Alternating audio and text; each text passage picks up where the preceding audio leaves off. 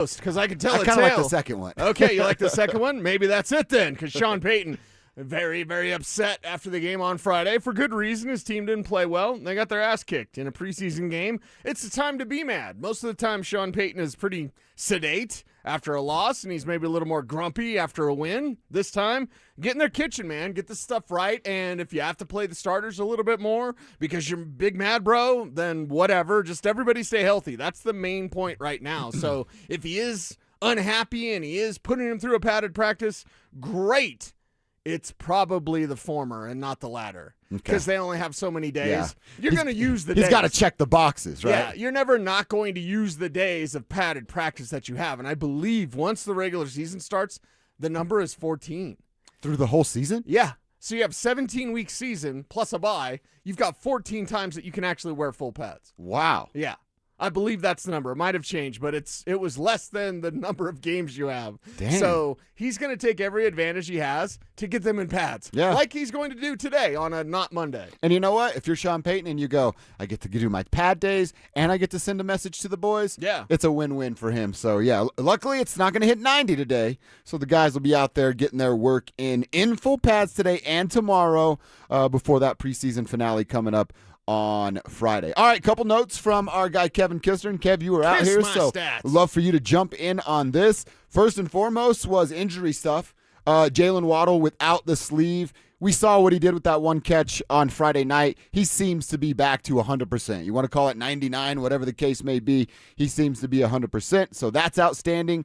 Drew Sanders and Alex Forsythe were on that side field, and it was Chris Abrams-Drain who was stepping in for one Riley Moss. So a couple quick things. Great that Waddle's back to 100%. Yeah. No calf sleeve. Let's get him out there for September 14th, ready to roll.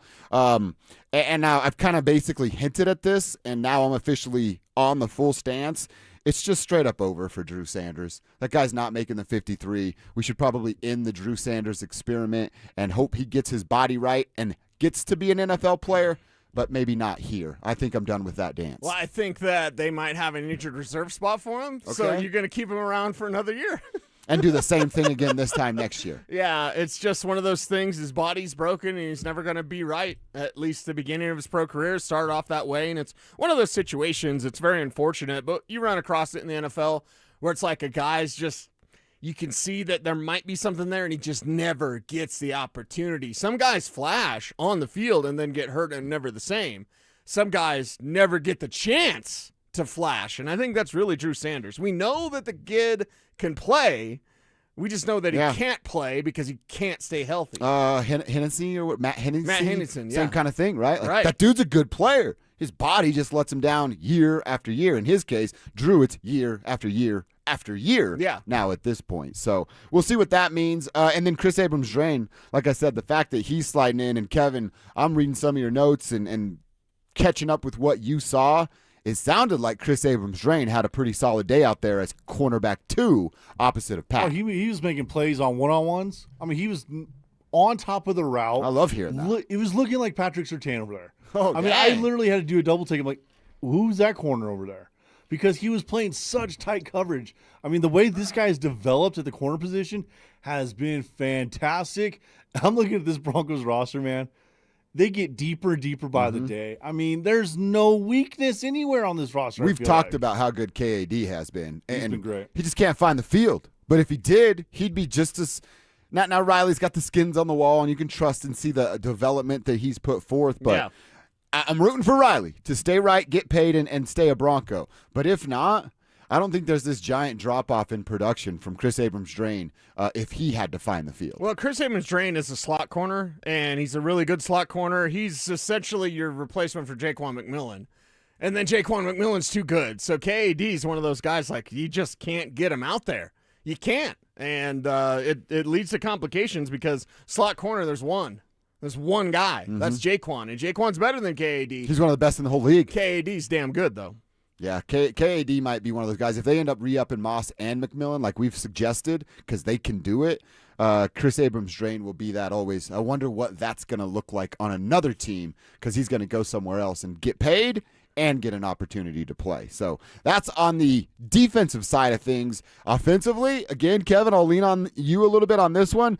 Didn't sound like the first-team offense was outstanding in their efforts yesterday. Sound like Bo and the first-team offense were struggling to score and missing a couple of reads there. Is that what you saw from the first-team O? Again, it was more of red zone type plays. Hey, we're inside the 10. You know, and you don't have much field to work with as a quarterback. You know, but in recent years, the last 2 years, Bo Nix has been fantastic in the red zone. Mm-hmm. His touchdown to interception ratio is through the roof. And I don't know if they were trying different things yesterday. They might have been trying, little pick routes here and there or something like that. I'm not saying that's what they did. They could have been trying stuff like that. Sure. And there was one play, Bo had a guy wide open on an out route. Just missed him over fingertips. And it was like, dude, you got to make that play. Yeah. There's another, on that same play, he also had a guy in the back of the end zone wide open. So it was like, maybe you're just trying that route in that drill. Oh, so he didn't see the wide open guy. He did not see the wide open guy. I mean, the dude was in the back of the end zone wide open. Like, we and you would have hit him.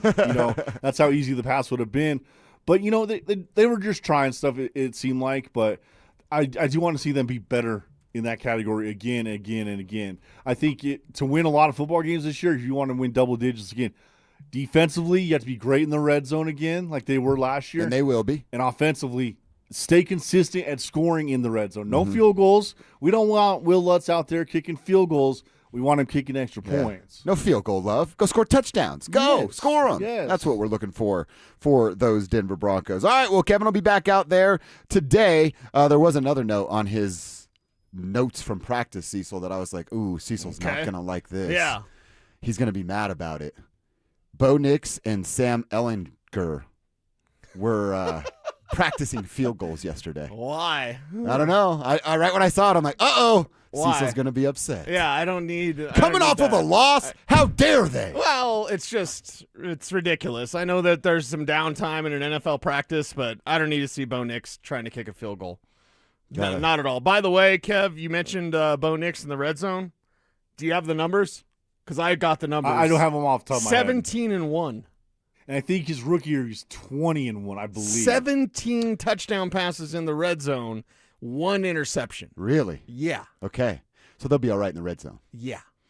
In Bo, we trust inside the red zone. All right, hit us up. We want to know how you are rolling today. Tribe Roll Call's all about you. Who are you? Where are you? And what you doing for a buck out there today? Hit us up at 303-713-1043. That's the RamosLaw.com text line. Put your name on your text like Colton did. He's in New Mexico, and he's already getting in early. We appreciate that, Colton. If you're watching over on YouTube, youtube.com/DenverSports, you can hit us up there. Get in on the Dover and Cecil stream. Click subscribe if you've got one extra click in you, and hit us up there. Who are you? Where are you? What you doing for a buck? Let us give you, your company, a little love and a shout out on the show.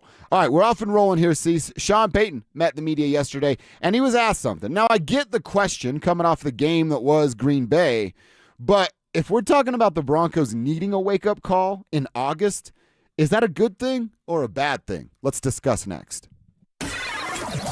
The Nuggets lost Peyton Watson and replaced him with a 37-year-old six-time All-Star DeMar DeRozan on a minimum deal.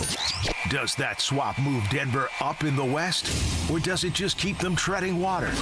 Where do the Nuggets really stand heading into this season? Denver Sports 104.3. The Fan. All right, Broncos country, listen up. Philip Lindsay here. And for stress-free summer travel, I chose Hermes Worldwide. Forget the airport chaos. Hermes Worldwide offers comfortable, reliable transportation for your airport transfers and more.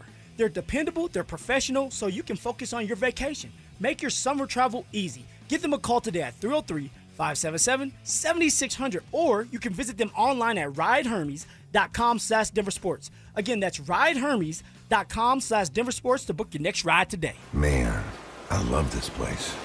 I've been surfing here since I was a kid. Now, seeing my grandson out on the water, it means everything to me. Watching him and taking in the blue waves, the sea breeze, the blurry horizon. If you have geographic atrophy, or GA, subtle changes in vision could mean it's progressing toward irreversible vision loss. Izervay is proven to slow GA progression and could help preserve your vision for longer, so you may keep seeing the world around you. Izervay, or Avastin-capted Pagel, is an eye injection. Don't take it if you have an infection or active swelling in or around your eye. Izervay can cause eye infection, retinal detachment, or increased risk of wet AMD. Izervay may cause blood in the white of the eye, blurred vision, or a temporary increase in eye pressure. Do not drive or use machinery until vision has recovered after an eye injection or exam. Ask your retina specialist how you can slow your GA with Izervay. To learn more, call 1-855-IZERVAY or go to izervay.com. Paid for by Astellas Pharma. Hey guys, it's Mark Schlereth. I just made one of the best decisions of my life. I got rid of my glasses. I went to Cutarelli Vision and had refractive lens exchange, RLE. I wore glasses for distance vision, but I got to that inevitable point in life where I was always needing those reading glasses just to do about anything, and half the time I couldn't find them. Seeing menus, texting, reading my computer, or studying film, it was a struggle. But now I see the world perfectly, near and far, without any glasses, thanks to Cutarelli Vision RLE, the perfect permanent solution to spending your good active years not needing reading glasses. And here's the cherry on top. You'll never develop a cataract. Dr. Cutarelli is Colorado's most experienced with over 90,000 vision correction procedures. You can trust him to know if it's the right time for you and RLE. Schedule your free Zoom consultation at coloradorle.com. Cutarelli Vision RLE, no readers, glasses, or contacts, or cataracts. coloradorle.com. It's home selling season. And what's the biggest mistake you can make when selling your home?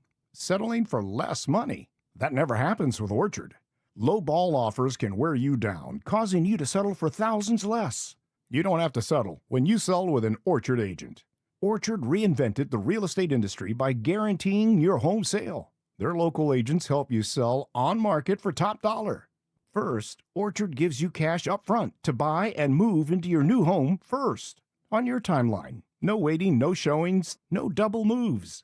Then, once you're settled in, your Orchard agent helps you sell your home on market for top dollar. Here's what one customer said. I went under contract within 24 hours of my home listing, which was amazing. With Orchard, you never have to settle for less. Buy before you sell and get top dollar for your home with Orchard. Curious how much your home is worth? Visit orchard.com to get your free home valuation. That's orchard.com. If you've been injured in an auto accident, Dr. Joseph Ramos is both a doctor and a lawyer, combining legal and medical expertise. He can help. Ramos Law, the official injury law firm partner of the Denver Broncos. RamosLaw.com. Dental phobia? Consider sedation dentistry with Clarkson Dental. Their highly trained team will lead you through an exceptional dental experience from that first fearful call all the way through to aftercare. Call the most experienced sedation dentist and staff. Clarkson Dental, coloradosedation.com. This segment of The Fan is built by Smart Local 9. Want real Broncos talk? Cecil Lammy and Andrew Mason bring the heat on Orange and Blue today. The most passionate, intelligent, and in-depth Broncos coverage in the game. Weekdays at 5 p.m. on the Denver Sports 104.3 The Fan YouTube channel. Hit subscribe at Denver Sports 104.3 and never miss another take. Denver Sports 104.3 The Fan. Denver Sports 104.3 The Fan presents Dover and Cecil.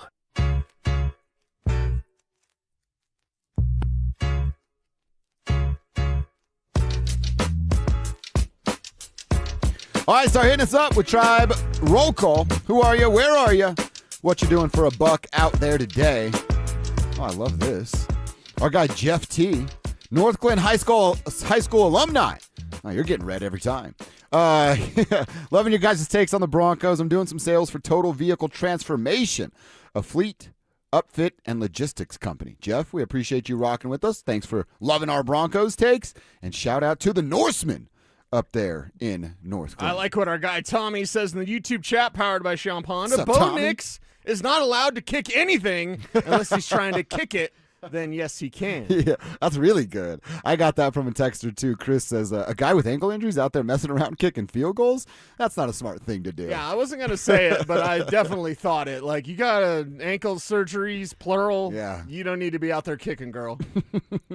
Right when I literally saw like a frustrated Cecil Lammy face right in front of me of like, oh, he's not going to like this. What are we doing? It's ridiculous. What are we doing? All right, let's hear from Sean. And I teased it, and I'll ask the question to you, Cecil. I'll ask the question to our beautiful tribe members there. if we're talking about a wake-up call, going back to Friday on August 21st or today's show, August 25th, is that a good thing? Is it just a motivational factor that you go, hey, you don't have to really look into this too deep. You lose, you get a reason to yell a little bit and maybe get guys in gear a little bit more. But it was something Sean was asked yesterday. Is it a wake-up call because this team has such high expectations this year? No, I always feel like during the course of training camp, you have this stretch and you have some peaks, you just hope that you're moving the needle the right direction when you have those days. And now some days it might be better for the defense, not as good for the offense or vice versa. All that trying to keep in mind, starting faster. I don't think we really started fast here in my 3 years. Like, I'm pretty sure we haven't. So I think that's going to be important.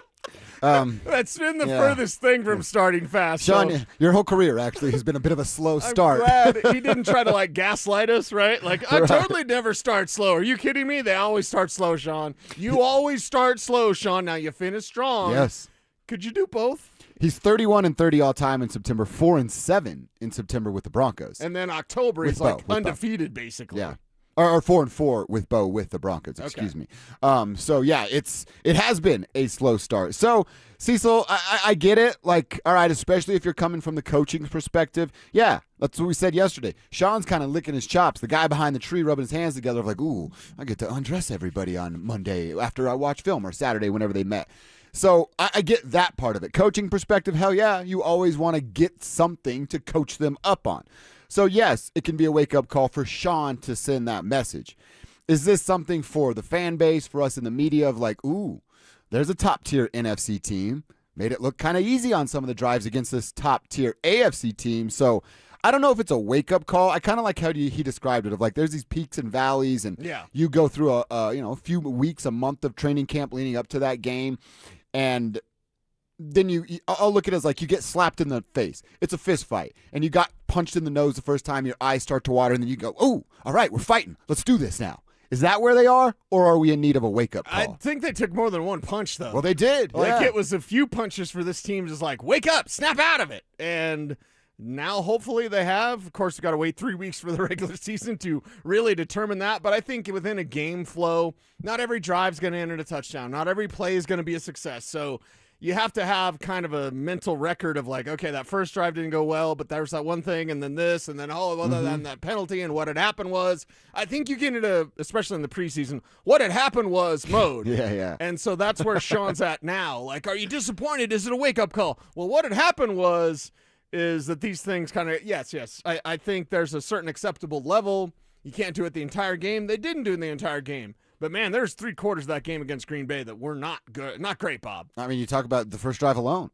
Felt like that was a 3-quarter drive. It took all the time off the clock. The defense didn't stop anything. There wasn't a net positive play for the defense because even the fumble that Pat ripped away was ruled down. So I can look back on it. That really took him out. That momentum was gone at that point. Yeah. Because you go, oh, not only did Pat get beat in a pretty significant way, then you take the rip away from him, and then it's just Jordan Love tear him apart the rest of the way. It's the take the rip away, and then Riley's hurt. So as a defense, you're like, yay, we got it, and Bo Nix is warming up, everyone's excited, and all of a sudden Riley's over there grimacing in pain. Yeah. And so defensively, you have to go back out there now without Riley, but you thought you had that, and what did the replay say?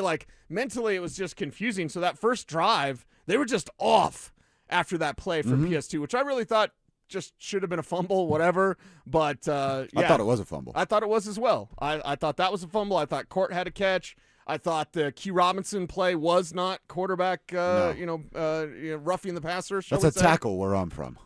That's what we call it. I don't know what they call it. But. Football, put them in dresses. It's just the wussification of America. That wasn't an egregious play. All right, squirrel moment, because I've been thinking about it since I said we're fighting. When's the last time you got punched in the nose? The eyes start to water. You're like, don't cry, don't cry. It was probably in a basketball game. Yeah, same for me. Yeah, so we're talking 30 years. Yeah. Maybe not a punch, but I'll drive to the paint once every 8 outings playing basketball, and then you get hit in the nose, and you're like, yeah, that's why I don't do that. And you get hit in the nose, and you're like, oh, definitely don't cry in front of all your boys. First time I broke my nose, I was trailing on a fast break play, and the guy stopped and did a jumper. But I was trailing behind him, so the top of his head went into my nose. I was on the Sherwood Cubs back in the late 90s, and I learned quickly to get in front of second base to field the grounder because it'll pop up off of second base and hit you in the face. I have thrown hands on a number of occasions. Yeah, so Zach knows too. Yeah, you got to watch out for that, man. Watch out for that second base. All right, Sean was also asked, of course, after watching film, what he thought from Bo Nix in game number 1. I thought he did a good job. Yeah, his movement skills were good. A little fast through one progression, but overall, he did a good job operating the huddle. He's moving around well. Had a couple big throws and felt very, very comfortable. So that's the same thing. Like he's got a chance to coach him. Well, Right. a little faster through the progression, yeah. but we'll get there. So a little stuff that he can look. I think Sean probably wanted the same thing from Davis and Webb that he wanted to see from Davis and Jarrett or Sam in week 1. Clean, smooth operation. No delay of game penalties. No getting to the line of scrimmage to have to hurry it up. Giving Bo some time to figure out what's going on at the line of scrimmage, and he got all of that. Everything else will be a work in progress, and they'll get better, not only day by day, week by week, month by month. Yeah, and that's the thing. Bo Nix looked outstanding in the first preseason game. Looks like he's back. Looks like he's ready to go. Saw my man Craig this morning at the beautiful What's up, Roxborough Craig? gas station. He's like, Bo's ready to go. Mm-hmm. And the thing is like Craig's going to be at that game on Friday. Oh, that's right. And it's like, I said, do you want to see Bo? He said, no. This is one of the biggest Broncos. Remember, Craig ruptured his Achilles on the Stokely play. Yeah. I think Stokely needs to, sign his leg. He probably should. Stokely needs to go to Arrowhead because I can't get Stokely to Roxborough unless I say, hey, Arrowhead. So get Stokely to Arrowhead, and then we can have him sign Craig's leg. I'd actually pay for his round of golf at Arrowhead if he would just sign Craig's leg. That'd be pretty sweet. You see, now you're talking his language. He might be down to do Wait, something free like golf that. at Arrowhead? All Free I gotta golf do at is Arrowhead. Take a Sharpie Yeah. to some dude's calf? And then maybe I might be able to help you out with that at Arrowhead with some people that I know. Okay, there you go. And the thing is, this is the biggest Broncos fan I know, going to be there, super excited about Bo Nix, doesn't want to see him. I don't think any of It's a smart Broncos fan. We've seen him. We've seen Bo. I don't need Bo kicking field goals in practice on Monday. I need Bo out there dominating against the Chiefs on Monday Night Football in 3 weeks. Yeah, that's absolutely right. All right, Creaky, you've got some friends on your trade Troy Franklin bandwagon. I love when somebody uses their full name. VJ Gomez here. What's up, VJ? He says, I'm working as a behavioral health technician. Again, somebody smarter than us. I love the show. Trade Troy Franklin. Smarter than us. That's not that. I was going to say that's not that difficult. I once lost a game of tic-tac-toe to a rooster. So yeah, not that hard, right? Yeah. All of you out there are smarter and better than us. By the way, Desmond says, want to shout out my lady, Alicia, taking her game to her business to Wanderlust Beauty by Ulysses. What do you guys think about the tight end room? Hey, Kev, says Desmond. Oh, nice. I believe Desmond is he one of your students? I think he might be at the school. I think he is at school. Thumbs up, yes. What do we think about the tight end room?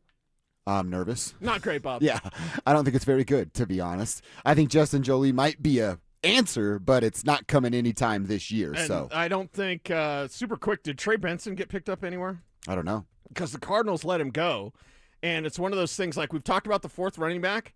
The fourth running back probably isn't on this roster or may not be on this roster. When Trey Benson got cut yesterday, I was like, maybe there's room there. So they're going to try to put him on IR. Okay. Because he's got a little bit of a knee thing that's bothering him. So they're going to hide him, stash him, and then try to claim him back. They're going to stash him. Okay.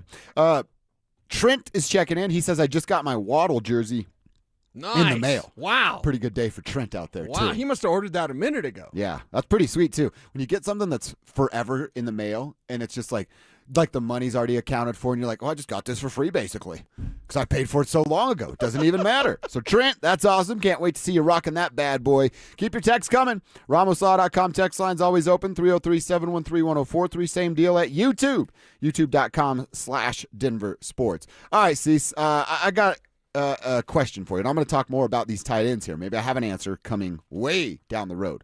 But if you could take back an old opinion, erase a summer Broncos take, what would it be? I have a few, and I'll ask Cecil what he would take back if there's anything. Now that we've seen camp and a couple preseason games coming up next.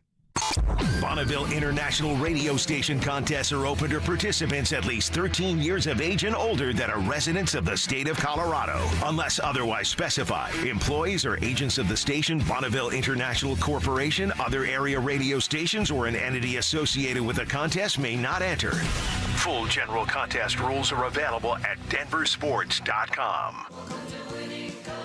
In honor of the new Denver Broncos Blitz Scratch game from the Colorado Lottery, I brought in a real deal quarterback to tell you all about this latest game.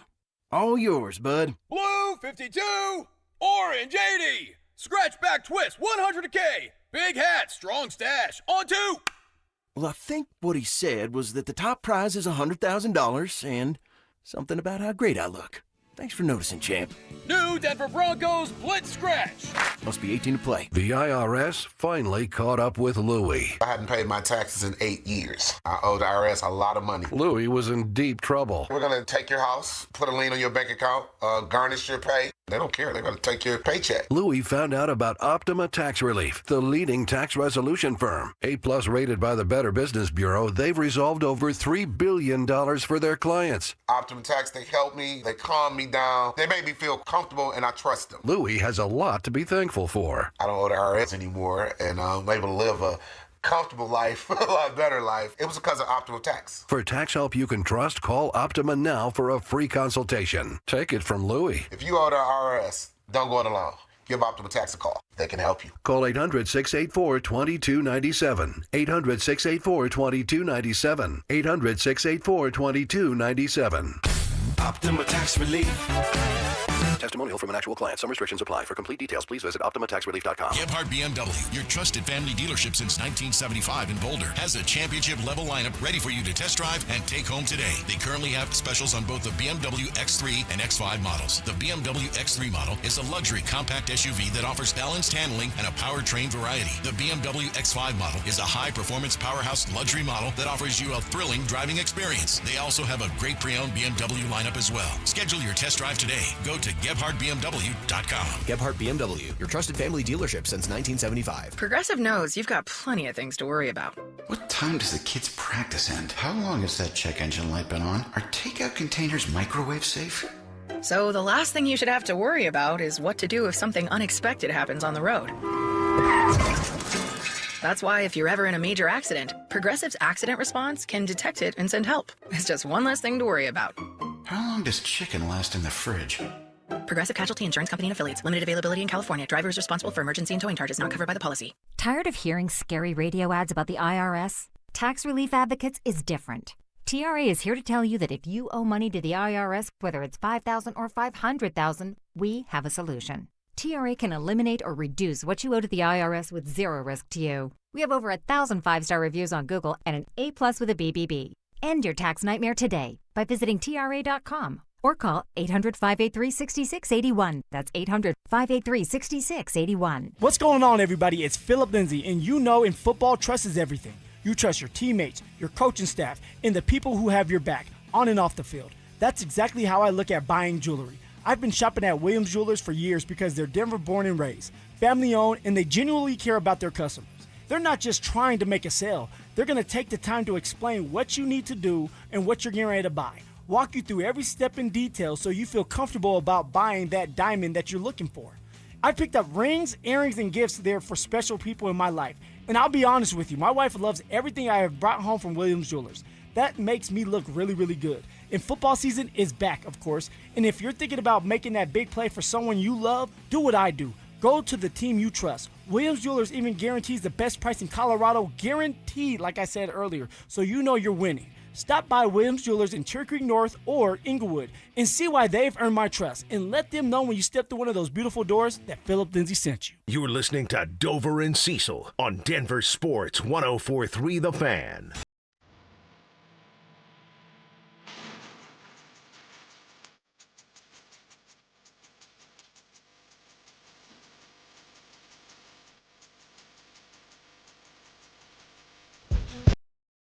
All right, we're off and rolling on a Tuesday edition of the program. Hello.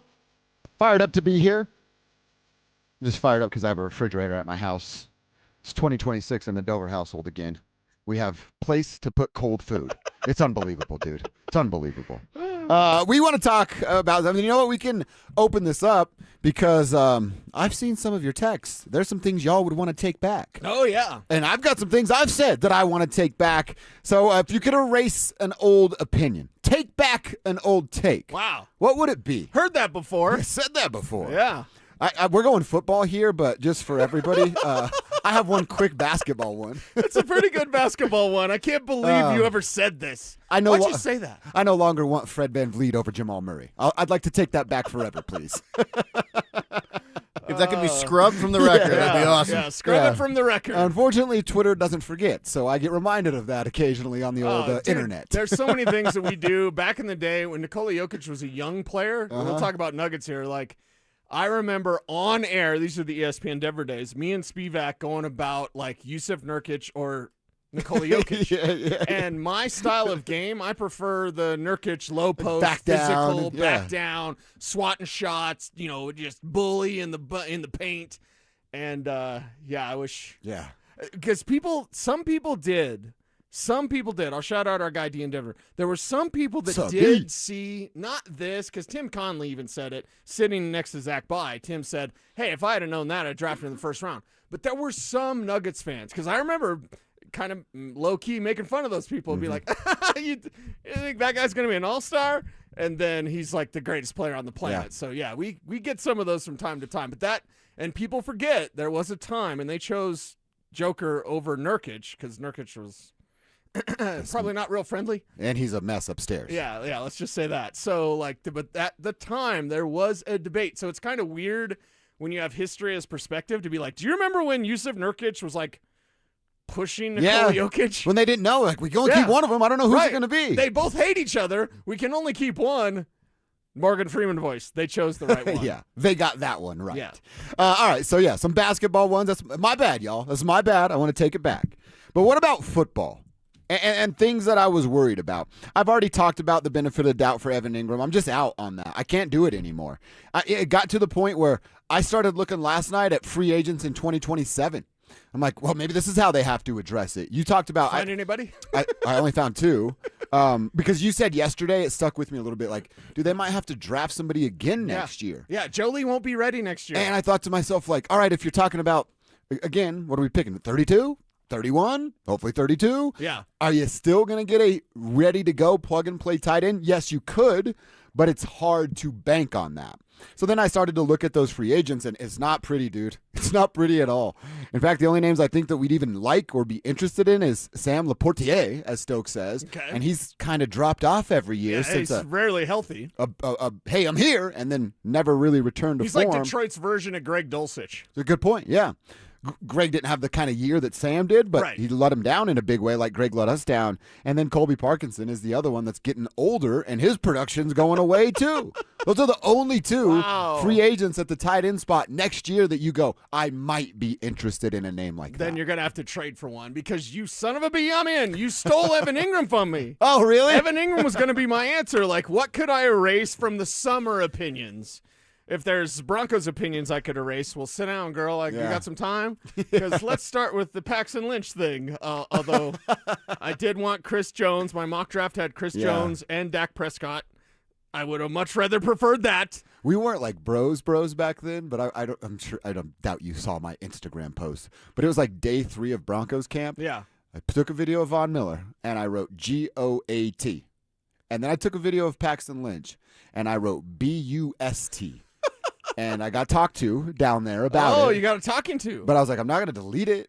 It's not showing anything. It's an opinion, and you can't tell me what my opinions are. Right. So I'm not deleting the post. It's probably still up on my Instagram somewhere. You were a young cat back then. I was, yeah. And I was like, yeah, that guy's not it, dude. He just... And we heard about the 8 plays early on, and then I saw him try to run a 9th play, and I'm like, ooh, that's not good. Yeah, and they never even ran the 8 plays. No.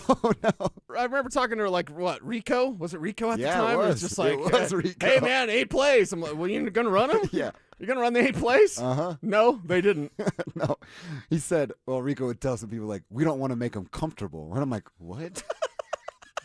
I think you do want to do that. Gary Kubiak hated that pick from day 1. So the other thing I was always on this. See, this one is growth for me. I feel like this is a big moment for me on this show. I'm going to not only allow, accept, and maybe even celebrate sometimes the Riley Moss incompletion. If, there's an if here, if he's leading the team in interceptions throughout the year. Do you mind if I touch your forehead? I think you might be sick. Riley, you can do it all day, my man. If You are leading the team in interceptions. You can celebrate any way that you want because you can walk it, talk it, and celebrate it too. Walk it like I talk Yeah. it. Walk it like I. Yeah. Okay. But he has to be leading. If Okay. not, I'm swearing and yelling and throwing stuff at my television. Okay, Riley Moss. I like it. That's very interesting that you would take that turn on Riley Moss because you hate that incomplete sign. I do hate it. The last one I have, I told you this a bunch. Yeah. Why would I be worried about John Franklin Myers not being in the Mile High City anymore? I spent too much time this offseason talking bring it up a about lot. and thinking about JFM not being a Bronco. Yeah. And it doesn't even matter, I think dude. it's because it's not a one-for-one. You know what I mean? Like if you said Eni Wazirike is the guy that's going to replace JFM, they'd be like, oh, that's the one guy. Well, it's a collection. It's Savion Jones. It's Tyler Onyedem, who you watched in this last game. It's good. Looked really good. And it's Wazirike, who's been outstanding. So I think it's that collection of players. But, yeah, as we go through our summer opinions, I remember you bringing up JFM quite a bit. Mm-hmm. And I don't need to worry. I'm not worried anymore. Nice. So, yeah, I'm going Riley Moss, all good. Evan Ingram, Yumi, and Alex are taking that opinion away. Yeah. And then JFM, everything's going to be just fine on that defensive line. Okay, so I've got Evan Ingram for me, and then my other one is merely this. And it's actually a positive because of his play. In the summer, I was saying Jonah Coleman's the guy that'll be ready when J.K. Dobbins is hurt. The opinion should have been Jonah Coleman will play even when J.K. Dobbins is healthy. Mm-hmm. There is no doubt, and there is no question. Now, it might be 3 carries a game. It might be 5 touches a game. Don't at me, bro. I'm not saying Jonah Coleman's going to get 25 touches. No, none of that. But my summer opinion was he's the guy that's going to be ready when JK's hurt. Yeah. And now my entering fall opinion is he's the guy, and he's too good to keep off the field. Yeah, it was like during the summer you were saying they have a backup plan. Yeah, he's the backup. Yeah, He'll like, be ready. There's something there when it goes down. Mm-hmm. Now it's just there's more there. Now it's just you got to get him on the field. You got to get JK. He's the starter. He's the lead back. You feed JK. But you've got to get Jonah on the field in week 1. Week 1 will go, and the Broncos will have a series or 2 for the rookie running back. And that's different from what we were saying in June and July. Yeah. That's a good one because it's even a rookie, and he's a 4th rounder. So it's not like we always say rounds 1 through 3 are starters or eventual starters. Yeah. A 4th rounder that is, I mean, dude, I'm ready to say it, is plug and play for a guy like J.K. Dobbins is very rare at the NFL level. Well, I will say this, and I don't know George's grade. I would love to ask George about it. And George, if you want to text me, that's fine. I don't know his grade. I do know other grades around the league. Jonah Coleman was not seen as a 4th-round pick. I had him at 30. I had him as a 1st-rounder. I'm nuts. I'm crazy. I'm not the only one who's nuts and crazy out there. There's the little bit better idea. Now, he falls because people just keep picking, and there's other players that come up, but he's not a 4th-round pick. He was drafted in the 4th round, but he's not a 4th-round pick. By the way, Marilat's catching strays on the show. Uh-oh. Calvin in Kentucky. I hooked Calvin up with the chicken place in Tennessee. Oh, so nice. hopefully he gets there soon. James Marilat would break the button trying to backtrack on some of his takes. No, James wouldn't. I think he'd dig his heels in. Exactly. Yeah, James wouldn't. That's James. Like, yeah. I see his during the preseason game, was it the Packers game, where Marilat, he does this every year, and it's funny. It gets engagement, and it's funny, but he said, I've seen enough. Broncos 7 wins, 10 losses. Was that really his prediction? Was 7-10? Yeah. I think he's had a different prediction before then, but during the preseason game, Marilat tweeted, I've seen enough. 7 wins, 10 losses. Yeah, I like it when he does stuff like that to just I don't know why people don't know he's kidding, but whatever. He likes when you guys get back at him. Rome is on my head in all caps. Dover, take it back. You do indeed need a fullback on a roster. Ooh. I'm not taking that one back. Ooh. I'm not doing it. No Adam Prentice love? They have to show me way more. I think Adam Prentice love. They're going to run the ball more. Adam Prentice. But you can't tell me that a team that led the league in pass attempts needs a fullback. And they did that last year. This year hasn't started. That's still my evidence. If you got a free Adam Prentice jersey, would you wear it? I'd give it to somebody that would wear it. That's for sure. All right, we got to take a time out. We're going to keep the football conversation going, but head west on Highway 36. We got to talk about some of the stuff that Deion Sanders said. Well, he does give us an update on Julian Lewis, kind of, in the weird Deion way. It was mostly about his situation with his legal action and issues that are going on. He's also wrong about something he said about his own son. We'll give you the details on that next. Kyle Freeland has just hit the IL with a pinched nerve. And at 4-10 with a 6.37 ERA, you have to wonder, have we seen the last of the Denver native in a Rockies uniform? 10 seasons, 254 starts, and a whole lot of loyalty. But is there a point where both sides are better off? Moving on. Denver Sports 104.3. The Fan. Siltahar Motors, where Colorado goes for the best deals, the best selection, and people who treat you right. Ford is ranked number 1 in quality by J.D. Power, and Siltahar has the best selection of top-quality Ford trucks and SUVs in Colorado. F-150, Bronco, Explorer, and Ranger at 0% financing, no payments for 90 days, thousands in cash back. Plus, a large selection of certified pre-owned vehicles, inspected, warrantied, and backed by a 5-day exchange with top dollar for your trade. Family-owned, Ford dealerships in Colorado since 1960, STHmotors.com, or Highway 36 in Wadsworth. Siltahar Motors. Get everything you want out of a dealership. I'm Rob Wilhite of the Wilhite Law Firm. A lot of new firms aren't even from Colorado, but we are. For 47 years, we've known Colorado law, we've fought for our neighbors, and we won for our community. If you've been injured, call 303-GOOD-LAW. Hey guys, your boy Stink here, and if you're a guy over 50 dealing with an enlarged prostate, you need to know about PAE, prostate artery embolization. It's minimally invasive, done through a tiny pinhole, and you're back home the same day. Most men who have PAE don't experience any sexual side effects associated with conventional prostate surgery. At Colorado Advanced Endovascular, their experienced team offers specialized prostate treatments with near zero impact on sexual function. Top-tier radiologists, boutique setting, personalized care in Lakewood. Go to coloradoae.com. 1-877 Cars for Kids. KARS Cars for Kids. 1-877 Cars for Kids. Donate your car today. Call 877 Cars for Kids to reach a friendly live agent. Donation is super easy, and your car can be picked up as soon as tomorrow. Call us now or go to carsforkids.org. 7 Cars for Kids. Donate your car today. Did you know you can donate real estate too? I'm not one to say I told you so, but I switched to Pure Talk over a year ago, and ever since I've been telling people there's no better wireless company out there. Well, a few months ago, a massive survey was conducted. 123,000 people were asked to rate their wireless carrier in 4 categories: coverage, support, data, and overall value. Well, the results are in. Guess which wireless company was the only wireless company to get 5 stars in every category? Yeah, Pure Talk. 5 stars, every category. To celebrate, Pure Talk is offering the first 3 months of any plan for just $15 a month, including their top-tier unlimited plan. No contract, no commitment, just a very inexpensive way to test drive the only American wireless company with 5 stars in every category. Just dial pound 250, say micro, and Pure Talk's U.S. customer service will take it from there. Again, pound 250 micro. And yes, I told you so. The Tree Farm's 50-cent tree sale, now through Labor Day. Buy the first tree at regular price and get a second tree for only 50 cents. Choose from thousands of shade trees, flowering trees, evergreen trees, and more. Buy one 10-foot tall single-stem aspen tree for $279.50 and mix or match a second tree for only 50 cents. That's 2 trees for $280. Now through Labor Day. Come see. You take I-25 to exit 235. Then 5 miles west to the Tree Farm.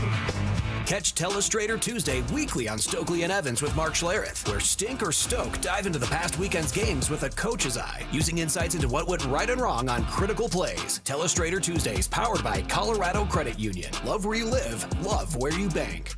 Are you an experienced sheet metal worker looking for more than just a job? Ready for a career? At Smart Local 9, we offer strong, reliable, family-supporting wages, employer-paid health care, no out-of-pocket premiums, and dependable retirement with both a pension and 401k, so you can retire with dignity. Learn more at smw9.com. Experience the strength of collective bargaining with Smart Local 9, sheet metal workers. Visit smw9.com. Smart Local 9, where pride meets your future. Audible makes traffic less of an annoyance and more of an opportunity for another chapter.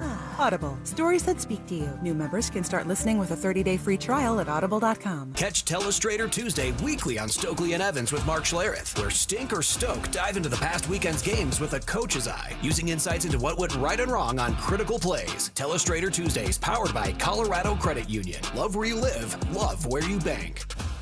It's Dover and Cecil on Denver Sports 104.3 The Fan.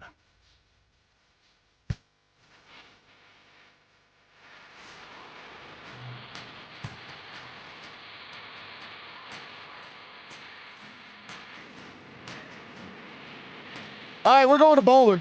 Talk about these Buffaloes as they are getting set for their week 1 matchup.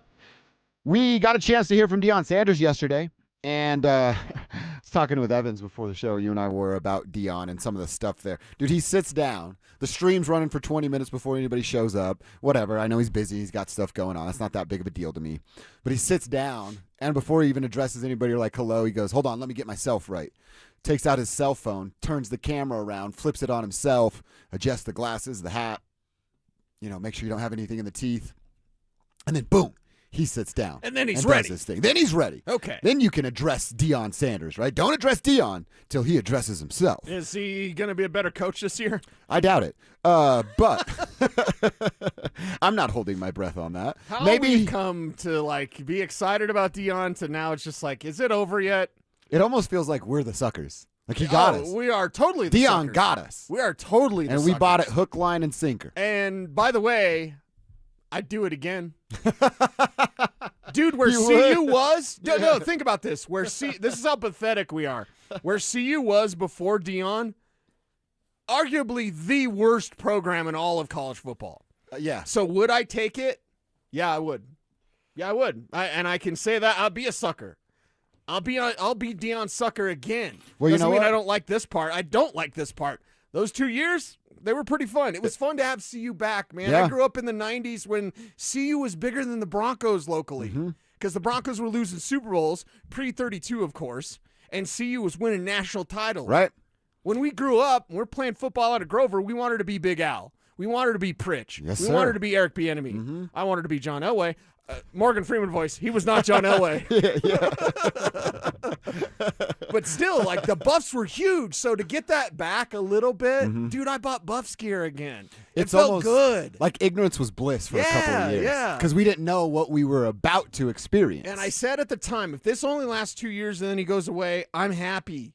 It's lasted more than 2 years. I'm not real happy now, but where they were, dude. That's a fair point. I think we'd all take this. I'm not a gold chain wearing, I'm so glad Deion lives in the state where I choose to live. None of that.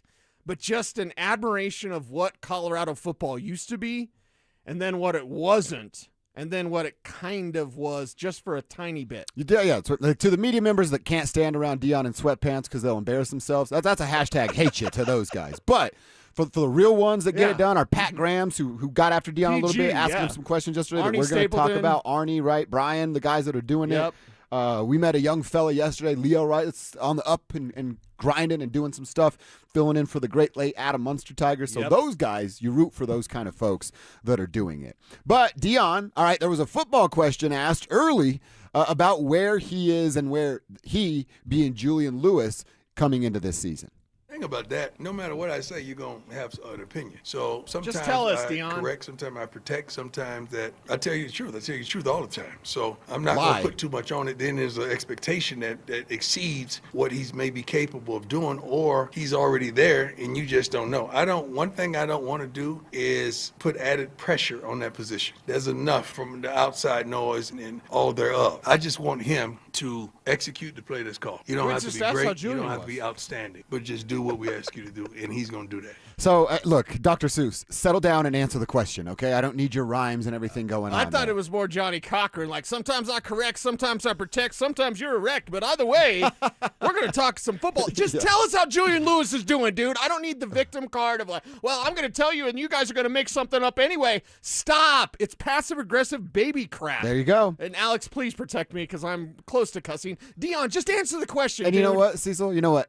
all 32 NFL head coaches do, all 100 whatever NCAA football coaches do. Yeah. They get asked questions like this, and they just answer it, knowing that, yes, of course the writer or article or analyst has their own opinion, but they're asking you to give you an opportunity to give your side of it. Right. Well, I'm not going to answer anyway because then you guys are just going to take it and run with it, and I'm going to just, dude, stop.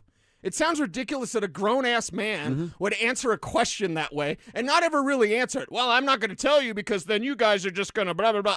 Dude, how's Julian doing? So Can I not know how Julian Lewis is doing? That's a 31-second clip. After the 25 seconds of nonsense, when he says, I'm doing everything I can to protect this guy and not add any pressure on him, that could have been everything. And if you just shut up and said that, I would have went, oh, crap. He actually sort of gets this. Protect him. Don't add any extra pressure because he's already at CU. He's already playing under Deion Sanders. We're already looking at the coach as a bust and this season as a bust unless that guy and their new offense saves the day. So just say that. I'm doing everything I can to put him in the position to succeed and not add any pressure on him via stuff and articles from you guys. End of conversation. That's what we needed to know. And he doesn't even need to say the part about the articles from you guys. Like, just stop with the whole passive-aggressive baby stuff, Deion. You're a grown man. These are reporters who are doing their job in a media that's incredibly friendly. He thinks Sean Keeler's like the devil incarnate, and Sean's like the nicest guy ever. Yeah, exactly. All right, so then they stopped asking football questions, and it got onto the off-the-field stuff, Deion being served a subpoena and his son Shiloh being sued. That is a distraction. Do you think that's my first subpoena? Like when you have when you that, you get sued. You have off the field foolishness that throw up in my mouth. If someone really sat down and explained it to you, you'll say, you got to be kidding. But it is what it is. I don't know anyone that's a game changer, a way maker, that is not dealing with some type of lawsuit. All right, then he was asked about Shiloh, and then now this is Deion trying to take over the room and spread lies and misinformation because he's actually wrong with what he's about to say. Shiloh and Shador ain't done nothing wrong. Did y'all do your own? You know Shiloh won this case previously, right? Anybody know that? Raise your hand if you know that. If you knew that. That Shiloh got awarded money for this? Okay. Just read. Check it out. I can't wait till it's over and he gets to tell his story. He already won this case, you know? So he's about to say, did y'all do your homework? Did y'all do your homework on this? And I'm going to speak for the folks that were up there, Deion. Maybe they didn't, but USA Today did.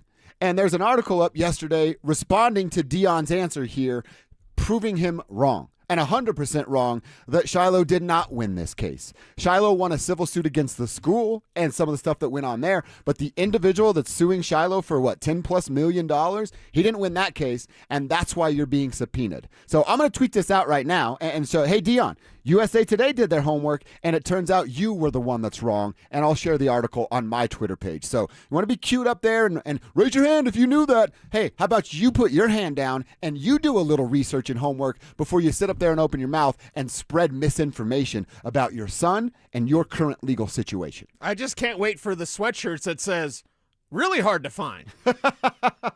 Ain't too hard to find unless I'm getting, you got any papers? Like, unless I'm getting served. Ain't too hard to find unless you're trying to serve me.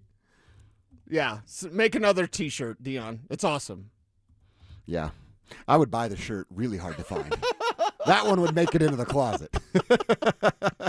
Okay. Nice. I would like that one a lot. It's just sad because I want to talk about football, and there's so much that with Deion we can't talk about football because they're going to win 5 games this year, maybe 6. Maybe it's some bowl game. Maybe it's not. We're going to get into a lot of CU football. I'm excited about the football product. I'm excited about Julian Lewis. That's probably why I'm so mad that he didn't answer. I want to know about Julian Lewis. And when he says protect him, and I understand, your stance on that, and I agree with you mostly. But when he says, I'm going to protect him, I thought, is there stuff behind the scenes that they don't like what they're seeing? You know what I mean? Like, we've only seen glimpses of Julian Lewis, and it hasn't been great. So now behind the scenes, are they seeing stuff that makes them doubt his ability? Like, what? Protect him. Because if he's the man, let's say you have the best quarterback at your practice, and nobody yet knows this guy. If he's the man, how's he doing? You don't have to protect him. You have to protect him if maybe he's not good yet. Or ever. Will he be? We're rooting for him, but it's TBD. And a big part of this season will be whether or not. I just heard alarms going off. It's like, did you hear the alarms? Whether or not Julian Lewis may not be good. Woo, woo, woo. Like, watch out. See you. Julian's job is to save Deion's bacon, and if not, man, we have some interesting conversations. Well, then I feel to bad have. for Julian because that's not his job. And that is his job, to save Deion's bacon. Mm-hmm. And when he doesn't, then Deion is going to blame him. Yeah. And then he's going to leave. Has Deion Sanders ever taken accountability for anything he's ever done wrong? Ain't too hard to find. Yeah, really hard to find if you're a police officer. All right, let's get into hour 2, quarter 2. We want to go back to Sean Payton. What did he see from Davis Webb working with Bo Nix? And then a question about Pat Bryant. Troy Franklin took this pretty big jump last year. Could PB follow that same path? Let's get into that next. Bo Nix is back. 2 surgeries, months of rehab, and Friday night he walked onto the field and made it look easy. Let's go! Sean Payton liked what he saw. So did Broncos country. But is it enough to quiet any concern heading into the season? Or do we need to see more? Denver Sports 104.3. The Fan. We all hear the radio ads about the IRS. They tell you to be afraid, to be scared, and they try to frighten you into calling. I'm not here to do that. Tax Relief Advocates is different. TRA is here to tell you that if you owe money to the IRS, whether it's $5,000, $50,000, or $500,000, we have a solution. It doesn't matter if you're sitting in your car, at work, or with your kids. No matter where you are, call now. 800-575-8157. Don't lose hope. TRA can eliminate or reduce what you owe to the IRS. Generous programs are now available that can give you a fresh start. Our passion is taxes and helping individuals fix their IRS problems. We have over 1,000 5-star reviews on Google and an A+ with the Better Business Bureau. You don't need to be afraid of the IRS any longer. End your tax nightmare today by visiting us online at TRA.com or call 800-575-8157. That's 800-575-8157. Tax Relief Advocates. Real solutions for real people. Hey, it's Kirk Herbstreit. Before kickoff starts, I like a room that looks ready and plays tough. Fresh paint, strong coverage, and a finish that can handle a full season of Saturday celebrations. Their Ultra Interior Paint has an extra durable finish that holds up from game time to the off-season. It covers in fewer coats, goes on smooth, and helps walls stay looking new longer. Game-ready defense with coverage that goes the distance. Bear Ultra, only at the Home Depot. How doers get more done. Back to school starts now. Get long-lasting battery life on the Dell XPS laptop powered by Series 3 Intel Core so you can work from anywhere. Now starting at $699 with exclusive student pricing starting at $599. Complete your setup with savings on select monitors and must-have electronics and accessories. Limited time deals and free shipping on PCs and more await you at Dell.com/deals. That's Dell.com/deals.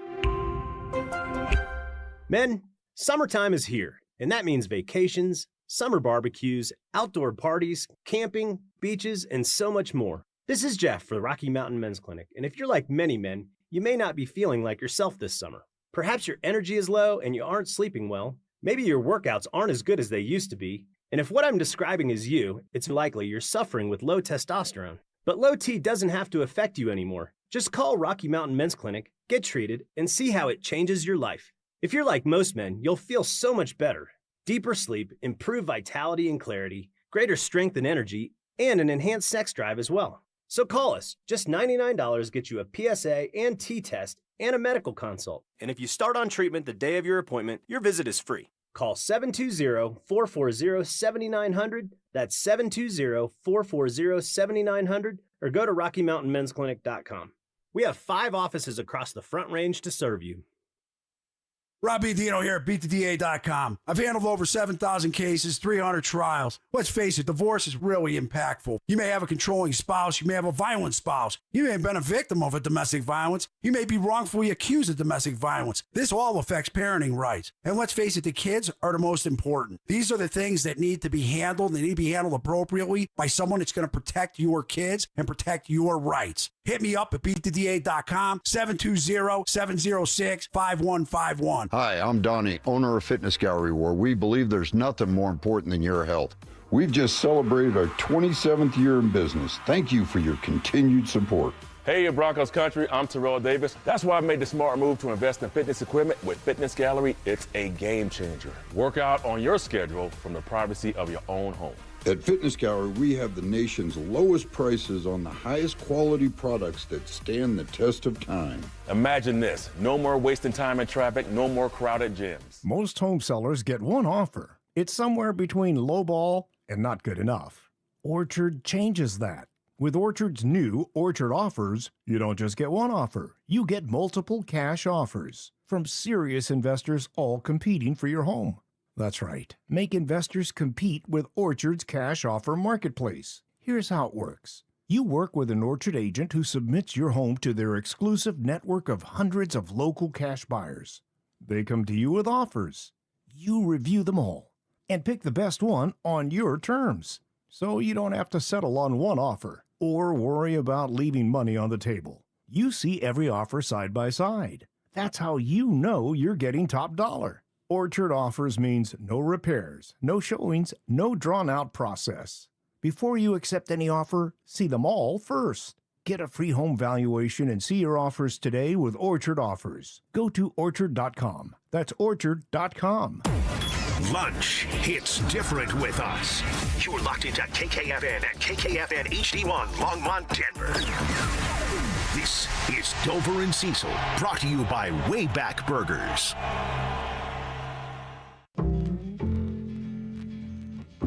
Denver Sports 104.3 The Fan presents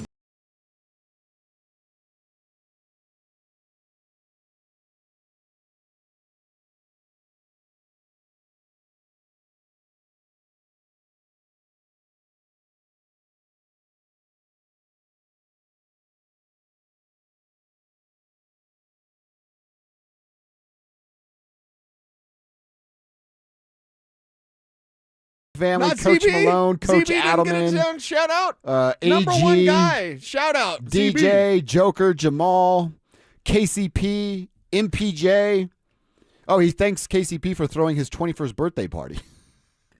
So nine shout outs, but not Zach By. Maybe it's in the fine print there that I can't read all the way at the bottom. Okay. But yeah, he's thanking everybody for his time as a Denver Nugget. And I saw you comment on it as well. I did. I left a comment there. It reads, "Did you aggravate your hammy posting this?"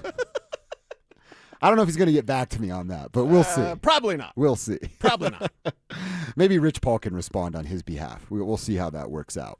All right, good first hour. Had some fun talking a little Broncos and then going after Dion a little bit. They're getting ready to lose to Georgia Tech here in just a few days. So we'll be all over that when we get there and get closer to the Buffs season. I want to go back to the Broncos, a football team that actually has chances to win football games and be entertaining this year. And I want to hear what Sean had to say about Davis Webb. He got to see Davis and Davis and Bo working together in a game setting versus a pretty good team for the first time. So what'd you take away from that? What did you see from the two? It was good. Communication process was good. Yeah, no issues. It was all clean. No issues, all clean. So a yes or no answer. I'm going to be like a lawyer on trial, see? So this is just a yes or a no answer. Okay. Yes or no, Sean calls plays again at some point in 2026? Yes. Really? Mm-hmm. That was easy and simple for you. Yeah, because it's Sean. How quickly? And how do you get there? Is it a bad performance from Davis? Okay, I don't think it's a bad performance from Davis. What I'm looking at, because I'm not looking at this saying Sean Payton's going to call plays because Davis Webb is failing. Okay. I look at it and go, Sean Payton's going to call plays because there's going to be a moment, and let's say it's against Seattle, right? You're playing against Seattle, and you need it. You got to have it. Need it, man. Sean Payton is going to look at that game, and he's going to go, wait a second, in week 6, let's say their record is 2-3. Okay. Let's say they're losing to Seattle. Let's say they've got about 7 minutes left in the fourth quarter. And Sean says, Davis, I got to do this. We got to get this win to be 500 after 6 games and to take down Seattle. This one's going to be a big one against the Super Bowl champions, a Power Field at Mile High, Thursday night football. So you're dealing with a short week, a short week coming off a game where you played against the Chargers in SoFi. You don't have great success at SoFi. Great success. A great success. Sleeve of wizard. So Seattle, Thursday, October 15th. In that sort of game, in a hypercritical moment, I think that's where Sean could say, hey, Davis, I got this, baby. I got this. So in that example, Sean takes over, wins the game. Broncos are 3-3. We go, they survived the gauntlet. Right. They're about to beat the crap out of the Arizona Cardinals, and Davis gets the play calling job back. I don't think it's ever like taken Or from he gets him. the duty, the responsibility back. Yeah, and maybe it's more Sean working in simpatico, like, hey, Okay. let me do a little bit more on this drive. Maybe something like that. Maybe it's during a timeout. He says, make sure to get this play in. Sure. They did this earlier and that didn't work, so watch this or watch out for this. So maybe it's something like that. It's not a straight up, you lost your job. Johnny Morton last year got his play calling duties taken away from Dan Campbell because it wasn't great. It was about week 8. Alex or Kev, kiss my stats if you want to look that up. That'd be great. But it was about halfway through the season where Dan Campbell's like, enough. Like, this sucks with Johnny Morton. He's out there yelling at everybody. His play calls suck. I'm going to start doing it. So Dan Campbell took the job away. He got actually demoted. Davis Webb will not get demoted. But there's going to be a time when Sean wants a certain sequencing. Sean wants a certain plan in place. And so whether that's him calling the plays or him and Davis doing it together or him just telling Davis and then Davis does exactly what Sean wants, there's going to be some of that Sean influence. So I don't know where you want to categorize how Sean's taking over, but I do want to emphasize I do not believe Davis Webb will lose his play calling job, but I do believe that Sean in certain moments might have a little more to say. And it was week 10 for Johnny Moe in Detroit that Week it went 10, down. okay. And look, I like... And I can say I like it because I'm not the one losing my responsibility on game day. I like the way you explained it. I'm not punishing you. Right. I'm taking over for the betterment of the football team. Yeah, a little extra help. Little extra help, yeah. Let my eyeballs be that second set of eyeballs for you. Right. Let my football brain be that second football brain for you, and then you get that opportunity back. Because I thought to myself, and I know Davis is this young up-and-comer, and the Broncos gave him the opportunity, and that's why he came back and rewarded them with some of his loyalty for now.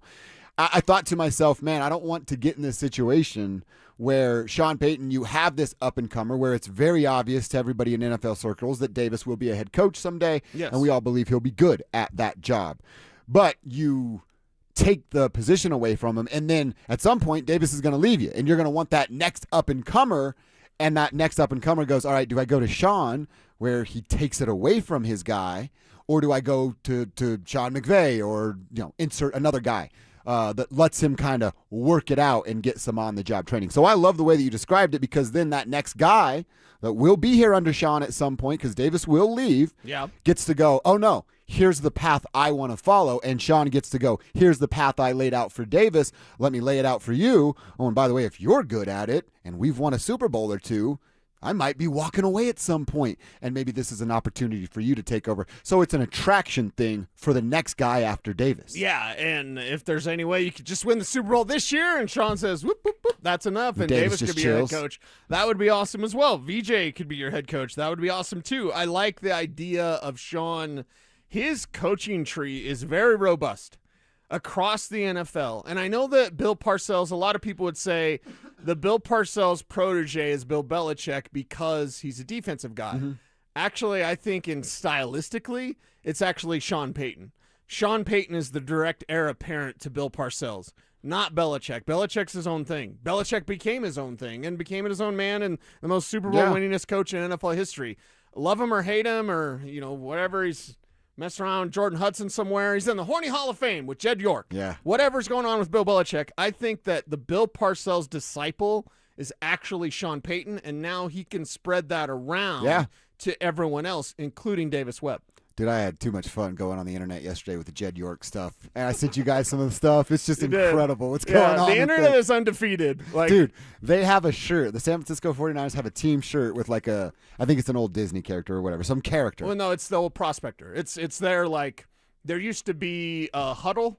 I'm old enough to remember in the 80s when they had stuffed animals of the mascots. Okay. And it was called huddles, I believe. All right. Like a Broncos huddle was a little horse. Oh, that's kind of cool. Yeah, it was cool. So I think that's the prospector. Oh, all right. Yeah. And on the T-shirt, he's holding cash. And somebody wrote, if that's $140 in his hand, I'm going to lose my mind. I can't get enough of the Jed York stuff on Twitter, so if you see it, share it with me. I really, really enjoy it. Hey, our boy Colin checked in on the RamosLaw.com text line. Colin Zanker, one of our coworkers here, says nothing like kicking it with Dover and Cecil and the Tribe on my way to Stadium 19. He's trying to make it. He's a huge baseball guy. Oh. He's trying to make it around to every single baseball stadium Whoa. that is out there. And his boy Nick, shout out Nick Archuleta, who was also a student of mine, so was Colin. He's already done it. So Colin's playing catch up to his boy that's made the rounds, going to every single baseball stadium. That's a cool story, dude. All right, we got Sturtsy in our YouTube What chat. up, Sturtsy? Powered by Sean Ponda. If any Tribe member's going to be at the game Friday, let's meet up. I'll be in Section 100. Let's go. Hype, hype, hype. Dude, That's if you're a hype near dog. Sturtsy, go see our guy. Let him get you fired You up. have to meet. Sturtsy should be signing autographs. Yeah. Sturtsy should be having we need some Sturtsy T-shirts. We need some Dude. Colorado Hype God legend gear, man. We got this too real fast. My wife made me stay home from work and work on the back deck today. So I called an audible. He takes a shot at us. Said, I put you ladies on the TV. That's a nice deck. That is a real nice deck. Might have to have a Sunday watch party for the Tribe over there and come kick it with you guys. Appreciate you rocking with us there on YouTube.com/DenverSports. All right, Cease, I wanted to get into a quick conversation about the Nuggets, but I might have a tie-in with the Broncos if we have some time for it. The Athletic put out their top teams in the NBA. We're going to tell you where the Nuggets land, whether or not we agree or not, and then if their order or my order is correct. That's coming up next. Stay up to date on the Broncos with our 9 News Broncos insider Mike Kliss. Presented by Fitness Gallery and Monarch Construction and Roofing.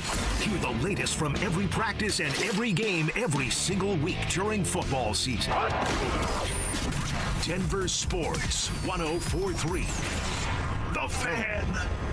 Progressive knows you've never met Channel 6 meteorologist Daniel Hughes, but when he says it'll be sunny, you trust him. After all, he is a weather professional who knows how to use a green screen and probably went to weather school. You never went to weather school, so you hit the farmer's market in your convertible. Turns out Daniel Hughes is not dependable. But Progressive is, so bundle your home and auto insurance and get 24/7 protection and reliable coverage. Progressive Casualty Insurance Company affiliates and third-party insurers. Not available in all states or situations. Get in the zone, AutoZone. Welcome to the end of summer sale at AutoZone. We're celebrating the end of long days and short nights with big deals for a short time. Like on Wash and Wax, you can get 3 Meguiar's products for just $20. Need new brakes? Duralast brake pads are free with the purchase of Duralast rotors.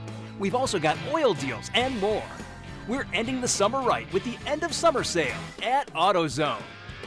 Get in the zone, AutoZone. Restrictions apply. Stoke here from my local hometown team, ROX Rocks Heating and Air. Don't get fooled by out-of-state private equity corporations that are buying local HVAC companies, offering higher prices, bad service, and shady sales tactics. Don't trust your home to someone out of state when you have the best company right here in town. ROX are experts in local energy rebates and tax credits to save you money only at ROX Rocks Heating and Air. Now play that jingle. HVAC service, installation, repair. ROX Rocks Heating and Air.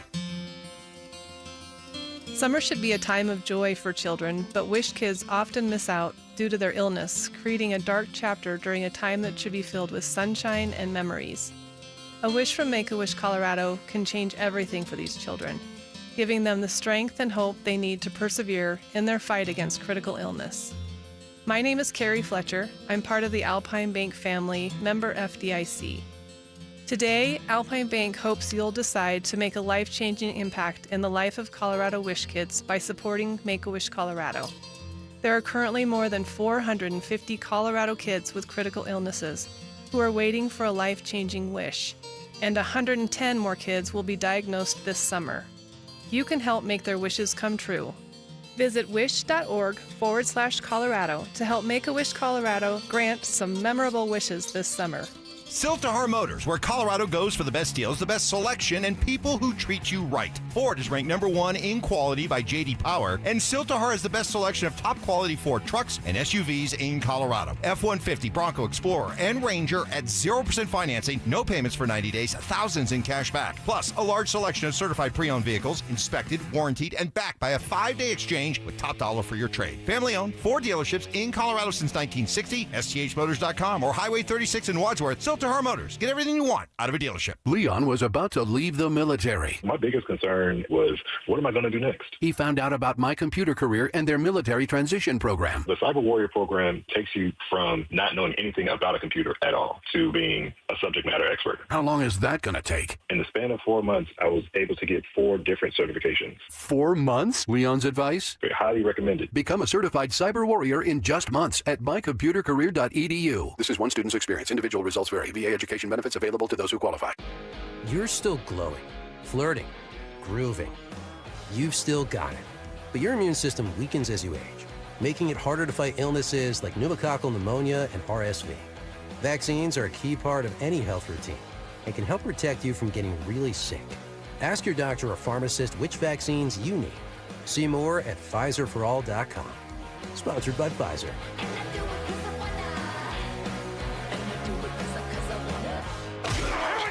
Stay up to date on the Broncos with our 9 News Broncos insider Mike Kliss. Presented by Fitness Gallery and Monarch Construction and Roofing. Hear the latest from every practice and every game every single week during football season. Denver Sports 104.3. The Fan. It's Dover and Cecil on Denver Sports 104.3 The Fan.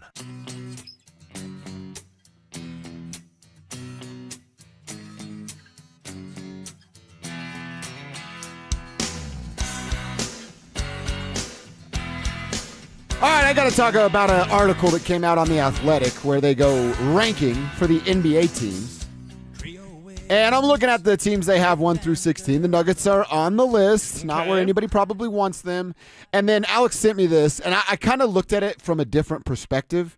So they just go in like their power ranking versions. Yeah, and you think it's more complex than that. Well, I looked at it from the Denver perspective, right? Of like, hey, I don't need to do power rankings in August from the NBA. I can look at this list and go, who do I think the Denver Nuggets will beat or not beat in a 7-game series in the playoffs? Okay. Right now. And I know I'm doing it all on paper. Philly's a new team. The Cavs have added Payton Watson. The Nuggets have a new look in a minor way, right? And everybody's got a little bit of roster turnover. So on their list, they have the Nuggets as 11th. They're behind the Rockets, who are 10. I think you could probably flip-flop either of those teams. And sure, right. Denver could be 10 and Houston could be 11. Then it's the Wolves. Well, you can't say the Nuggets are better than the Wolves. We've seen that movie. The Lakers. I'm not sure the Lakers are better than the Nuggets. The Celtics, Pistons, Cavs, Sixers, Thunder, Spurs, Knicks are 3-2-1. Thunder, Spurs, Knicks. And really, Cavs are 5. They put 76ers there because of the addition of Jalen and LeBron. But they're really kind of just going like, here's what the teams that were in the conference finals. Yeah. They're 1 through 5, and then throw in where LeBron landed. But like I said, I decided to look at it a little bit differently, and I went, who do I think the Nuggets would have a hard time beating in a 7-game series in the postseason? Okay. I have 3 teams from the West and actually 4 from the Eastern Conference. The East might be a little bit stronger than we've ever given it credit for, because even last year, a year ago, I was like, whoever comes from the West is going to destroy the East, and that wasn't the case. And by the way, the Heat are down at 14 on this list, and I don't have them on mine either, because I got to see what it looks like and what kind of player Giannis is with that team. Even though we have to see what it looks like with Philadelphia, you're not giving Miami the same grace? No, because Philadelphia has Tyrese Maxey, Jaylen Brown, and LeBron James. And LeBron. I know what that is. But Giannis by himself is pretty damn good. But I've also seen Giannis by himself for the last 3 years, and that's why he's no longer in Milwaukee. So I got to see what else is I there. thought he was going to be Milwaukee forever, right? I thought so too. Giannis was the international superstar that said he was never going to leave his small town market. That's right. Wow, that happened, huh? And Bam's really good. But what does it look like together? So you just got to see it. I think the Nuggets could beat the That's still weird Heat. that Miami's not on your list. Down at 14 for them and not on mine at all. Because I think the Nuggets would beat them in a 7-game series. In a playoff series, 7 games, I think the Nuggets could beat the Miami Heat. Okay, that's fair. So the Knicks, I don't think they could beat the Knicks No. in a 7-game series. The Spurs, I'm going to say they couldn't. But of my teams here that I'm listing, I feel better about the Spurs than anybody else because the Nuggets just play them better. They have bodies. How did the Knicks beat the Spurs? And can the Nuggets do that? Think back to the NBA Finals, and how did the Knicks beat the Spurs? They attacked Wemby. Yeah. They had no problem attacking Wemby, and that was, by the way, Brunson even attacking Wemby. The Knicks have 7 guys that know their role and play it perfectly. The Nuggets have 2 guys that do that. Joker and Jamal. Yeah, that's it. That's the only two. All right. So the Knicks would beat them. The Spurs I feel good about, but I can't go out here and be like, yep, the Nuggets beat them in a 7-game series. Maybe it goes 7. Right? There we go. I'll It go goes there. 7. OKC, I don't feel good about. Cleveland, I don't No. feel good about. No. Philly, I don't feel good about. No. How can anybody feel good about Minnesota? They own the Denver Nuggets at this point. Right. Boston is, again, like, all right, I got to see it a little bit. What's it look like now? They're the last of the teams on this list, so if I had to take somebody off, you could talk me out of going, no, Boston wouldn't beat the Nuggets in a 7-game series. Yeah. But they're on the list for now. So those are the teams. Really, it's like 3 from each conference, and then decide what you want to do with the Boston Celtics. What about the Lakers? Because the Lakers are kind of where Boston's at in my eyes of like, yeah, I don't think they would beat them, but they're in the conversation, I'm right? not really afraid of the Lakers either. They're in the same You're not situation. afraid of the Heat or the Lakers? No, not really. Okay. The Lakers I look at of like, they have 3 really good players. What's going to be the future of Walker and his body? Will it hold up? Same deal for Lucas, same deal for Austin.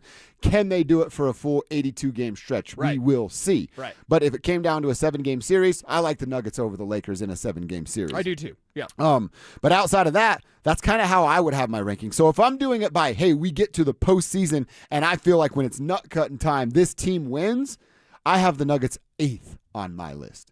8th would be the spot that I'd have them. You might even be able to convince me that they're in front of Boston, which would put them up at 7th in the NBA. But the problem is 7th place don't get you jack in the NBA. And 7th place is like, well, how close are they really to that top tier? How close are they to the top 3 teams? Not close. Not close. Because basically what you're saying is they're going to be about a 4 or 5 seed, essentially, right? In the West. Mm-hmm. That's what we've been saying this entire time. It's just when you break it down this way, you kind of have this realization of like, yeah, they're good, but they're not good enough to win it all. You're going to have some injuries. You're going to have some bad bounces for other teams while you yourself stay healthy. AG, I'm looking at you. Mr. Nugget, I'm looking at you. Christian, I'm looking at you last year in that damn ankle taking you out of your game. Like, if they're healthy and others have terrible luck, then maybe they got a chance, right? Yeah, you need a lot of that to go on. Yeah.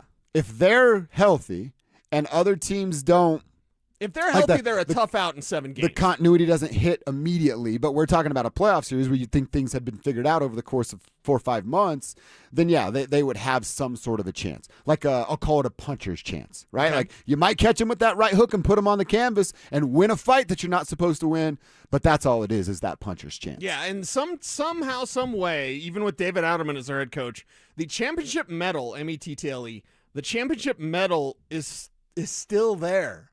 And I'd like to see that come through. Maybe when they're in an up-and-coming team, for example, let's say like a Houston or something in the playoffs, or somehow, some way they match up with a team that's not there yet.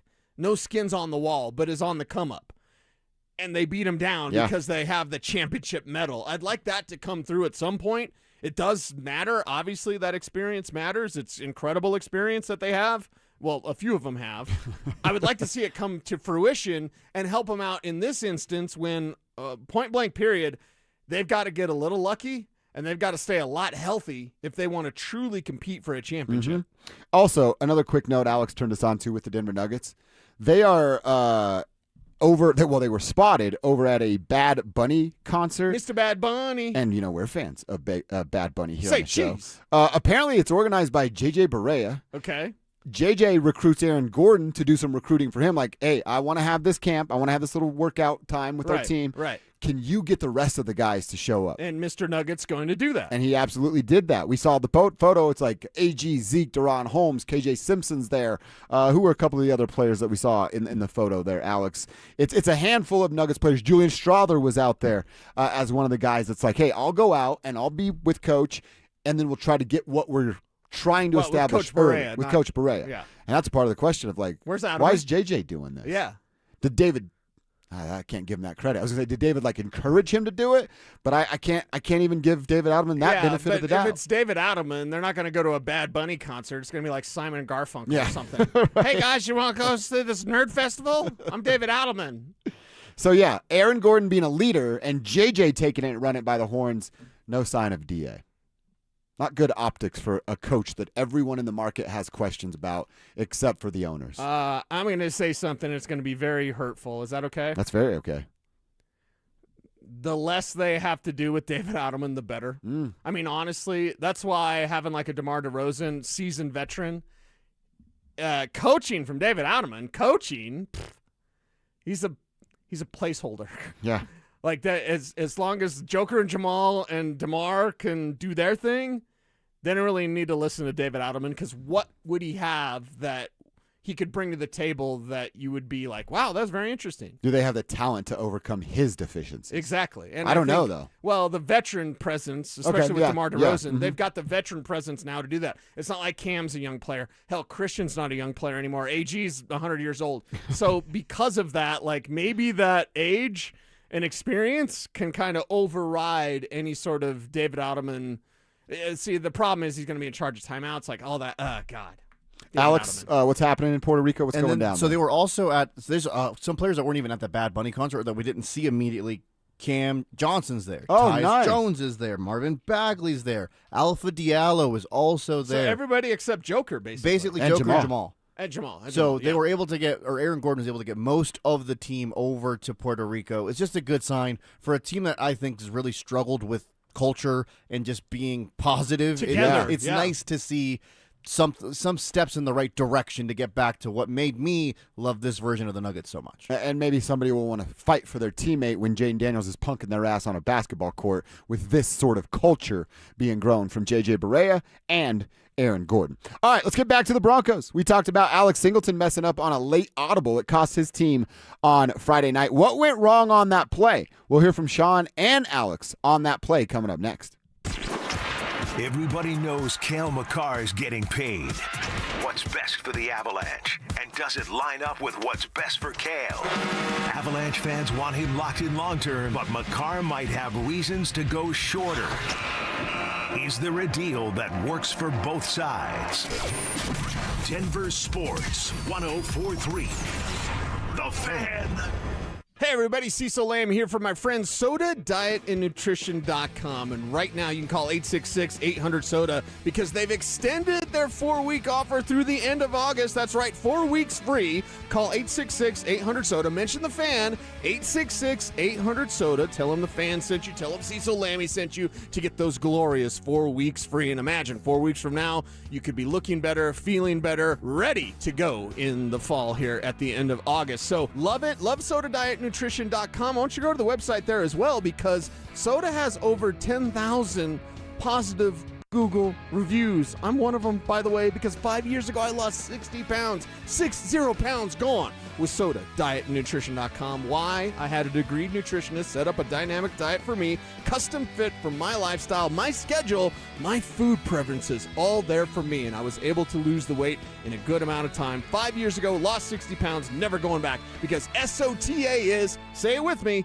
state of the art. Men, when addressing the problem of erectile dysfunction, you want the right treatment for your specific medical situation, because every case is different, and finding the right treatment can mean the difference between just an okay experience and an amazing one. This is Jeff for the Rocky Mountain Men's Clinic, and at our practices, we offer the full range of ED treatment protocols and can even combine therapies to help make those intimate moments special, both for you and your partner. At the Rocky Mountain Men's Clinic, we're the leader in treating ED in the area. Our medical providers specialize in men's sexual health and understand that no two cases are alike, which means you'll get the right treatment for you based on sound medical evaluation and appropriate applications of medical therapies. Plus, we offer treatments that are effective in well over 90% of cases, which means if you're like most men, you'll get your sex life back. So call us. Your initial visit is just $99 and includes blood work, a medical consult, and if medically advised, a test dose. And if that test dose doesn't work in the office, your visit is free. Call 720-440-7900 or go to RockyMountainMen'sClinic.com. We have 5 offices across the Front Range to serve you. Hey guys, it's Mark Schlereth. I just made one of the best decisions of my life. I got rid of my glasses. I went to Cutarelli Vision and had refractive lens exchange, RLE. I wore glasses for distance vision, but I got to that inevitable point in life where I was always needing those reading glasses just to do about anything, and half the time I couldn't find them. Seeing menus, texting, reading my computer, or studying film, it was a struggle. But now I see the world perfectly, near and far, without any glasses, thanks to Cutarelli Vision RLE, the perfect permanent solution to spending your good active years not needing reading glasses. And here's the cherry on top. You'll never develop a cataract. Dr. Cutarelli is Colorado's most experienced with over 90,000 vision correction procedures. You can trust him to know if it's the right time for you and RLE. Schedule your free Zoom consultation at ColoradoRLE.com. Cutarelli Vision, RLE, no readers, glasses, or contacts, or cataracts. ColoradoRLE.com. I'm Rob Wilhite. If you've been in a car accident, you need experience that wins. For almost 50 years in Colorado, my firm has recovered over $1 billion for crash victims. Call 303-GOOD-LAW or visit WilhiteWins.com. That's WilhiteWins.com. As Coloradans, we know how important it is to protect our homes. And unfortunately, wildfires are a reality here. It's Zach, and that's why I trust 5280 Exteriors, a 2-time President's Club winner offering Class A fire-rated products designed to help protect your home. Thinking about upgrading your outdoor living space? Now's the time. Purchase a new deck during the month of August and get free solar railing lights. No payments and no interest until 2027 for qualified buyers. 5280 Exteriors, the altitude of quality. A small roof problem today can become a major expense tomorrow. Colorado hail, wind, and heavy snow can turn minor damage into costly repairs. Don't wait until it's too late. Trust Colorado's best roofing for honest inspections, dependable repairs, and reliable service. Schedule your free roof inspection today at roofingcolorado.com. The average cost of a first-time DUI in Colorado is over $13,000, and a conviction gives you a criminal record. Make a plan for a sober ride before the party begins. Don't underestimate impairment. This segment on 104.3 The Fan is brought to you by Roller Auction. Denver Sports 104.3 The Fan presents Dover and Cecil.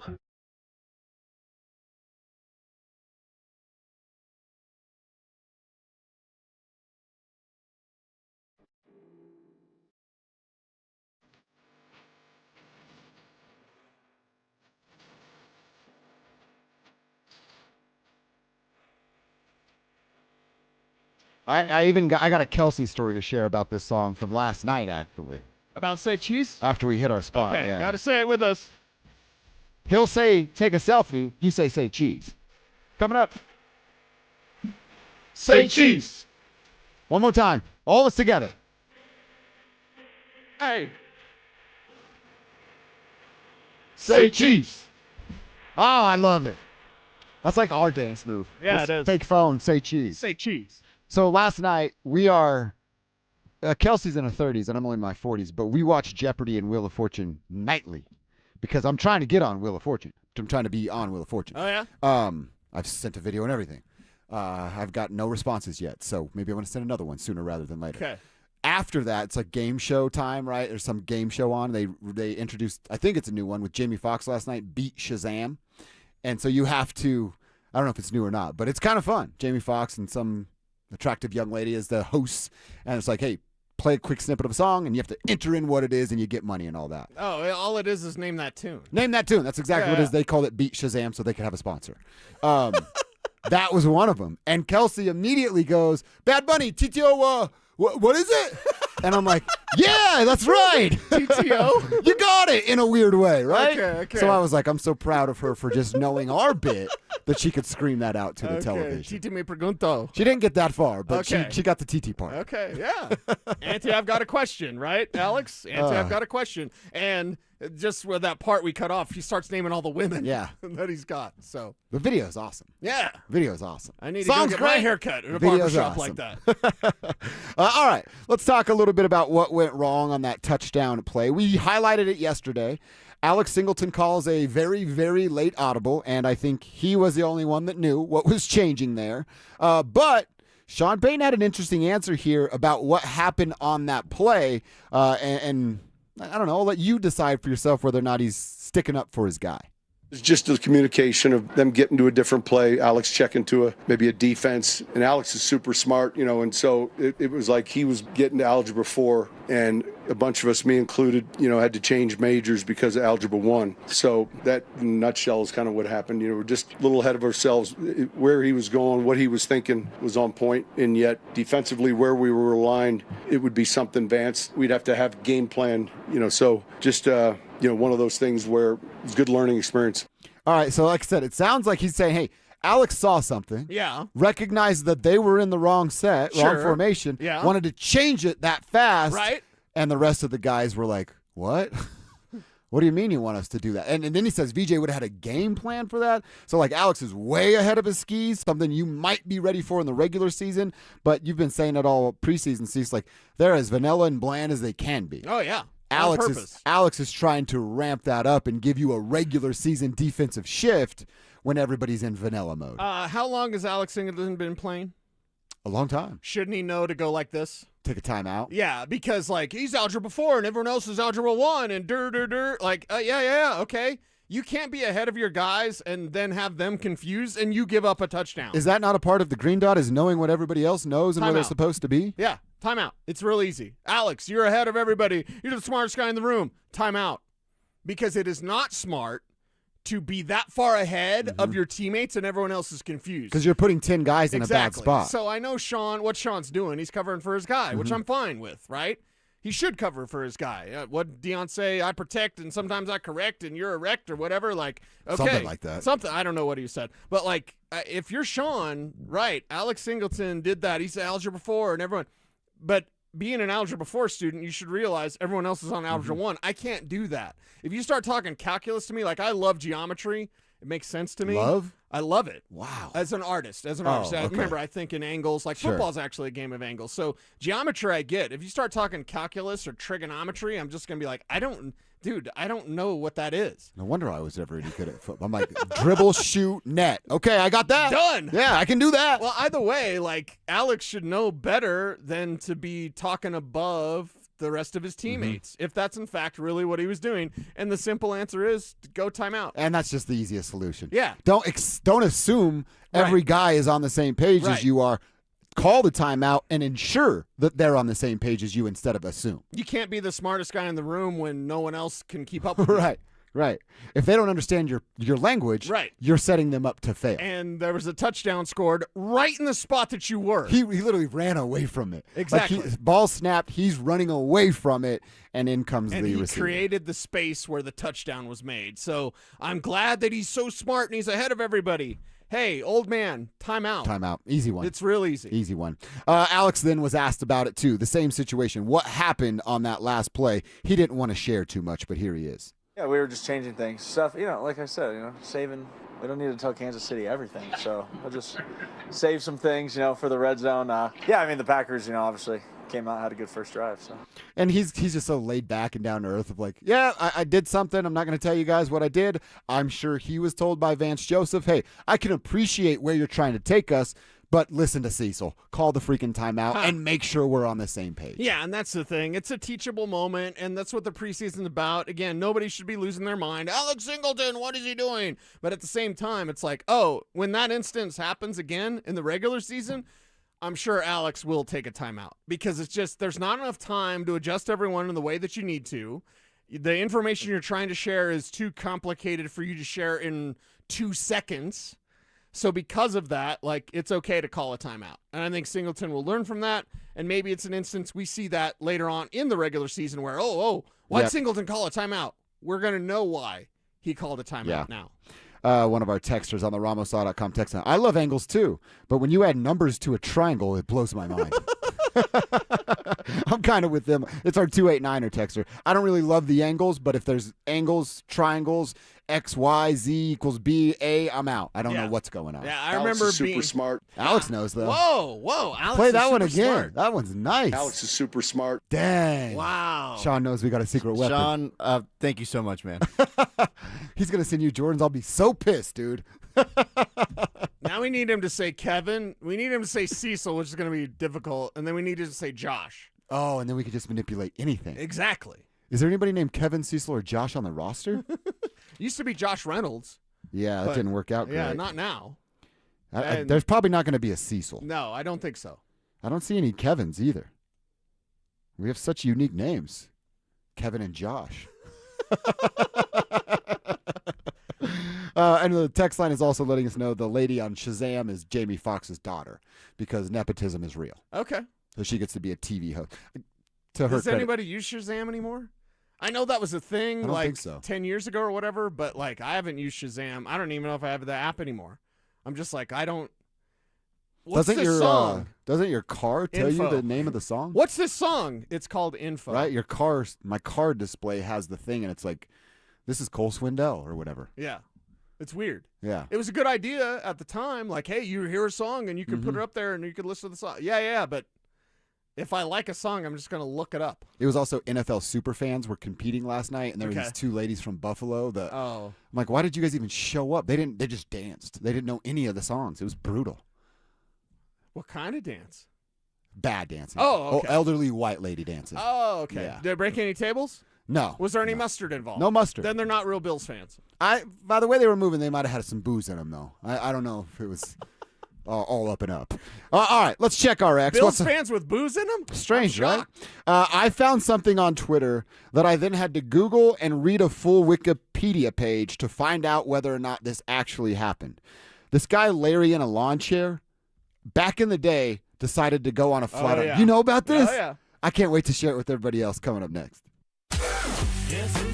Bo Nix is back. 2 surgeries, months of rehab, and Friday night he walked onto the field and made it look easy. Let's go! Sean Payton liked what he saw. So did Broncos country. But is it enough to quiet any concern heading into the season? Or do we need to see more? Denver Sports 104.3. The Fan. Hey guys, boy Stink here today about my long-term buddy Troy Hansford. And if you're thinking about selling your house for any reason, now might be the time to sell, still get top dollar. Believe it or not, my guy Troy is still offering his $5,000 guarantee. What is it, you ask? Well, if he can't sell your house at your price on your timeline that you agree upon beforehand, bam, going to cut you a check for $5,000. Who else makes the offer? Nobody I've ever heard of. And he makes that offer because he continues to spend a ton of money marketing his listings, has about 100 families approved and ready to buy right now. And if for any reason you need to sell right away, Troy can buy your house, all cash, and he can close in as little as 7 days. You have a house to sell, Troy probably has that perfect buyer for you right now, waiting for you to pick up the phone and to call him. Call Troy, get your home sold for the most money. That's 720-944-33, 720-944-33. Troy Hansford of RE/MAX Professionals, a Colorado licensed broker. Some restrictions do apply. Want to sell your house? Then call my buddy Troy, 720-900-4433. This is a special alert to all Americans who own a vehicle with less than 200,000 miles with an auto warranty about to expire or with no warranty coverage at all. Due to a decline in the economy, CarShield is announcing a low-cost month-to-month vehicle protection plan that is now available to the public to save any driver out-of-pocket expenses on future auto repairs. Call now to find out how you can pay almost nothing for covered auto repairs. Yes, you heard that correctly. Pay almost nothing for covered auto repairs. An open phone line has been established for all drivers to call for a free quick quote. Call 800-330-8323 now. Drivers who are covered will not have to pay for covered repairs again. This protection plan is at an all-time low. Additionally, drivers who activate this vehicle protection today will also receive free roadside assistance, free towing, and car rental options at no additional cost. Call us for your free quick quote today. 800-330-8323. That's 800-330-8323. What do you have to lose? Call 800-330-8323. Again, 800-330-8323. Catch Telestrator Tuesday weekly on Stokely and Evans with Mark Schlereth, where Stink or Stoke dive into the past weekend's games with a coach's eye, using insights into what went right and wrong on critical plays. Telestrator Tuesdays, powered by Colorado Credit Union. Love where you live, love where you bank. Denver Deck Builders is the #1 deck builder in Colorado, family owned. Got one of the sons, Tyler, with me. When you guys build a deck, you have your own high standards you demand. We don't want to jeopardize the PE stamps. We don't want to jeopardize the client's safety. And we have an A+ rating with the BBB. We want to keep everybody happy and build to our own standards. Our guys are all ethical guys. We've known them for years. All the crew leads, they have their own standard. They really want to take pride in their work, and it's a big deal. Reach out to Denver Deck Builders for a free consultation. Go to ddbonthefan.com. Tune in to Mile High Money. My biggest goal is education. I come from a family of educators, and I want you to know the who, the what, the why, the when, the how. Helping you achieve your ideal retirement. The risk that you're taking, does that equal the return that you should be getting? And a lot of times, the answer is no. Tune in to Mile High Money with Adam Moeller. Saturdays at 8 a.m. right here on Denver Sports 104.3, The Fan. 1-877 Cars for Kids. KARS Cars for Kids. 1-877 Cars for Kids. Donate your car today. Call 1-877-CARS-FOR-KIDS to reach a friendly live agent. Donation is super easy, and your car can be picked up as soon as tomorrow. Call us now or go to carsforkids.org. 7 Cars for Kids. Donate your car today. Did you know you can donate real estate too? If you've been injured in an auto accident, Dr. Joseph Ramos is both a doctor and a lawyer, combining legal and medical expertise. He can help. Ramos Law, the official injury law firm partner of the Denver Broncos. RamosLaw.com. Want real Broncos talk? Cecil Lammey and Andrew Mason bring the heat on Orange and Blue today. The most passionate, intelligent, and in-depth Broncos coverage in the game. Weekdays at 5 p.m. on the Denver Sports 104.3 The Fan YouTube channel. Hit subscribe at Denver Sports 104.3 and never miss another tape. Denver Sports 104.3 The Fan. Don't at me, bro. It's time to check your ex. Why are you stalking me? No, not that ex. Twitter, unfollow. Here's Dover and Cecil to help you swipe, scroll, and screenshot your way through today's top headlines. Power of social media. I'm on Team Gets It.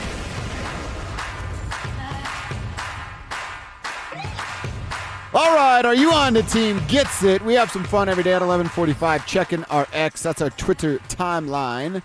And I've got a couple of things. Now, I saw this. You're aware of it, but I just wonder how many people are, because I went down this Wikipedia wormhole of figuring out who Larry Walters is and whether or not this was real.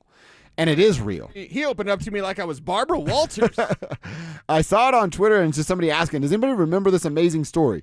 On July 2nd, 1982, a truck driver from California flew 16,000 feet in the sky in a lawn chair. His name was Larry Walters. He had dreamed of flying since he was a kid. He bought 42 8-foot helium weather balloons, tied them to a lawn chair, strapped a parachute on his back, a BB gun to pop the balloons so he could descend at a proper rate, a CB radio, sandwiches, and a 6-pack of beer, and let it ride. Sandwiches. And he did that. He got up in the air, 16,000 feet, flew into the approach area for LAX. 2 airline pilots radio into the tower, like, there's a dude in a lawn chair up here with a gun. What should we do? He ultimately, like I said, pops some of the balloons with his BB gun and gets brought down. His little setup got entangled in some power lines. He climbed down where authorities were waiting for him. He gets arrested on the spot, Cease. And then this is what I learned. He was fined like $4,000 back then. In today's society, that's about a $13,000 fine. Then he was fined by the FAA $1,500, which is about $5,000 in today's money. So he would have been paying, if he did it today, about $18,000 in fine. He's lucky he wasn't seriously injured. After he landed, he told the media, quote, "It was just something I wanted to do. I've had this dream for 20 years, and if I hadn't done it, I'd end up regretting it."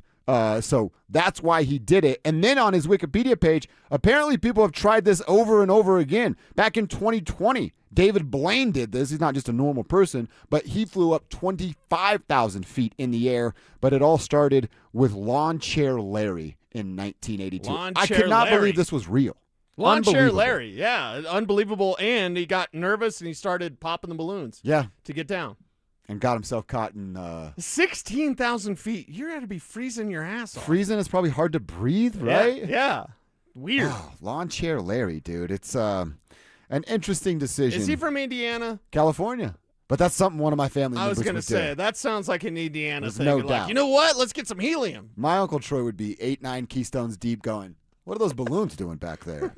And then we got ourselves a problem for Uncle Troy. yes. So, yeah, Google it, Lawn Chair Larry, and it's a very, very interesting story. Oh, Jameis Winston, it's me. Oh, my God, wee. Oh, that's French, I guess. We love ourselves some It's Jameis on me. the show. All right, you know I love fantasy punishments and the things that pop on Twitter. You always love those. I saw this. A fantasy idea. The last place fantasy loser gets dropped off 10,000 meters, which is a little over 6 miles in our language. So you get dropped off about 6 miles away from a bar. The rest of his friends take his credit card and buy drinks until he arrives at the bar. Your credit card is on the tab until you cover 6 miles to walk through the front door of the bar. How long would that take you, and how much money has been racked up in that time? 6 miles, we're talking, an hour? A little over an some? hour? Yeah, an hour and change. 20 minutes or something? If you're running a 10-minute mile, you're booking. If you're running a 10-minute mile, a good pace. It's probably closer to an hour and 45 minutes because you're going to stop and walk and catch your breath for a second. You should be able to run 6 miles. You're should. Not straight. I know I can't, and I'm in pretty good shape. Nah, I think you'd be able to. You might have to, not necessarily a light jog, but yeah, you should be able to. 6 straight miles? You should be able to, yeah. Mm-hmm. And you're not sprinting the whole 6 miles. I think my garage activities disagree. I think I'd get a little tired. Okay, dude. I don't think so. I think you think you could run? I could run 6 straight miles. Mm-hmm. Yeah. I guess if my credit card was on the tab, I'd probably get some extra juice. Again, you're not running at full sprint for 6 miles. In high school, did you have to do a 10-minute mile? Mm-hmm. Okay, yeah, it's that. Yeah. You could do that when you're in high school. You're a dumbass 17-year-old running around you could do that now as a grown man. Okay. You got math numbers for us, Alex? Unfortunately, I did want to look up the numbers. The average person to walk a mile takes them about 22 to 24 minutes. So it's 3 miles an hour, right? So you're basically just saying that it's going to take someone 2.5 hours if they're just even if they're just jogging, even if they're just lightly walking. So 2.5 hours. Obviously, yeah, the car's going to get a good amount racked up on it. But if you're going a little bit faster, hell, you could get there in an hour. I think my time's 140 because I'm going to walk a little bit, run a little bit. I think I'm at about 140. Yeah, I think you could lightly jog most of it. Okay. So let's put you at an hour and a half. I want to try to get this going with my fantasy group at some point. I love that one. Be like Tiger Woods and his daddy. All right, Cecil, what's on your timeline? Yeah, what's on my Twitter timeline? Lots of stuff about Jed York, which we're not going to talk about. So good. Mac McChesney defending Brandon Stokely over the prime sexuals. I guess we're going after Stoke.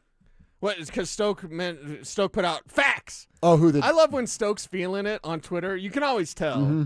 Gets a certain time of day, probably 6, maybe 5, yeah. maybe 4:30 some days. And then Stoke starts tweeting So wait, facts. what was Stoke doing? He was saying stuff about Dion? I have no idea. Okay. I have no idea. But I saw McChesney the prime sexuals are going after Brad Stokely. I like that name. All right. Decaf, Matt. Anyway, this one is I don't even think he does coffee. That's just him. Probably not. This one comes in from Mike, and I wholeheartedly agree with this. You remember Elvis Cinema? Hell yeah. When did they close? Oh, they're not around anymore? I don't think so. The Elvis and Littleton closed. Our Elvis is closed. Alex, do you remember Elvis Theater, the second-run movie theater? Because Mike Drucker brings this up. Bring back cheap second-run movie theaters.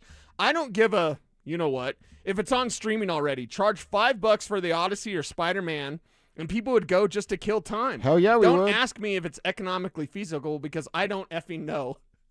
All I know is I miss Elvis, man. Mm-hmm. I miss the Elvis Theater. I miss this movie's already on streaming, but I can go to a theater. I can have popcorn. You could take the kids. Elvis was always great with the family because it was $1 or whatever for a movie ticket. There used to be one on 64th and Sheridan Did in COVID Nevada. take them out? When we're supposed to stay home or whatever, The one on 64th and Sheridan, we would go to 3-4 times a week. When did they close? Because I was thinking about this last night. I was they closed around COVID, right? I Googled it, and I think some movie theaters will do a $1 movie program during the summer. Okay. But you have to sign up for it, and it's not the Elvis specific Theater. The Elvis theaters, it was always the movies you'd already seen. They're out of the big theaters, but you still kind of want to see them.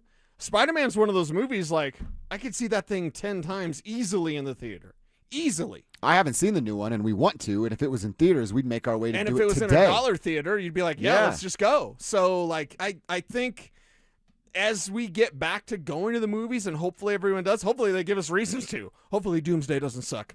I was watching the trailer again last night. But, I kind of miss the dollar theaters, man. I want to bring them back. Dollar theaters were awesome. Like I said, I went to that one in Arvada a ton. There's one over off 225 near where the school is. There used to be one right over there. So I love them. I wish they would bring those things back. I got one more super quick. Looks like they closed in 2023, by the way. I looked it up. Okay, so COVID did probably take them out. Okay, I got one more super quick. All right.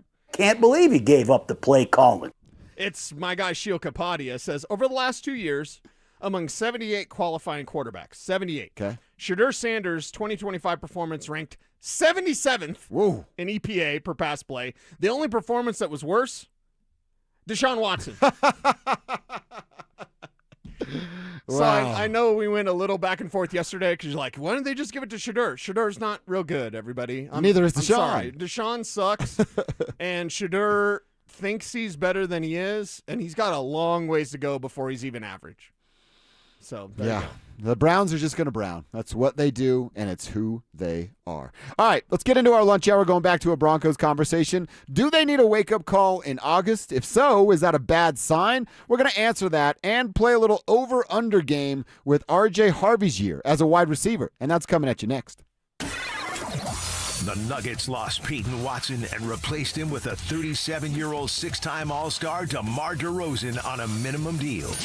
Does that swap move Denver up in the West, or does it just keep them treading water? Where do the Nuggets really stand heading into this season?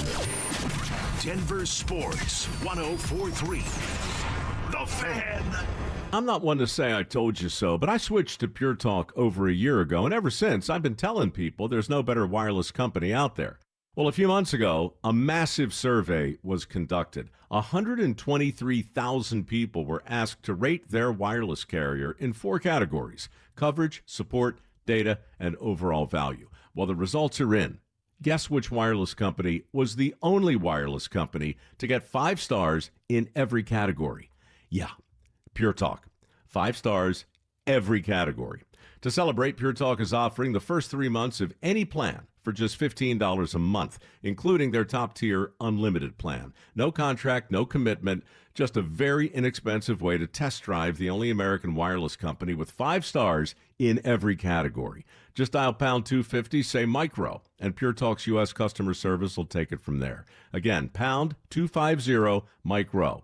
And yes, I told you so. Hey, Rob Biandino here at BeatTheDA.com. I've handled about 7,000 cases, over 300 trials. Man, I see so many bad stops on these DUIs, unlawful arrests, the police putting body cams off. The evidence is sketchy. We got to go get the evidence. We go find those cameras, the stores, the ATMs, the banks. We got the experts to challenge their breath tests, their blood tests. My office has over 100 years experience at this stuff. Hit me up at BeatTheDA.com or 720-706-5151.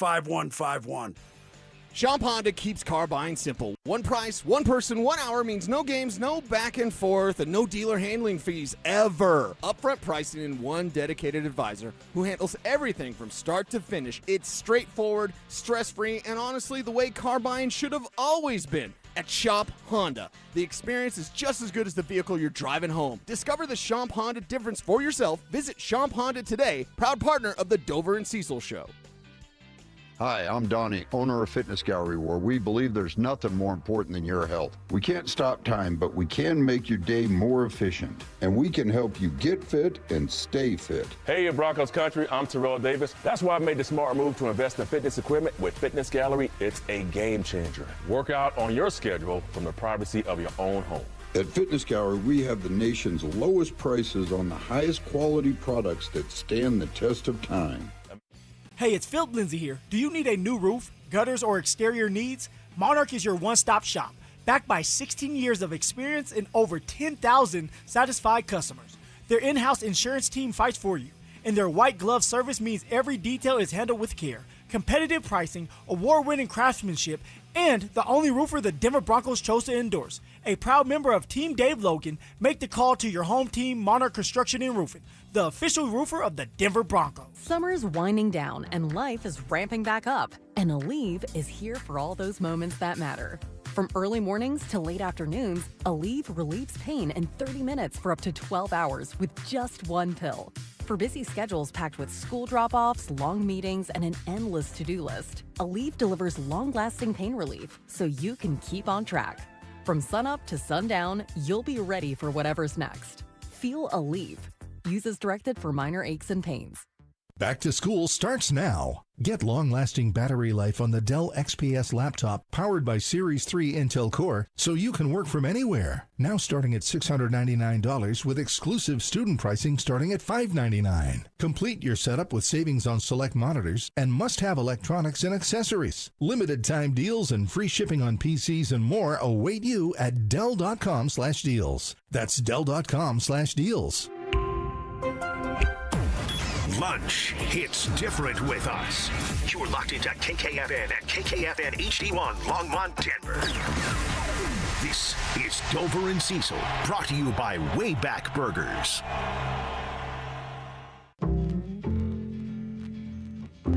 Denver Sports 104.3 The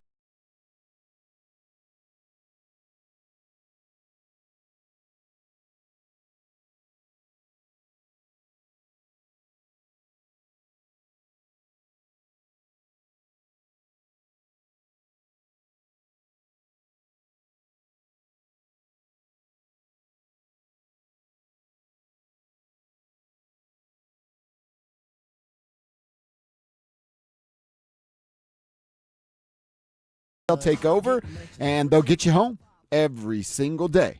Broncos are going to be back at work, getting ready to start Tuesday's practice, where they will be in full pads. Alex Singleton told the media that yesterday. Our man Kevin was there and about to head down for today's practice. Pads today, pads tomorrow. Then they'll get ready for the preseason finale against Minnesota coming up on Friday, and then we get to do this thing for real. Well, we'll have to wait another couple of weeks to do it for real, but we'll be looking to do it for real. You know what I want? What do you want? I want to turn on my microphone so I can actually do radio, and I want Cale McCarr to sign in that time.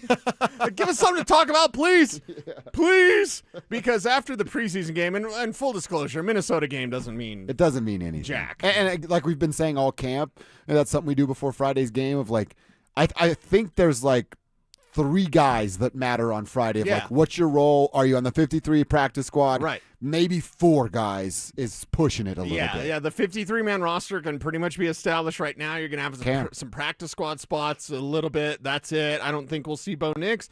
I don't think we'll see J.K. Dobbins. I don't think we'll see Jalen Waddle. And, to me, it's like just get through this game healthy and then get to the regular season. Get preparing for Kansas City. The preparations have already begun.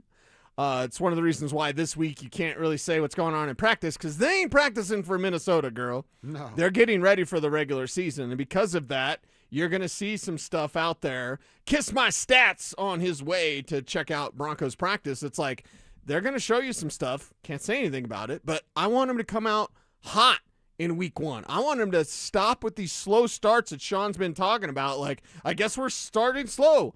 How about you don't this year? I don't think they really can afford that. We're talking about 3-3 record after 6 games, which I know sucks, but they have the hardest schedule in the first 6 weeks, and they have the easiest schedule after that.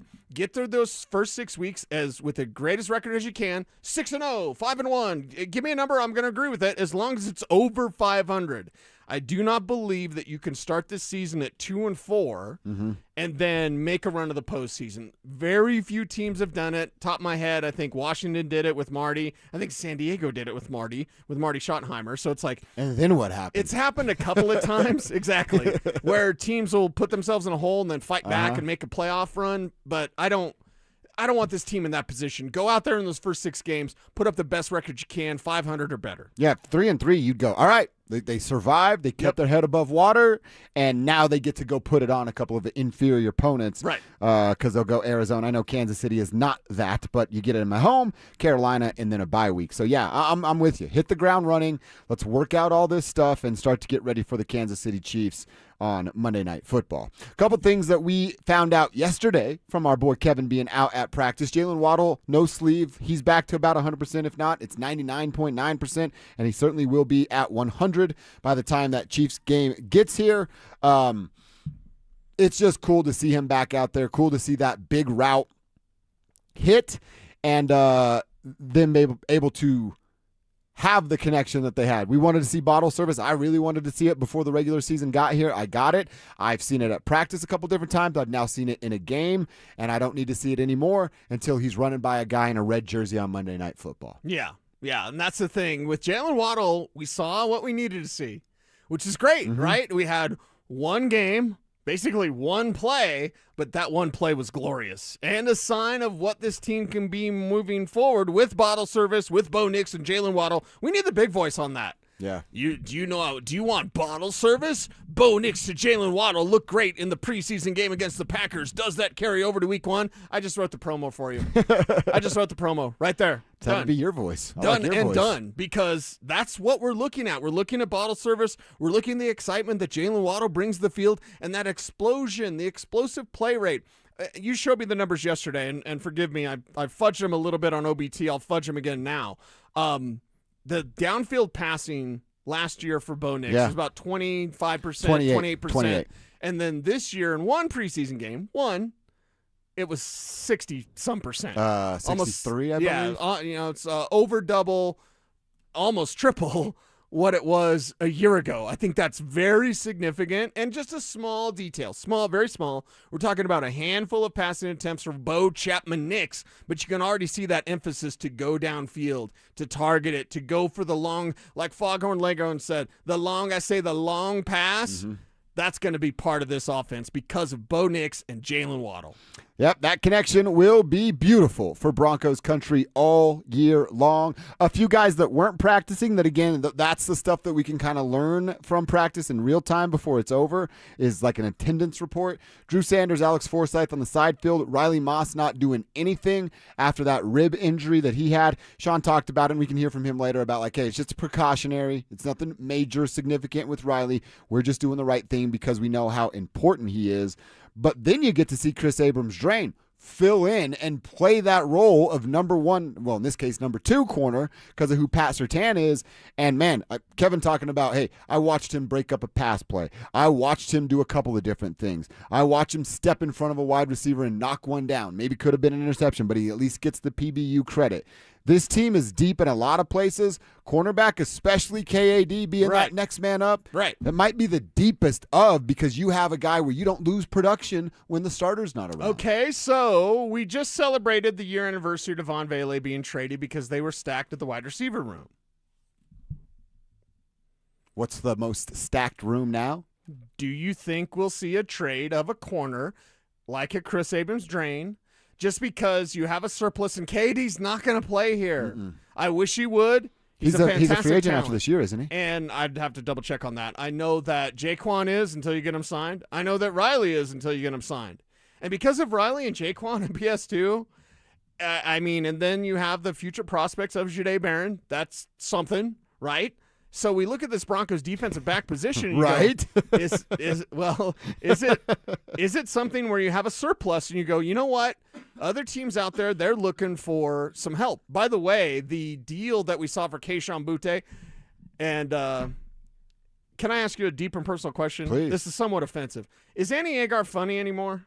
I don't think she ever was. Oh, okay. Well, I know our guy Richie was fascinated with her. So she tweeted what everyone else tweeted yesterday. The booty call. I guess Mike Vrabel made another booty call. And I was like, you're like 6 hours behind everybody else. We have another mutual friend that's like obsessed with her. And Okay. it's weird to me. Yeah. Well, she just doesn't do it for me. Richie's probably listening right now. What's up, Richie? His obsession with Annie Agar was a little interesting. Yeah. But anyway, so she did the whole boo day.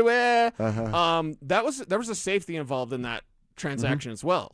Fifth or sixth round safety. Yeah, and so it's like, okay, so they traded a safety and a draft pick for a wide receiver. I'm just saying, could you perhaps look at some other spot? Maybe it is that 4th running back. Maybe it's something where you go, hey, we're gonna give you KAD, but we want something in exchange. We want a player and a pick. So like a 5th rounder and a player, 4th running back or something like that for KAD. Again, I'm just spitballing here. That makes me kind of nervous. Because he's not going to play here. But what if he has to play and then you don't have him? I'm talking about an injury and a significant one. Yeah. And if that is the case and he goes down. Okay, let's say this, and I'll say Reese Taylor is not Chris Abrams-Draine. He's not. But Reese Taylor's not bad either. Reese Taylor's kind of a low-key, one of those backup reserve players. It's like, there's something there with Reese Taylor. Is he 37? What was his number? 35. 35. Okay, so I've seen him make a couple plays. Yeah, so 35's been making some plays out there, and because of that, and by the way, and I get what you're saying, so I'm going to say this. It's going to sound a little harsh. Okay. It's not harsh at you, okay? It's okay if it is. But this is the truth. Oh, my God, what if Chris Abrams-Draine, what if they have injuries and he has to play? Why'd you draft Jahdae Barron?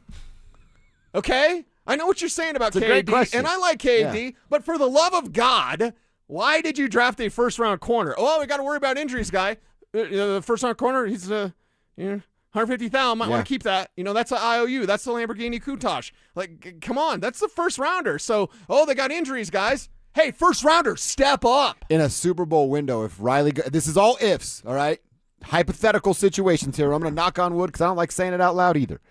But if Riley went down, you want Jahdae Barron or Chris Abrams-Drain as your plug-and-play replacement? KD's a slot, though. That's the problem. But KD's right now, a slot. you need a guy to play. Are you putting 23? I'm not putting the little guy out there. No, I'm not putting the little guy as a boundary corner. Jahdae Barron's getting beat by Joseph Manjack at practice yesterday, and I'm not joking.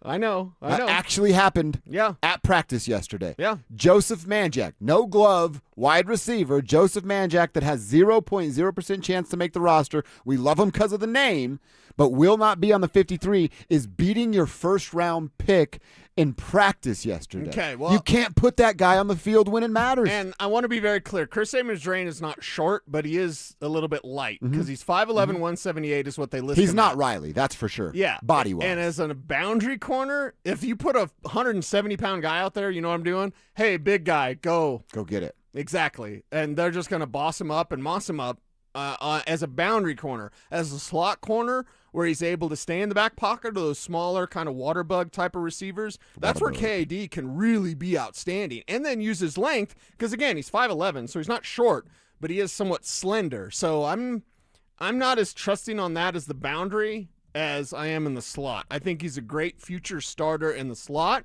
but you have Jaquan McMillan, and there's one thing. I need a demand today. 2 demands from my man Greg Penner by the Rockies. And then 2, sign Jaquan McMillan. Like, dude, it's August 25th. Whatever. Yes. It's August 25th, and Jaquan McMillan doesn't have a deal. What the hell's the problem? I do not want to go to week 1 of the regular season. You got 2 weeks, Greg. I'm not telling you what to do, except for hire me or buy my movies. But, Greg, like, come on. What are we doing here? You have Jaquan McMillan and Riley Moss, and I'm not saying sign them both. I may say sign both. But, like, before week 1, you can't have one of these guys wrapped up? Like, you've got to get this thing rolling because I don't want to lose Jaquan McMillan, and I don't want to lose Riley Moss. And KD, love you, but it means you're not going to play here. And there's no room. He's under contract for 2 more years. So if they do get re-ups with Riley and Jaquan, I would imagine he's seeing the writing on the wall. But now that makes him a little bit more of a tradable asset because you have team control for 2 more years. And it's barely over $1 million. And I'm not saying give him years. away. Don't at me, bro. I'm not saying that this is the best move for Chris Abrams-Drain. All I'm saying is that guy can play, except here because they're stacked. And see, I wouldn't do it. You'd have to blow me away with an offer. Just because, and I get what you're saying of what his natural spot is, but I don't care what his natural spot is. When I need you to do something, I can trust in him to do it. And like I said, I can't play the what-if game when you're supposed to win the Super Bowl. I can't play the what-if game when you're supposed to get to the Super Bowl. And that's where we're at. Thank God that we're there. We are in a window where Broncos football means what it's supposed to mean. Well, go to the dang Super Bowl, and you can't cut corners, and I think trading KAD would be a corner-cutting move. I'm glad you said that because you're almost in a window where you can't really you can't really do anything. Like you kind of ran it back and you kind of got to run it back. And you don't need to save a buck. You don't need to find a roster spot. You know what I mean? There's no manipulation that needs to happen. You need to have 53 really good players and 16 solid practice squad guys that you can trust to come up if you absolutely need them to do that. I think they can do that. I think they can put that together here in Denver. Okay. And when you're supposed to be playing football in February, you can't be looking to save anything. I'll anywhere. give you the Vele deal then, a 4th and a 7th. No player, but a 4th and a 7th for Chris Abrams-Drain. You say? I say no. Sorry, I can't. 3rd and a 6th. You're getting closer. 2nd and a 5th. I'm in. Okay. I can't say no to that. No one's going to give me a 2nd I know, and a 5th, right. But that's why I would have to agree upon that. You're talking about a 2nd-round pick where you find a surefire starter. Chris Abrams-Drain is a 5th-round pick that we think could be a starter, but it's not a, guarantee on the box. Okay. Would you do it for a 3rd and a 6th? We're in the conversation. Okay. It's moving. If it's a 3rd and a 6th, a 3rd's a premium pick. That's the starter range, right? Yeah, it's a starter range for Chris Abrams-Drain, who's not going to see the field for you. That's the problem. KAD can play. It's just you're so stacked at corner. It's just not a lot of room for him. Yeah, it's a fun conversation, so we shall see. But he looked good yesterday. Jahdae getting beat by a practice squad guy, KAD stepping in and knocking down balls from guys that will be starters. On the offensive side, a struggle for the first-team offense. Bo missing some throws, overthrows on a couple of those. Like, I'm assuming that's going back to happy feet. Oh, my God, he's so wide open. That's the stuff he's going to calm down and be more calm, cool, and collected in. And then I like what Kevin was saying of, like, we can't go too deep into it, but of like, hey, he's working on something, and you might have seen this on the screen or out at practice when you were there, but that's not where the ball had to go because they're working on one specific thing. It sounds like there was some of that yesterday with him sort of forcing it to a certain spot, knowing that might not have been the read that he makes first, but that's the throw he's working on at practice. Okay. And we have to be okay with that stuff. Yeah, we have to be okay with that, and we have to just kind of wait and see. Mm-hmm. Week 1 can't get here soon enough. I know they still have a preseason game left, but get this thing done, get roster cuts done, make your tough decisions, and then let's flip and go because the Super Bowl window is here. It's now, and that's why I can't wait to get to September 14th and Week 1 against Kansas City. Bring them on, name the stadium, whatever. I don't even care. Kansas City. Have all the barbecue you want, Kansas City. Talk about Mahomes being back, and get ready for the Broncos to beat that ass coming up on Monday night. Can't wait for that. They start 0-1, Broncos 1-0. Then you get them next time at our barn. Yeah. It's a great Travis way to start Kelce's the crying. Mr. Swift's crying in his beer. Jason Kelce drinking beer. Shocker. Definitely be slamming beers. All right, I wanted to hear from Sean. I wanted to play a little game with you about R.J. Harvey because yesterday we talked about like this new and improved role. And I don't know if it's new, but an improved wide receiver role. So what does that actually look like? What numbers could we be talking about RJ putting up? How much better will he be from last year to what he is this year, specifically as a pass catcher? And before we play the game, let's hear what Sean Payton had to say about where RJ is and if he can become an even better pass catcher than he was as a rookie. That's where you felt the initial impact, and you saw marks of that in college, and you also saw him as a runner. He's having a good camp in both areas, but it's certainly a strength of his. It's a big strength of his. It's his biggest strength is being a pass catcher. So, Cecil, I'll just go the over-under game of what he did last year, and then we can talk about how over or under that could be.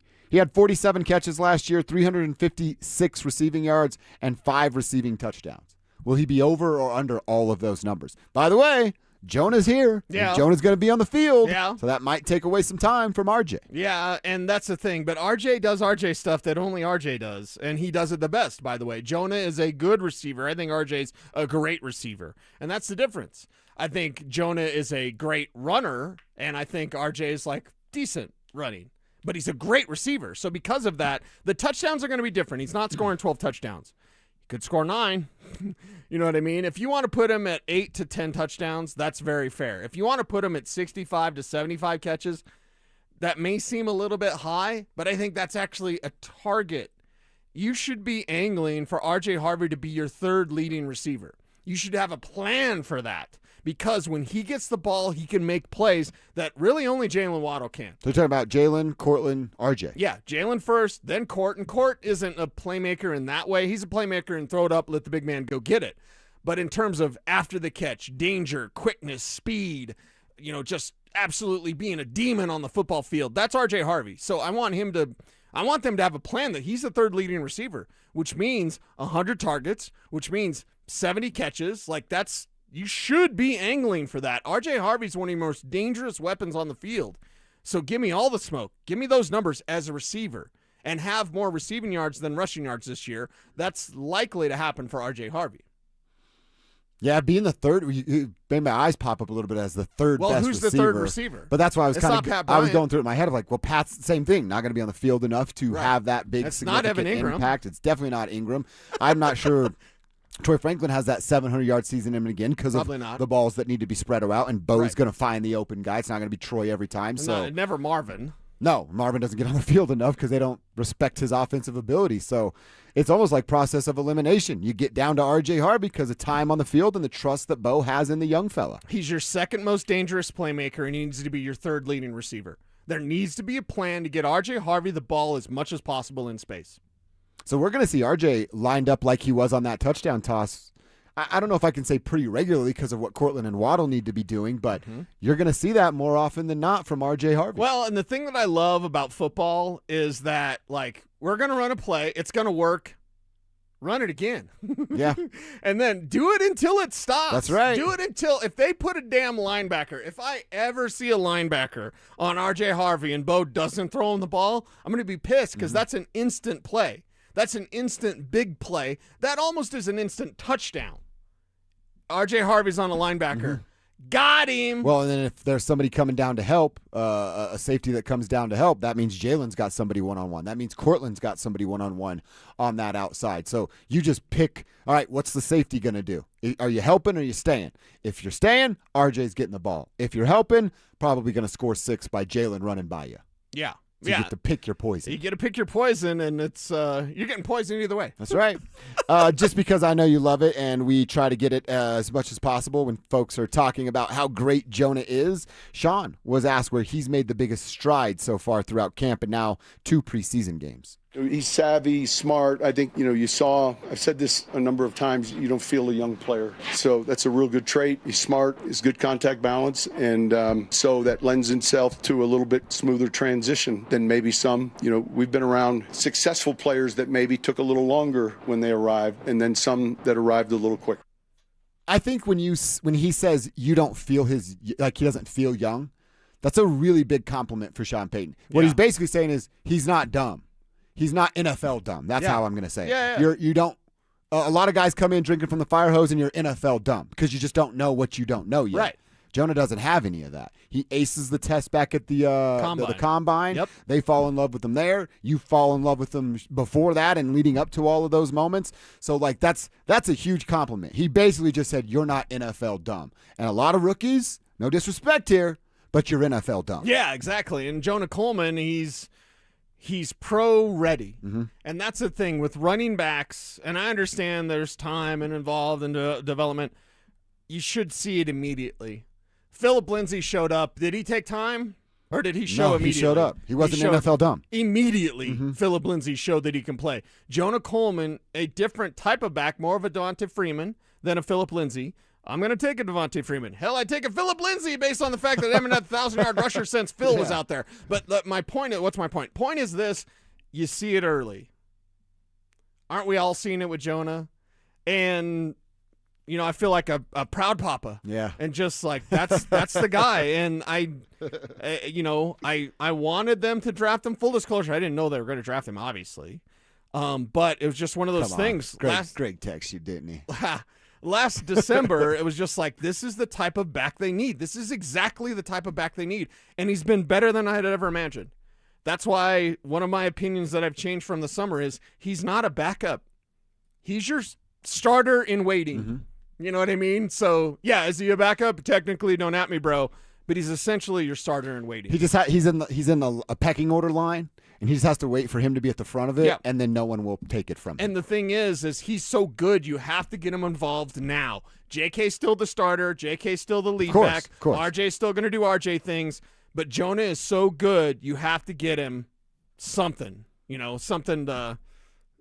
Something each game. 3 or 4 touches, 5 touches, something like that. Well, we'll give him 3 touches and then let him prove that he deserves 5. Give him 5 and let him prove he deserves 7. Yeah. Get him 7 and let him prove that you don't need J.K. Dobbins, right? Like, that's kind of where I'm going with that. J.K. better not have a Gatorade break. Yeah. That's all I got to tell you. By the way, I was distracted by Hunter Biden's dealer on our YouTube chat. Oh. Powered by Champ Honda. He said, Cecil's hair is looking strong, feathered, and deadly. Oh, nice. I do like when I hoop, I play basketball with that on, or sometimes golf with it. It's a good look because you're just got the thick, strong, black Latin hair, dude. Looks so good. Yeah, it's that Mexican hair. Yeah, it's nice. Our pot stoner degenerate Jason is chiming in as well. So we got a lot of good stuff going over on YouTube. What's he doing? Says, Did Danzig Cecil get drafted by the Space Force? It's probably because of my camo. I like the camo. I like the camo it's as well. Nike, too. Looks good. Yeah, looks real good. It's fine. What's Jason doing? MacGyvering some smoking things? He needs an apple. I need an apple and a gum wrapper, bro. I made a bong from Les. I did have a Jonah question for you. Does he play Friday night?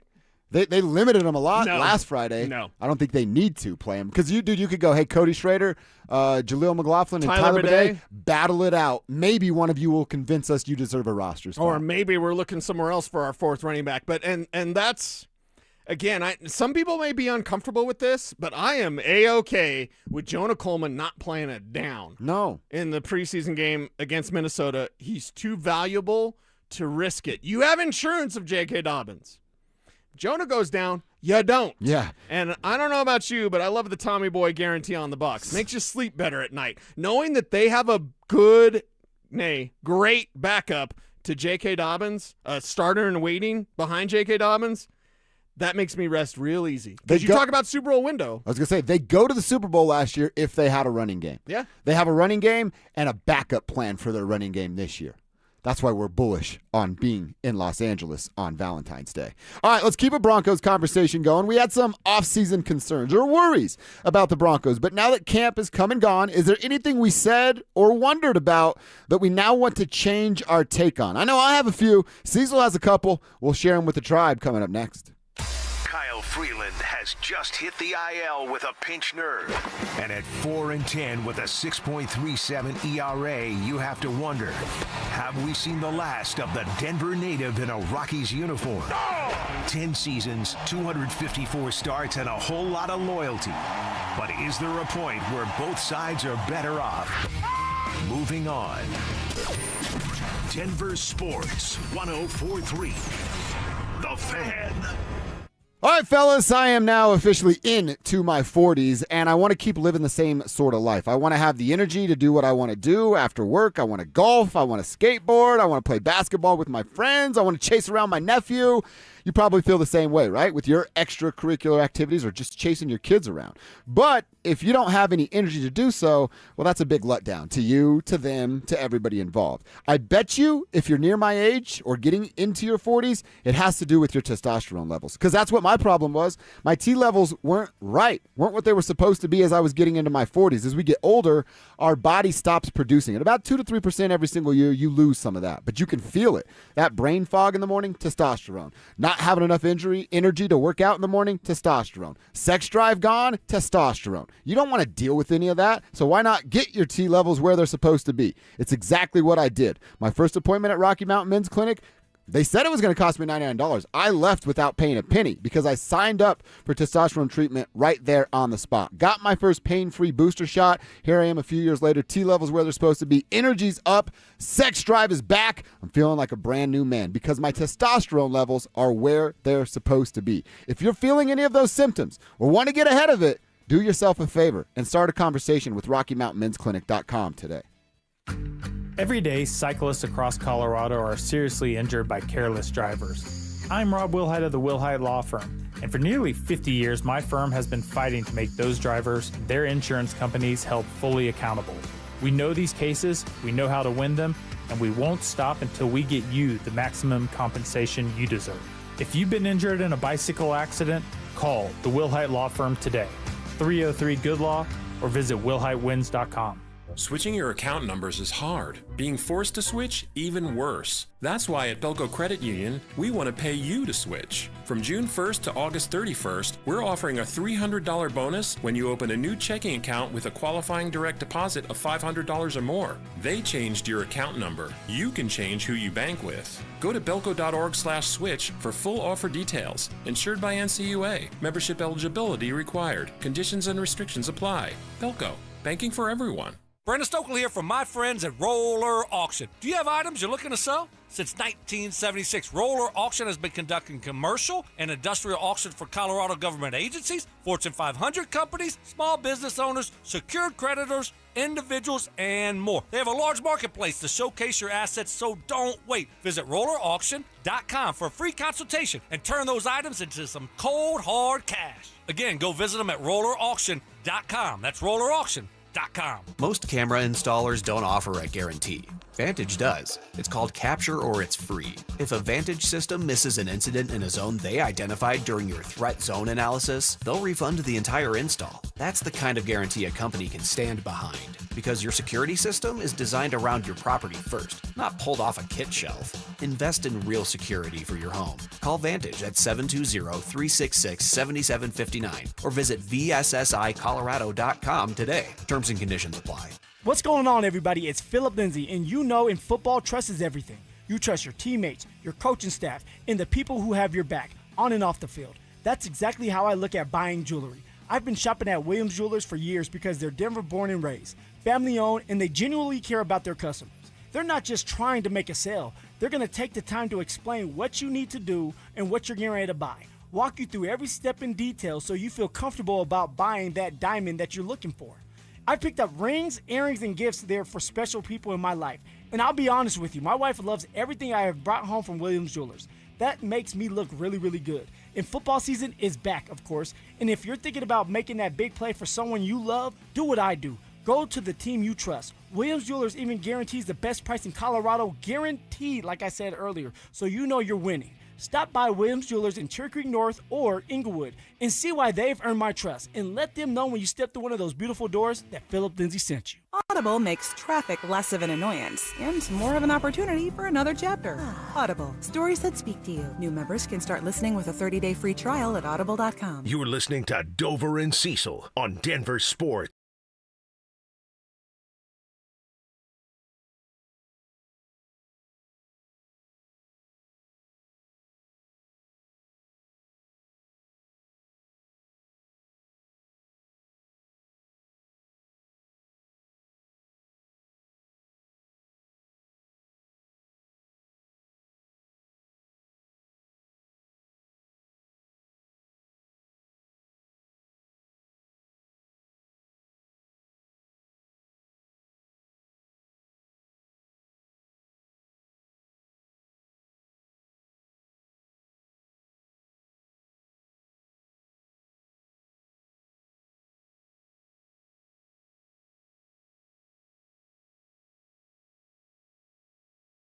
Pause because of health situations, and now Dolly Parton is gone. Yeah. R.I.P. to a legend. The queen of country music.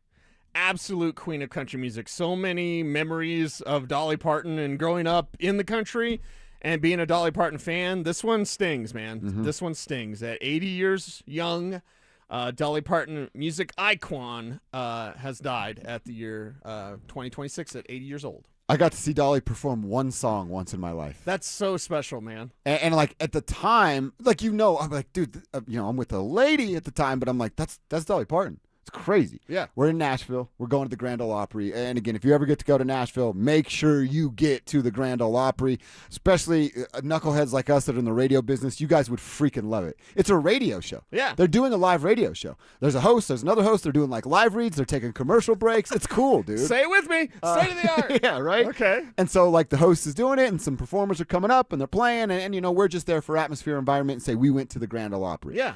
Host stops for a second and he's being told something in his ear. And then he's like, we got a special guest. Out walks Dolly Parton. And everybody loses everybody's like, oh my God. And I'm losing my mind. It's like Dolly Parton. Dolly Parton at the Grand Ole Opry. Dude, and you go and you stand on the star, right? It's the whole thing. And spotlight on her, dark, everyone quiet. And she goes, I'm going to perform one song.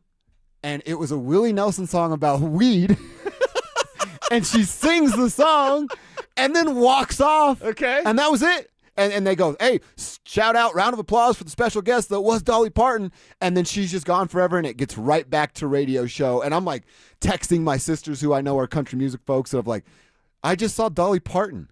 And I was like, well, I'm getting chills telling a story again about it. Like, it was just a moment of like, oh my God, I can't believe we're here right now, right time to see this. Yeah, I think it's singing about reefer. I'm like, what is Dolly Parton? Did I pick the song? Grand Ole Opry song about the devil's lettuce. Yeah, right. Okay. It was just incredible. So sounds like a grand slam. It was. It was pretty sweet. Dude. Yeah, I can't believe that one of the she's gone. best moments of like, I'll never forget that moment. She was always very happy, very active, always energetic, and always very positive. And I appreciate that as an artist, because she is an absolute legend. She's the queen of country music. The queen. And we miss her. Yeah. Her legacy, her legend will live on forever, especially through great songs like that. So rest in peace to Dolly Parton. Jam a little Dolly at some point today.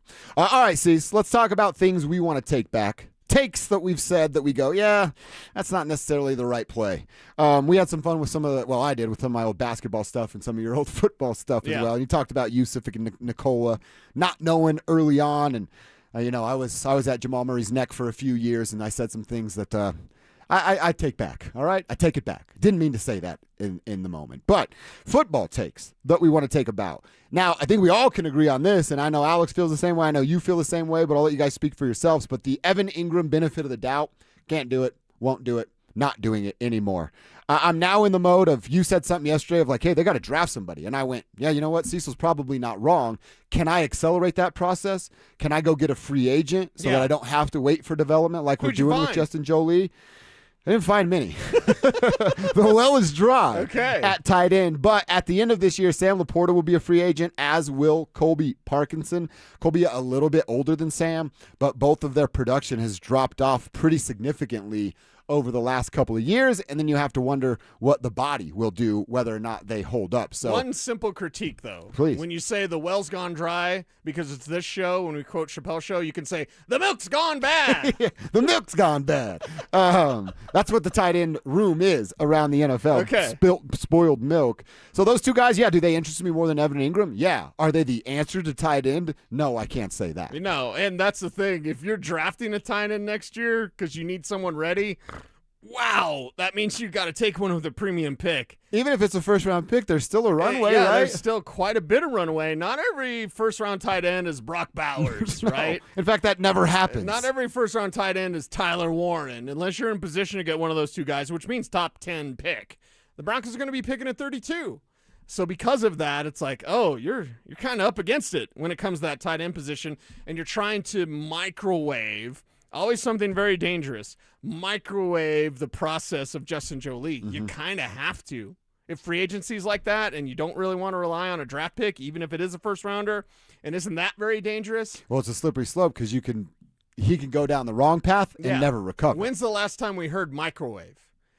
I remember Troy Rank talking about microwave a lot with Paxton Lynch. They got to microwave him. Well, speaking of the milk's gone bad. Didn't work out. You microwave. Your settings are all wrong. You microwaved him in aluminum foil and blew up the kitchen. That's what happened with Paxton Lynch. Your microwave exploded. So, you do have to be a little careful with that. And I know, Alex, you felt the same way, Cecil. You're saying it there. Like, we just can't. You can't hold your breath for Evan Ingram anymore. Yeah. Because, that's going to end bad. Someone last night, and I'll give it full credit if I could remember the name, damn it, on Orange and Blue Today, someone said something that we had never said before on this show, and I want to say it now, and I want to really believe it. I'm not talking myself into this, but I believe it may be true. RJ's the Joker. A Joker is a tight end or running back that is dangerous catching passes. Isn't RJ Harvey? Hasn't he proven in a year in a preseason that he's more dangerous than Evan Ingram? So if and again, Evan had a touchdown last year. It's kind of you get what you get, you don't throw a fit. If I were to tell you, hey, they're going to find a Joker, it's not Evan Ingram, but they're going to find a Joker. Guy's going to catch 80 passes. If I told you, full disclosure, 2026, dude, they found the Joker, it's Evan Ingram? No. Are you okay with that? I'm okay with it. I'm actually Alex, very are you okay with that? Yeah, I want a Joker on this roster for multiple reasons. Not only is it going to open up Bo Nix's game, but it's going to open up everyone else as well. So you need someone to fill that role, and I think we found him. And you know what? That's RJ Harvey. That's the definitive role of RJ. When yes, he'll still run the football. He's got RB next to his name, but you know what he's there to do week in and week out on Sundays. Exactly. And if RJ Harvey's your Joker and Evan Ingram's not, it means we can put away any sort of expectations about Evan Ingram. And that's not punting, and that's not, being a baby and like, oh, you're just giving up on Evan Ingram. I'm not saying that. I'm just saying instead of being like, where's that 800 yards? I'm like, yeah, he got 500 yards. I'm fine. That's okay. He's better than Adam Troutman. It's like, whatever. And Justin Jolie's going to be ready. the year, Trout. Oh, come on. Come on, Stoke. That's the bar now, is be better than Adam Troutman. So we're lost if that's the bar. When does Adam Troutman rise up to the mean? Like, when does he progress to the mean? Because of the law of averages, Stoke. We need a definition of year of Trout. What exactly does that mean from Brandon Stokely? I think it means Stokes going fishing. He's just going to hang out with Paul Klee? Yeah. He's going to go catch trout? Yeah, exactly. Who doesn't want to hang out with Klee? I want to hang out with Paul Klee all the time. All right, so I'll take that back. I'll take away my worry from JFM. Dude, they got plug-and-play players, multiple options to throw at that. They're all good on the defensive line. I need to stop worrying, and I will stop worrying about replacing John Can I get a little Franklin bit of a Myers. runway this year? Please. I'm going to take back anything bad I've ever said about Sean Payton so that now I can say more bad stuff about Sean Payton when it's necessary. But right now, Sean, we're wiping the slate clean. Yeah. Every single opinion that I've had about Sean Payton that has been, wrong-headed or incorrect or some have perceived as mean, you guys hate Sean. We don't hate Sean. We just tell you the truth because we're not paid by the team. Yeah, I like that. Take it back so we can reset the clock. Oh, if I got paid by the team, I'd lie my ass off. Like, the shot clock's at 24 again? Guess what we're doing? Hey, Sean's great, guys. There's no problems here. I told a previous employer once, give me a lifetime contract. I'll say whatever you need me to say. And they said no? They said no. The cheap guy said no? Can't believe they that. They said no to that one. Wow. Alex, you got something you're taking back? I have one thing that I have to take back, and this may just be because I was working on the drive for as long as I was for those couple months before I got bumped in to do this. Guys, I was actually really worried about Bo Nix's ankle. I was. You were? I was. I was one of those guys, and maybe I just listened a little too much. I'm taking it back. Like, he's fine. Throughout camp, and especially after watching that last game, he's more than okay. Mm-hmm. That ankle has never been a concern. It shouldn't have been a concern. That ankle is 100% ready to go. And like Bo said, it's probably like feeling the best it's ever felt in his entire life. He's more dangerous now, right? That's what he said. That's what he said, yeah. I like that one a lot because there's a lot of people that felt that way and don't want to admit what you just did. Takes a big man in our guy, Alex. You know why? Alex is a smart guy. That's why. Smart fella back there. That's awesome. Come on, do it. I want to hear it. Alex is super smart. There he is. There you go. Coach said it. It has to be true. It's like the internet. If it's there, it's true. Yeah. All right. So if you community noted either. If you've got something that you want to take back, maybe you've sent a text. I've seen some of your texts. There's some stuff you guys probably want to take back. Okay. Share it with us. 303-713-1043. RamosLaw.com text line. Same deal. On YouTube, youtube.com/DenverSports. You get some of those sometimes in life, right? Where you want to take back the text. Are we talking about sports or other stuff? It could be whatever. Okay. I'll take back several relationships. There was one time, and I never wanted to do this, like ever. But there was one time, one of the football moms playing Pop Warner football, and her son wasn't playing at linebacker, I believe. This is like you're playing or Liam's playing? Liam's playing. And so the mom was like, why isn't he playing? And I was like, he's not good enough. I wish I never would have said that. I see the car she drove once in a while, just the model of car. And I think of her boy who was a friend with Liam, and I'm just like, damn it, I should have never said that. That wasn't real smart. So, yeah. The football moms, you want to stay on their good side for as long I as you did can. get cussed out by one of the moms running the chain gang. I was like, how is this? Chad Ryder was there. Oh, I was nice. like, how is this lady cussing? She's on my team. She's one of the mothers on my team, and she's cussing at me while she's running the sticks. Football moms. A whole nother world. Football moms. Crazy. Whole nother world. Crazy. Watch All out. right. We'll give you guys a chance to ask Cecil some fantasy questions. RamosLaw.com text line. Shop Honda Tribe Chat on YouTube is where you throw them at us. We'll get to as many of those as we can after we check in and hear from Deion Sanders. He was spewing some nonsense from Boulder yesterday. We'll tell you what it was next. Bo Nix is back. 2 surgeries, months of rehab, and Friday night he walked onto the field and made it look easy. Let's go! Sean Payton liked what he saw. So did Broncos country. But is it enough to quiet any concern heading into the season? Or do we need to see more? Denver Sports 104.3. The Fan.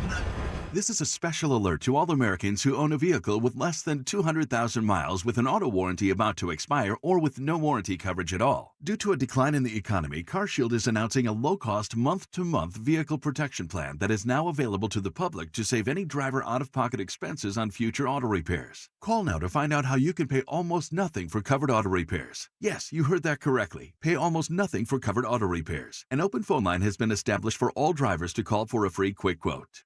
Call 800-330-8323 now. Drivers who are covered will not have to pay for covered repairs again. This protection plan is at an all-time low. Additionally, drivers who activate this vehicle protection today will also receive free roadside assistance, free towing, and car rental options at no additional cost. Call us for your free quick quote today. 800-330-8323. That's 800-330-8323. What do you have to lose? Call 800-330-8323. Again, 800-330-8323. Denver Deck Builders is the #1 deck builder in Colorado, family-owned. Got one of the sons, Tyler, with me. When you guys build a deck, you have your own high standards you demand. We don't want to jeopardize the PE stamps. We don't want to jeopardize the client's safety. And we have an A+ rating with the BBB. We want to keep everybody happy and build to our own standards. Our guys are all ethical guys. We've known them for years. All the crew leads, they have their own standard. They really want to take pride in their work, and it's a big deal. Reach out to Denver Deck Builders for a free consultation. Go to ddbonthefan.com.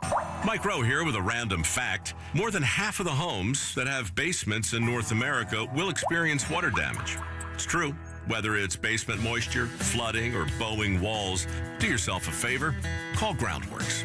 I spent some time working with these guys. They're the real deal. Their people are trained and certified to waterproof your basement and stabilize your walls. Schedule a free inspection with Groundworks, the foundation and waterproofing experts. Licensed in all states where work is performed. See website for details. Dan Jacobs with Jacobs Law on 303 Law 4040. Here's a story my lovely wife Kimberly was particularly proud of. Jeffrey, a listener just like you, called 303 Law 4040 and said he was T-boned by a driver running a red light and rammed his car right into a tree. When the cops came, the other driver lied and the police believed him. They said Jeffrey was at fault.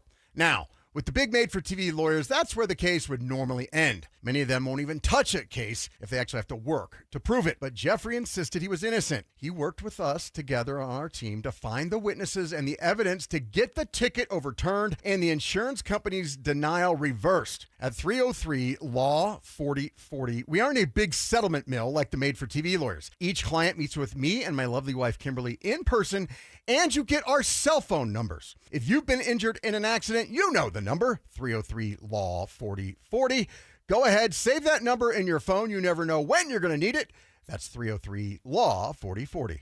Usually when something sounds way too good to be true, it is. Imagine someone says you can cut your mobile bill in half. Sounds like a fantasy, but with Xfinity Mobile, it's the real deal. Because when you have Xfinity Internet, you can cut your mobile bill in half. Plus, try Xfinity Mobile free for a year. No commitment. That's a whole lot of streaming, sharing, scrolling, and whatever else you can do with your phone. All for half the price and none of the commitment. That means you'll save big over Verizon, AT&T, and T-Mobile. Now, all you have to do is think about how you'll spend all that extra money. Call them at 1-800-XFINITY or go to XfinityMobile.com or visit a local Xfinity store to switch today. Restrictions apply. Savings compares to one line of Xfinity Mobile Select to comparable plans of T-Mobile, Verizon, and AT&T as of 3/24/26. Taxes, fees extra, $30 monthly discount limited to new mobile customers only after 12 months. Regular rates apply. This segment on The Fan is served up by Jack's Modern Steakhouse. Catch Telestrator Tuesday weekly on Stokely and Evans with Mark Schlereth, where Stink or Stoke dive into the past weekend's games with a coach's eye, using insights into what went right and wrong on critical plays. Telestrator Tuesdays, powered by Colorado Credit Union. Love where you live, love where you bank. It's Dover and Cecil on Denver Sports 104.3 The Fan. All right, don't forget, you can throw some fantasy questions to Cecil Lammy. We'll try to answer as many as we can. If you've already thrown it our way and we didn't get to it, resend it. 303-713-1043 is the RamosLaw.com text line. You resend your text, it'll get to the top of the page. Put your name on it, give you a better chance to get it read. And then same deal over on our Tribe chat, fueled by Champ Honda. That's at youtube.com/DenverSports. You need help with your draft. Who's your first pick? Who's your last pick? Let Cease help you out, and we'll get to as many of those as we can. There's a couple things I wanted to hear from Deion Sanders. He met the media yesterday and said a bunch of stuff about his team and about the legal situations that he is in. Let's start there. And with the subpoena situation, it was our buddy Pat Graham, and I like it. It's a bunch of, the blog boys over there asking softball questions towards Deion, and then Pat says, hey, let's talk about the off-the-field stuff and what's going on there. That is a distraction. Do you think that's my first subpoena? Like when you have when you get sued. You have off the field foolishness that if someone really sat down and explained it to you, you'll say, you got to be kidding. But it is what it is. I don't know anyone that's a game changer, a way maker that is not dealing with some type of lawsuit. So a game changer. He's him. He's it. So that's why, of course, he's being sued. Okay. Well, I look at it a little differently. I think you lied to a business partner, and that person has some legal action and leverage, and they're going to sue you for it.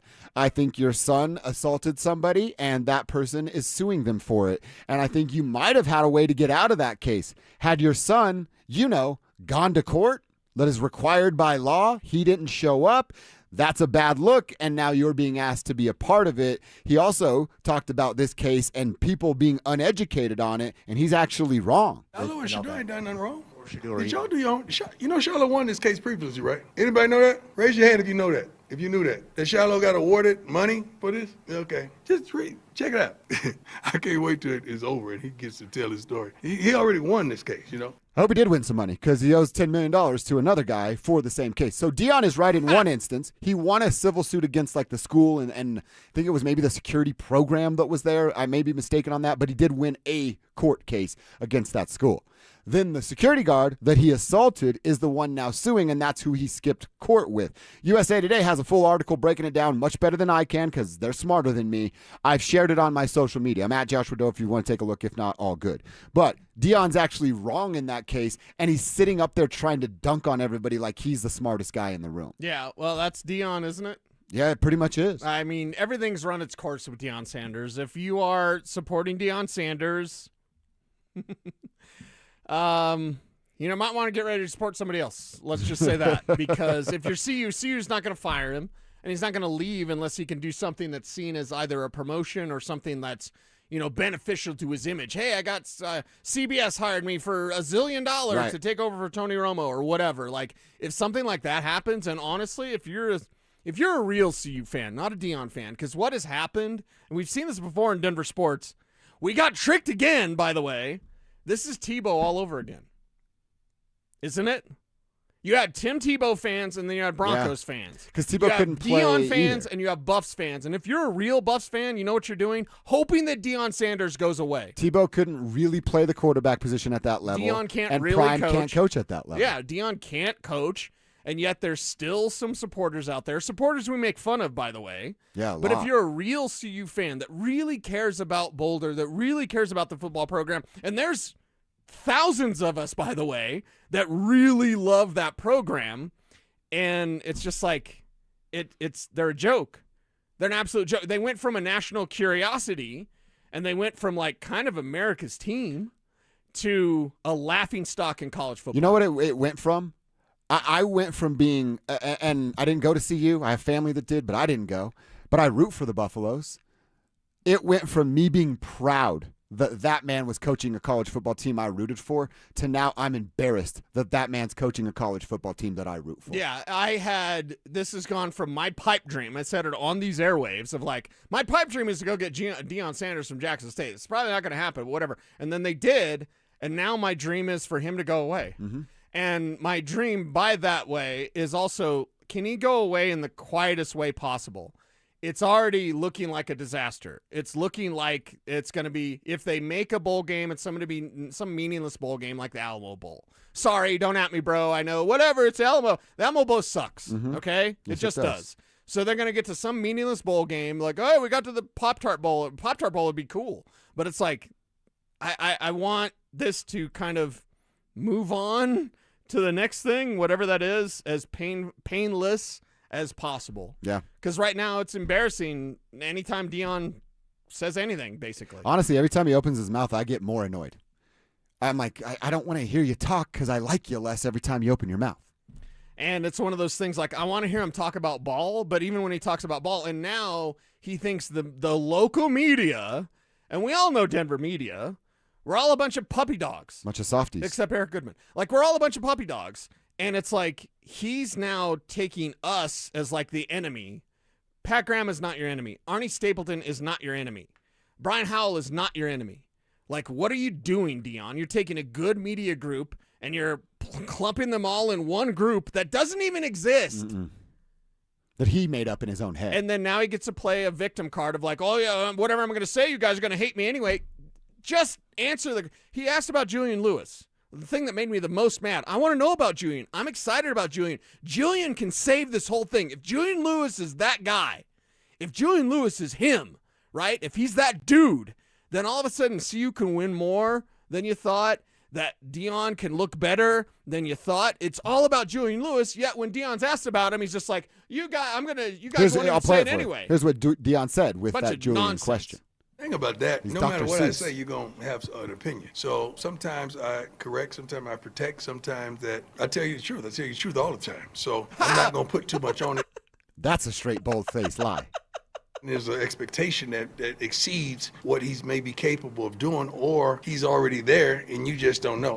One thing I don't want to do is put added pressure on that position. There's enough from the outside noise and all thereof. I just want him to execute the play that's called. You don't have to be great. You don't have to be outstanding, but just do what we ask you to do, and he's going to do that. There is certainly pressure on Julian Lewis. I can understand not You adding don't need extra to be great. pressure. You don't need to be outstanding. And what about the pressure? I'm going to fight you on the pressure thing because you're flipping quarterback. Alex, help me out. You're an effing quarterback, dude. Give me all the pressure. You think John Elway was afraid of pressure? No. Right? No. You think oh my God, there's pressure, guys. Give him the damn pressure. Have him respond. See, I don't want to defend Dion. I'll defend Julian. I'll defend Julian Lewis on this. Of like, yes, there's a ton of pressure on the kid, and it comes with the territory. You're quarterback. You're a big-time recruit. You get Division I quarterback. poached from USC to come to Colorado. Right. There's pressure for the position. Yeah. I'm only saying, like, there doesn't need to be extra pressure from Dion with his media battle and the media doing whatever it is that he thinks they're trying to do. I don't think they're trying to do anything. In Dion's eyes, they think they're out to get him. There's already enough pressure on this kid. That's my point. All the pressure you're talking about, it comes with the territory. You don't need any more. And sometimes Dion creates that, and it trickles down to his roster. Can we have our college football coaches not be smug, self-righteous jackasses? Mm-hmm. Can we have that? I would like that. Is that possible? It seems possible everywhere except for Boulder, Colorado. Okay. And wherever Clemson's located as well. Because Dabo's the same guy. Dabo's worse than Dion. Yes, he is. Dabo's like... Well, he fakes it with the whole nother thing. Dabo's a bad guy. Not a big fan of Dabo or Dion. All right, I see a bunch of fantasy questions. I promise you we're going to get to those coming up in the 1 o'clock hour. In fact, we'll do it coming up in this 1 o'clock segment. We'll also hear from Sean Payton. Was he happy with the communication between Davis Webb and Bo Nix Friday night? We'll hear Sean and answer your fantasy questions next. Stay up to date on the Broncos with our 9 News Broncos insider Mike Kliss. Presented by Fitness Gallery and Monarch Construction and Roofing. Hear the latest from every practice and every game every single week during football season. Denver Sports 104.3. The Fan.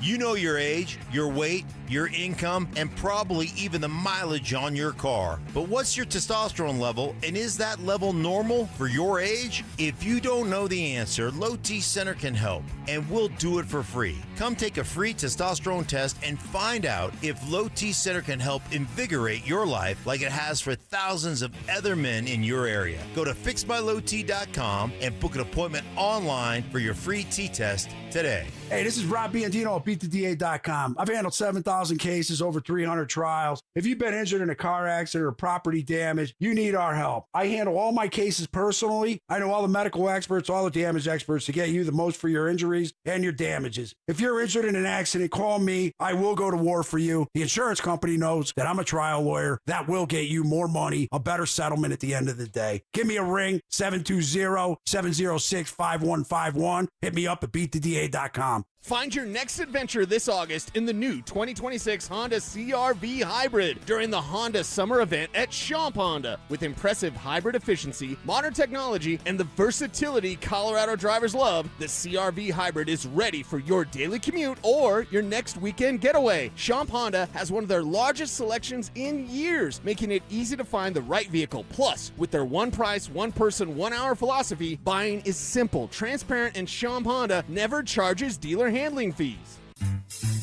1-877 Cars for Kids.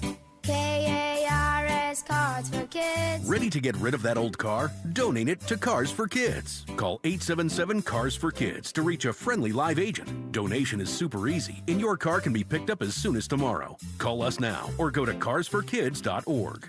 1-877 Cars for Kids. Donate your car today. Did you know you can donate real estate too? Hey, it's that time of year to get your lawn prepared to make sure you have a great lawn next year, especially following a drought. I know of no two better products to do that than Rich Lawn Winterizer and Revive Ready Spray. Weeds flourish after a drought where your grass is thinned and weakened. Combat this by feeding your soil at the roots with Rich Lawn Winterizer, an organic-based fertilizer that can help naturally crowd out and prevent future weeds. Plus, Rich Lawn Winterizer helps your yard get greener next spring. Also overseed with Easy Green Grass Seed, which is a premium blend that is fast germinating and low maintenance. And don't forget to revitalize your lawn with Revive Ready Spray, the fast-acting organic-based lawn treatment for thicker, greener grass. With Revive Lawn products, get deeper watering, deeper roots, greener grass, and say goodbye to the backyard blues. With Rich Lawn and Revive products, you'll have the perfect fall lineup for your yard. Hi, I'm Donnie, owner of Fitness Gallery, where we believe there's nothing more important than your health. We've just celebrated our 27th year in business. Thank you for your continued support. Hey, Broncos country, I'm Terrell Davis. That's why I made the smart move to invest in fitness equipment with Fitness Gallery. It's a game changer. Work out on your schedule from the privacy of your own home. At Fitness Gallery, we have the nation's lowest prices on the highest quality products that stand the test of time. Imagine this. No more wasting time in traffic, no more crowded gyms. Guys, are you looking for a simple solution to hair loss this summer? Get Advanced Hair's breakthrough one-day treatment during their once-yearly summer savings event. Your own natural hair begins to regrow the very next day, and Advanced Hair guarantees it will grow. Take advantage of your flexible summer calendar and get the most hair for your dollar during Advanced Hair's best offer ever. For details and a free consultation, call 720-459-HAIR or at advancedhair.com. Lunch hits different with us. You're locked into KKFN and KKFN HD1 Longmont, Denver. This is Dover and Cecil, brought to you by Wayback Burgers.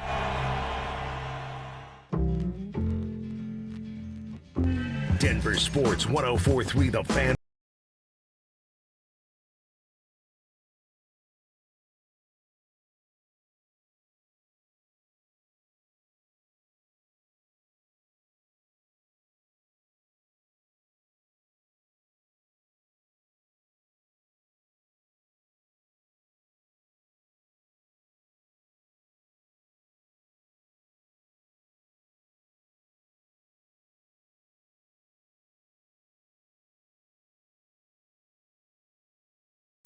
And Cecil will rapid fire answer as many of those as he can. Hello. 303-713-1043 text line.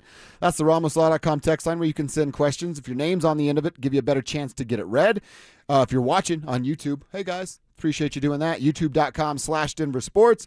Get in on the Dover and Cecil stream. Click that subscribe button, and our tribe chat is fueled by our friends over at Sean Honda, hooking up Cecil with that sweet passport that he's driving around every single day, looking clean out there, thanks to Sean Honda. All right, there's a couple things I wanted to do before that, and here a couple of things that Sean Payton had to say. Then like I said, I promise we're going to get to your fantasy questions. First up is Sean Payton talking about what he saw from Davis Webb working with Bo Nix, and then the question I'm going to ask you, Cease, is will Sean ever take play calling away from Davis Webb, even though he says he's liking what he's seeing? Smooth, it was good. Communication process was good. Yeah, no issues. It was all clean. All clean, no issues. Okay. So cool, calm, collected. That's Sean being happy with his employee. Yeah. How long does that last? A month, essentially. And so in this 6-game gauntlet stretch, we will see Sean to take play calling away, step in. How does it work? Well, I think the key term that Sean just used there is clean. Okay. Right? It was clean. When's it get dirty? It gets dirty when you got that 6-week schedule. It gets dirty when the Rams are working you defensively and you've got to have your offense pick it up. It gets dirty when you're facing the Super Bowl champions on a short week on October 15th on Thursday Night Football at home in a Power Field a mile high against the Seattle Seahawks. That's when it gets dirty. And when it's not clean, that's when Sean steps in. He's your hand sanitizer, if you will. So he'll step in and not take play calling away. Okay. I don't think anyone, because if we predict that, things have gone wrong. Dan Campbell took away Johnny Moe's play calling last year. Correct me if I'm wrong, Detroit didn't win the Super Bowl, They right? didn't, no. Yeah, and they took fell a step short. back. Yeah, they took a big step back and fell short and all that kind of stuff. I don't want that to be the case with the Broncos. So part of me is this, like, future projection, manifesting, bro. It's also just like I don't think Davis Webb loses his job. Johnny Morton lost his job because Johnny Morton's not good. Right. Davis Webb is good, and I don't think that he loses his job. I think Sean steps in with a little extra help once in a while, and maybe it is in some of those tougher matchups, but I don't think he straight, like, takes the job away. I think he might be a little extra. Is Sean Payton a little extra? I think he's a lot extra. Yeah, I think Sean's going to be a little extra at some point during the regular season. It's all fine. Everything's fine. And especially if it works, he's not going to stop. Well, and it's all like they're on a road trip together. Davis is driving. Yeah. Sean goes, I'm better at this than you. Pull over. I'm driving now. I might not drive until we get to our destination, but I'm driving for a little while. Yeah, okay. I get that. One of the times that I drove Katerina to college in Oregon, and of course she does it's 22-hour drive to Corvallis. Mm-hmm. And so I'm like, Katerina, I can drive 11, you drive a couple, and then I'll be good and whatever. She started driving, and I was trying to sleep, and I couldn't sleep because she was driving like crap. So you're like, I'll just drive. I just drove the entire way. That's what Sean's going to do. I drove the entire way. Mm-hmm. And if it wasn't for Chinchilla helping me stay awake, I had to take the wheel back, essentially. I don't think Sean does that, but there might be some times where he gets a little scared. And he's like, let me see that, young buck. Let me take over here. Let me run this play. Let me call this drive. Let me do this. Let me see if this will work. That might come up. I am... again, I got outsmarted on a tic-tac-toe game by a rooster one time. I'm not saying I'm smart, but I will say this.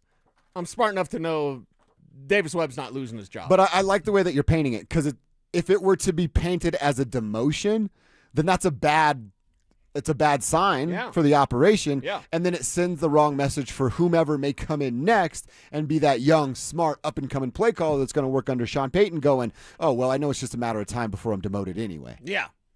Just sending the wrong signals. Yeah, send the wrong message. You're going to send the right message, and you're going to have this team on the same page. Davis Webb is a fast riser in coaching circles. That's not going to stop. No. Johnny Morton, and I'm picking on Johnny Mo, it's because he picked on Marvin. And if you pick on Marvin, I'm against you. That's your guy. Sorry. If you are against Marvin Mims, I'm against you. So Johnny Morton got replaced because he wasn't good, and he was never a fast riser. No one ever said, hey, Johnny Morton, there's a future. No one ever said that. The fact that he got play calling in Detroit, I was surprised. I kind of feel like that's like a Campbell calling Sean and being like, I think this guy's ready for the next step. And then Dan going, hey, thanks for that, dude. You can have him back in December. And he got him back. And he got him back in December. He got him back. And he didn't yell as much this year, or hardly at all. So. We saw Marvin kind of brush him off last week out at camp. Yeah. Like Johnny got after him, and Marvin's like, okay. Yeah. How'd it work in Detroit, buddy? Hey, you. How's it calling those plays? Oh, I forgot. Yeah. All right, let's give some time to our fantasy players and users. We didn't get to it at 12:45 because we were busy going after Dion and some of the nonsense he was saying yesterday up in Boulder.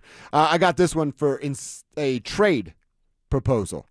I think you might do this. Would you trade Evan Ingram, Marvin Mims, and a pick to get Trey McBride? They don't say where the pick is, though. Yeah. I mean, you would do that in a heartbeat. You're getting Trey McBride. Yeah, you're make it a first-round pick. You're still probably doing it. It doesn't matter. You're getting Trey McBride, and when position scarcity is a thing at tight end, because there's some tight ends out there, but there's only a few. There's only, in fact, probably two others that are like Trey McBride, and that's Brock Bowers and Tyler Warren. Yeah, that's it. You should make that trade. Do it before they change their mind. Get it done today.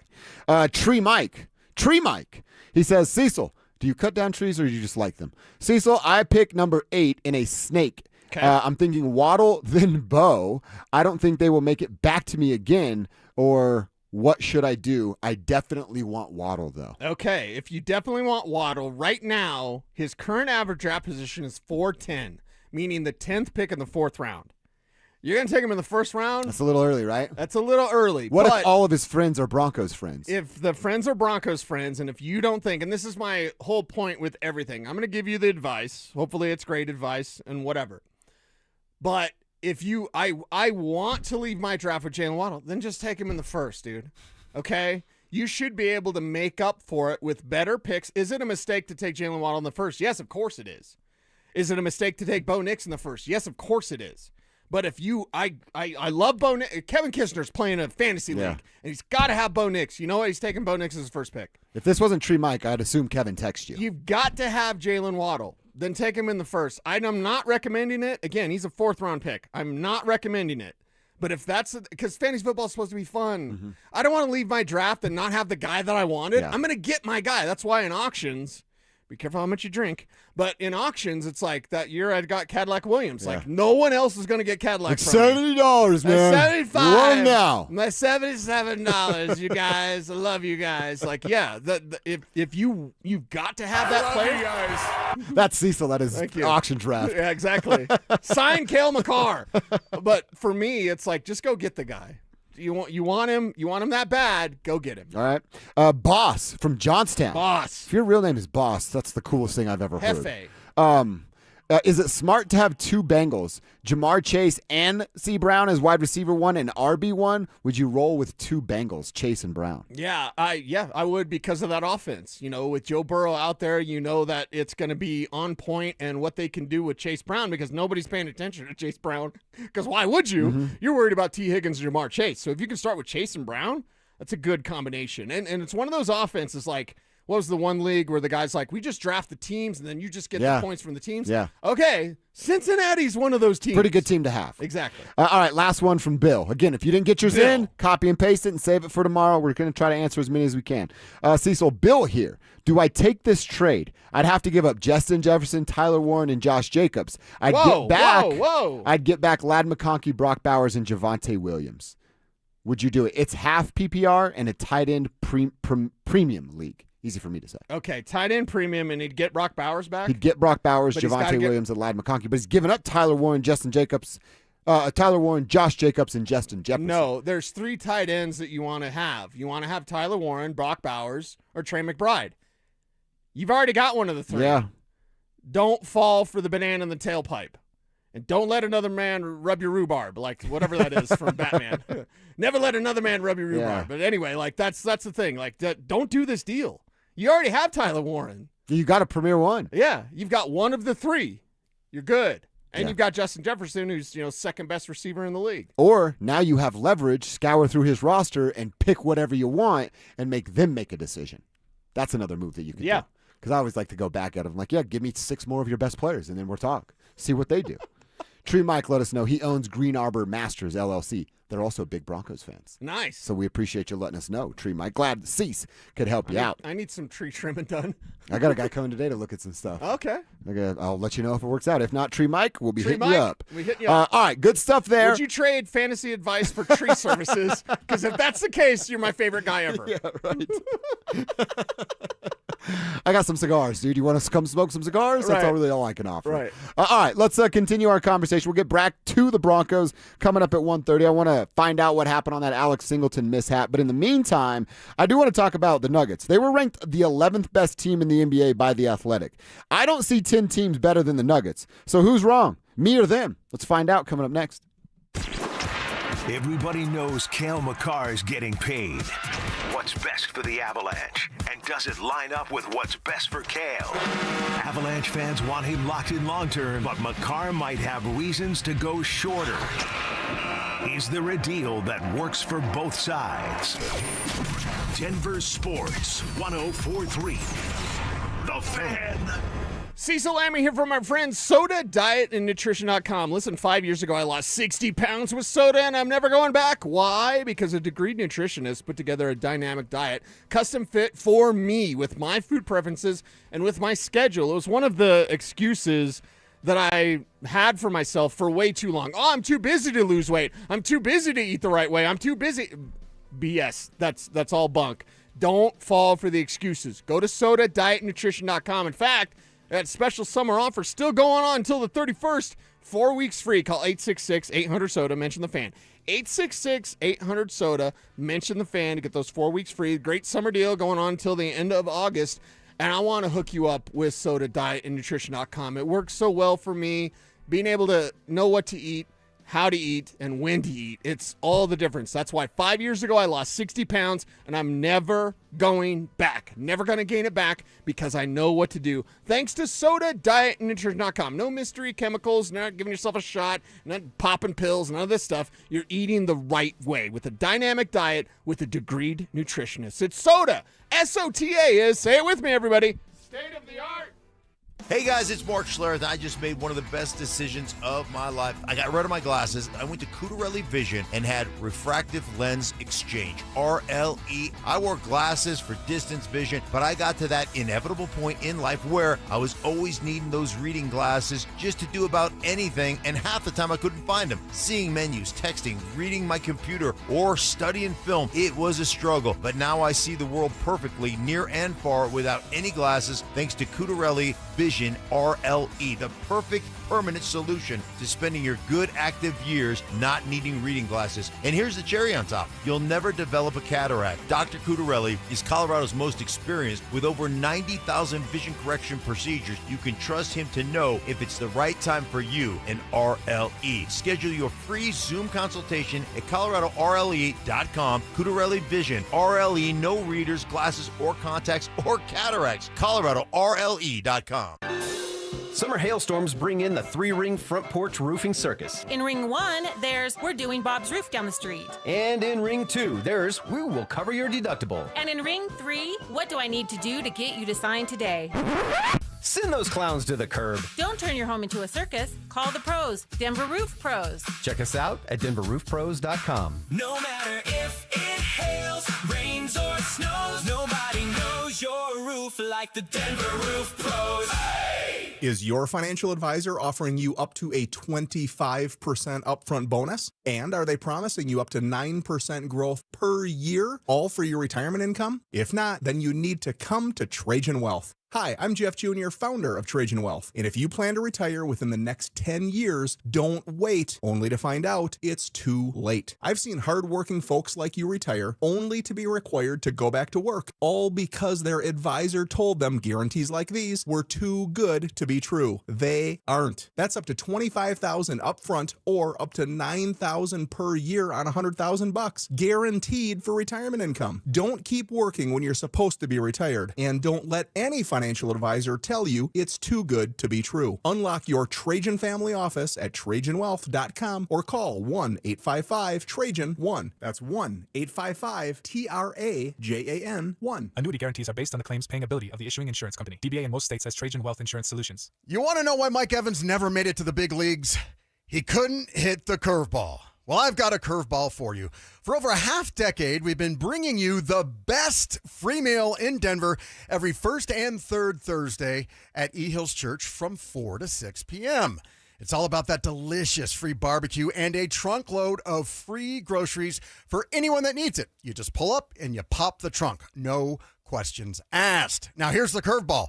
We're changing the times just a little bit. From now on, all that delicious pulled pork, smoked chipotle chicken, and every once in a while, beef brisket will be served from 3:30 to 5:30 p.m. Same great food, same great groceries every first and third Thursday, just 30 minutes earlier, 3:30 p.m. to 5:30 p.m. If you have any questions, just feel free to call us at 303-LAW-4040.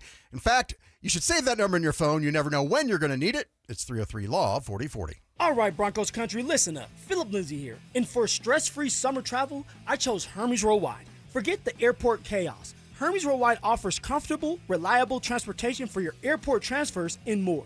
They're dependable, they're professional, so you can focus on your vacation.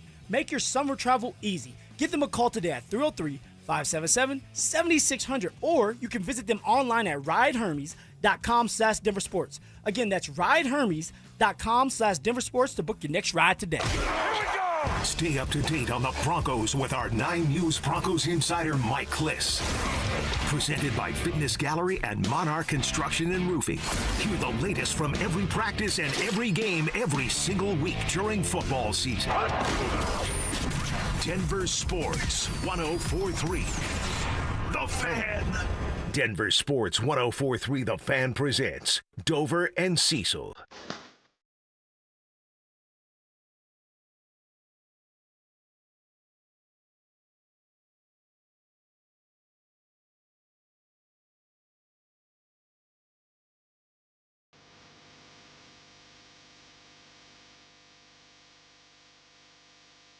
All right, we're going to take a Broncos break to talk a little bit about the Nuggets here. I have a little Broncos tie to this conversation. Maybe we'll get to that. And your Payton before the show is Watson over. conversation on Instagram is getting quite the response. Yeah. People are liking my comment over there. Yeah, only one guy took issue with your comment about Payton Watson saying goodbye to everybody. Yes. Including KCP for the 21st birthday Did party. he say goodbye to DA? Yeah, he did. Oh, okay. DA got it. Calvin Booth, Malone Malone was Coach Malone thanked. did it, yeah. The Cronkies as a family. Michael Porter Jr. for being his bro. Okay. And KCP for throwing him an epic 21st birthday party. Would you bring Michael Malone back?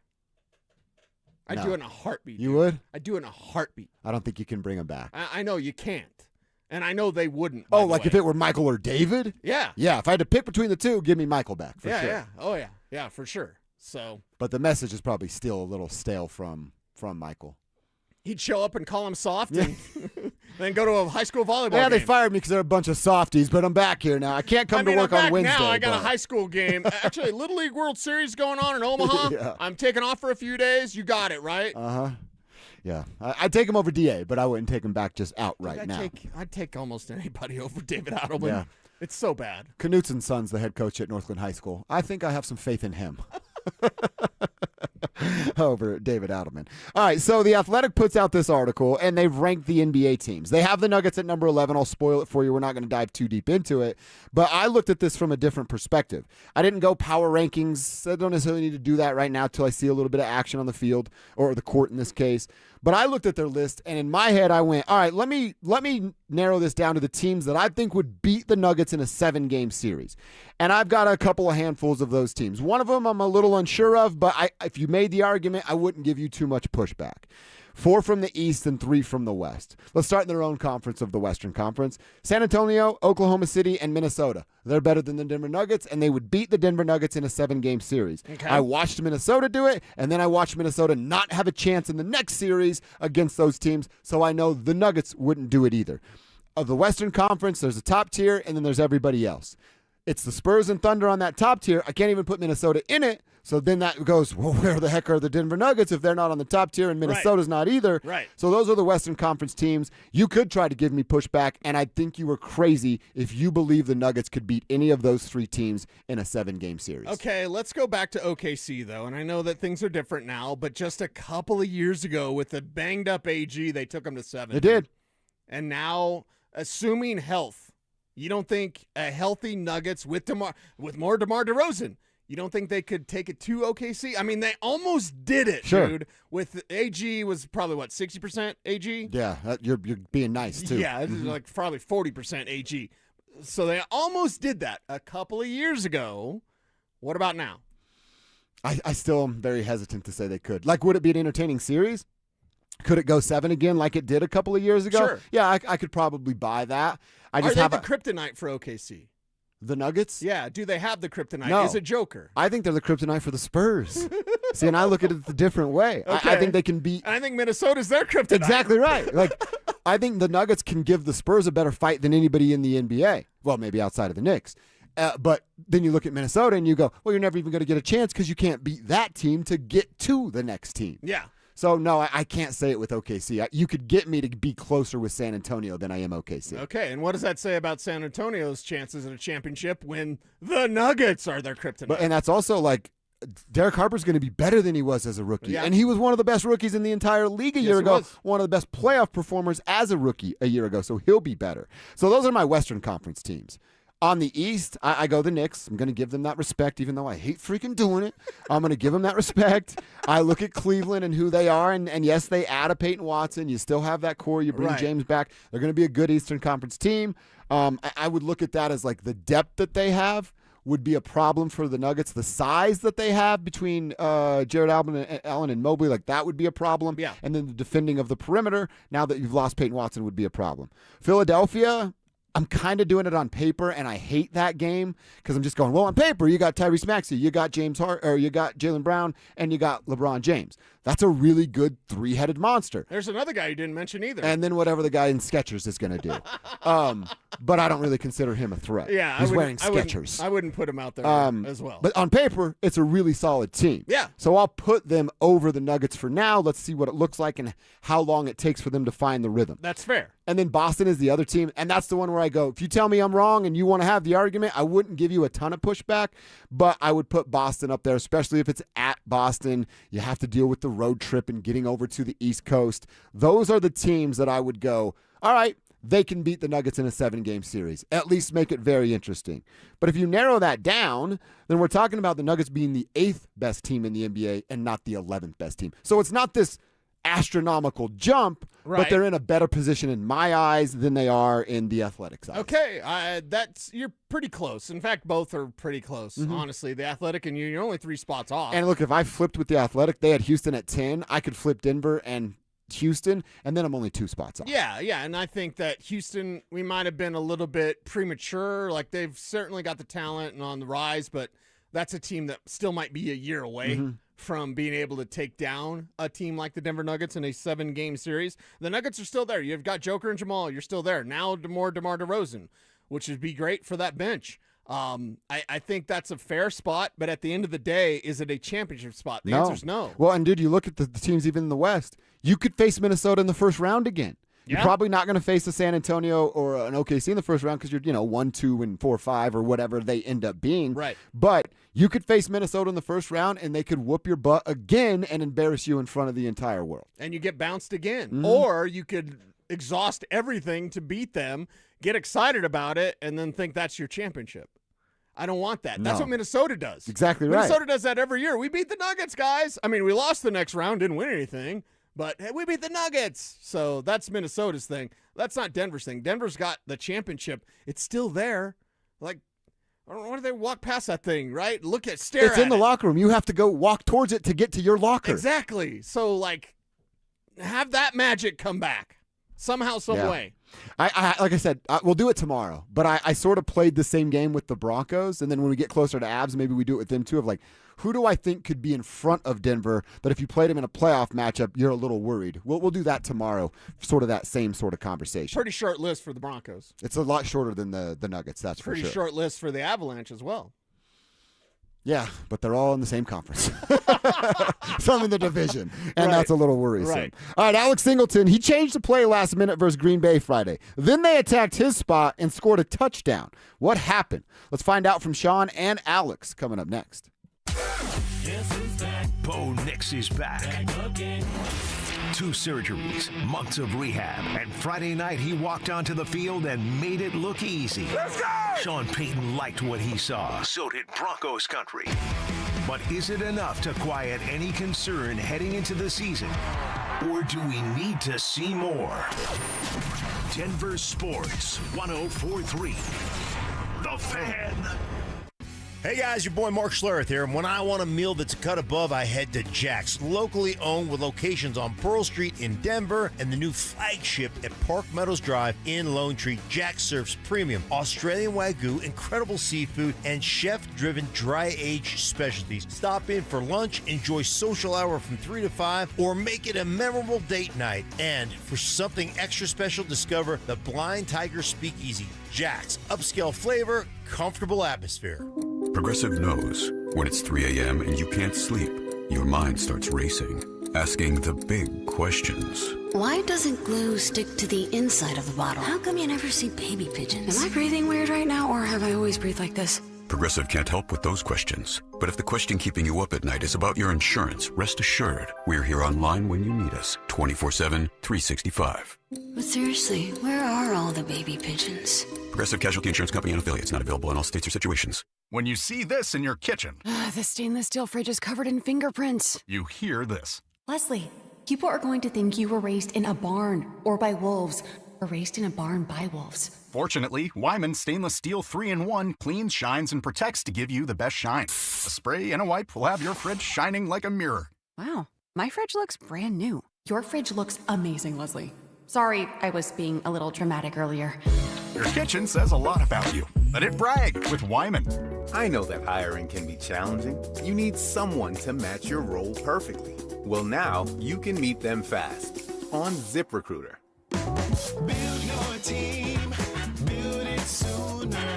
Meet your match on ZipRecruiter. Just head to ZipRecruiter.com/free right now to try it for free. That's ZipRecruiter.com/free. Meet your match on ZipRecruiter. Try it free.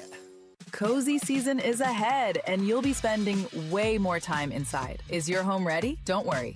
With Wayfair, you can upgrade your space without breaking the bank. Score up to 70% off during their Labor Day clearance on furniture, area rugs, mattresses, and more. Plus, surprise flash deals you can't miss. Whether it's one room or the whole house, Wayfair has pieces for every style and budget. Shop Wayfair's Labor Day clearance now through September 7th at wayfair.com. Wayfair, every style, every home. A small roof problem today can become a major expense tomorrow. Colorado hail, wind, and heavy snow can turn minor damage into costly repairs. Don't wait until it's too late. Trust Colorado's best roofing for honest inspections, dependable repairs, and reliable service. Schedule your free roof inspection today at roofingcolorado.com. Catch Telestrator Tuesday weekly on Stokely and Evans with Mark Schlereth, where Stink or Stoke dive into the past weekend's games with a coach's eye, using insights into what went right and wrong on critical plays. Telestrator Tuesdays, powered by Colorado Credit Union. Love where you live, love where you bank.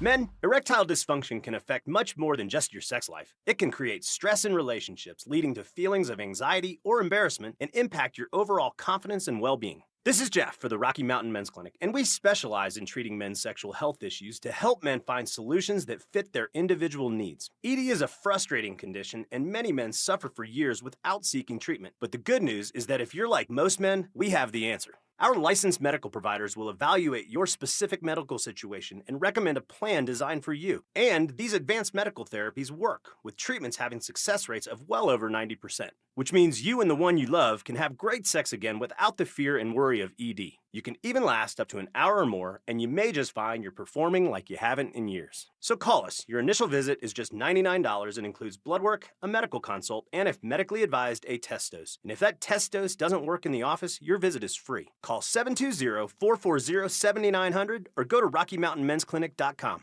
The Drive's head into Murphy Creek Golf Course, August 28th from 2 to 6. Join Zach By and Philip Lindsay and experience wide fairways, expansive greens, exceptional practice facilities, rustic charm, and great food and drinks. The Drive, live at Murphy Creek Golf Course, August 28th.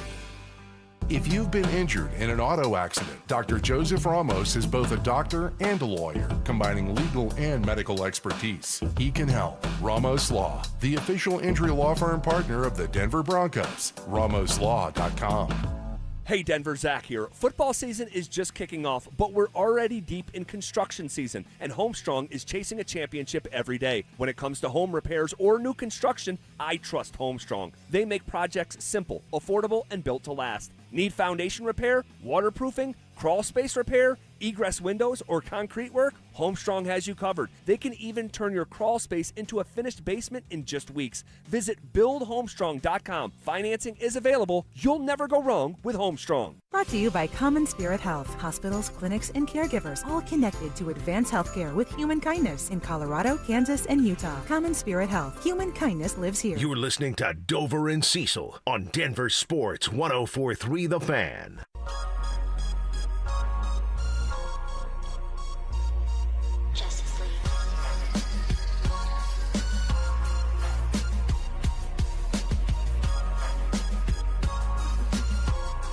All right, I want to go back to Friday night, and I want to highlight one specific play. We'll figure out what went wrong. I want to hear a little bit. I want to go back to Friday night, too, because it felt like I was time traveling after the Broncos game. Oh, wait, what? That's a good night right there. I introduced, he's probably on his way right now, my buddy JJ, to the guy I introduced you to. Oh, yeah? He's going to have himself an afternoon. Nice. Good luck, JJ. Salted caramel, JJ. Good luck this afternoon. That play with Alex Singleton. We talked about it yesterday, and we both went, all right, it's just a bad look, before we even heard what we're about to hear of the reasoning why. And Sean kind of protecting his linebacker in Alex Singleton for the moment. But you go, all right, last second, kind of audible. It's sort of chaos, right? Alex waving his arm, trying to get everybody's attention, yelling, like then 2 looking seconds. the other way. And there's 2 seconds left on the play clock. And it feels like Alex and really the the guys up front, the audibles don't really matter for them because their job doesn't really change on a down-to-down basis. I know the guys have to seal and all that, but the trenches I'm talking about. Yeah. So really, those are the only guys that could really hear him, and they didn't have anything to do. So Alex changes the play. Chaos, 2 seconds left. Ball snapped. He runs backwards towards the goal line.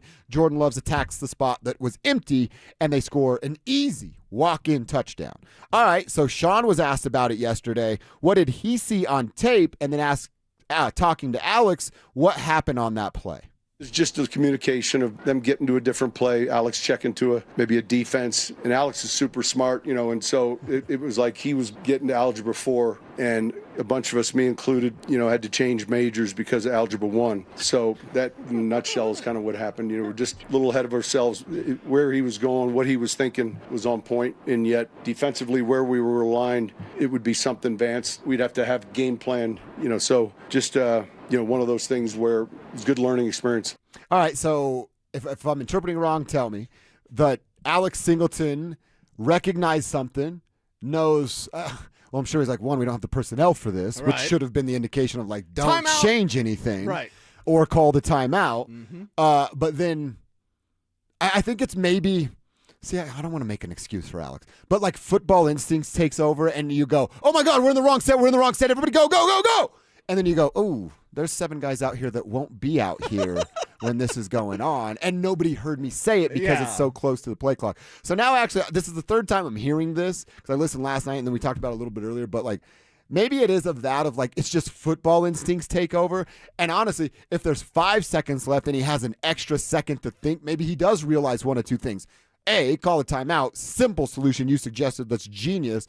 Or recognize, oh, what am I doing? It's preseason. We're not capable of this right now. Yeah, and the thing is, they haven't game plan. You don't really game plan in the preseason. Right. You just play vanilla. And it seems like, I'm just guessing, it seems like Alex Singleton was trying to implement something or a defensive coverage that would be something they would have game planned for based off that look. They're just playing straight up. That's what they're trying to do in the preseason. Just play straight up. Don't change anything. Don't really show anything. And Alex was trying to show a little bit. So, he got caught. And when I sound like Dion, I'm rhyming again. So I protect him and, all that kind of stuff. Alex then was also asked what happened on set What happened? Play. Yeah, we were just changing things. Stuff, like I said, saving. We don't need to tell Kansas City everything, so we'll just save some things, for the red zone. The Packers, obviously came out, had a good first drive. So I actually don't like that play, even less now, not because it was a touchdown for Green Bay in a meaningless preseason game. Do you know what I'm doing if I'm Kansas City? What?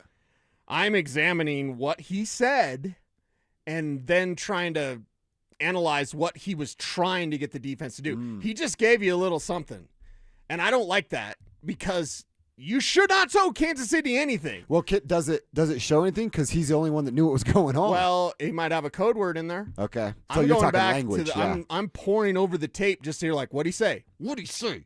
I don't like it.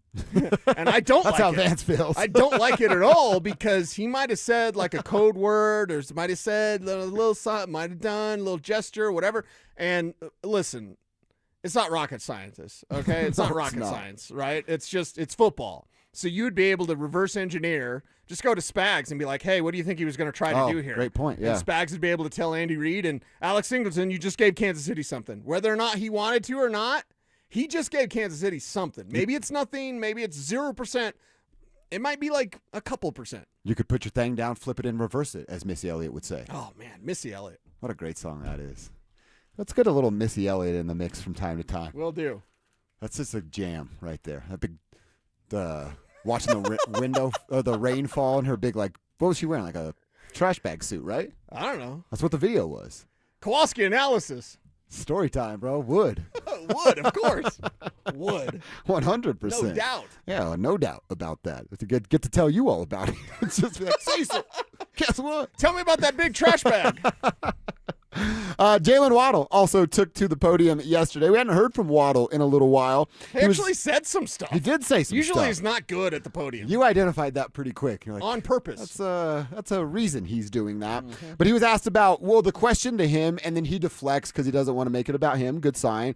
Was what made him different as a playmaker. And then he goes on to talk about how many playmakers are on this team.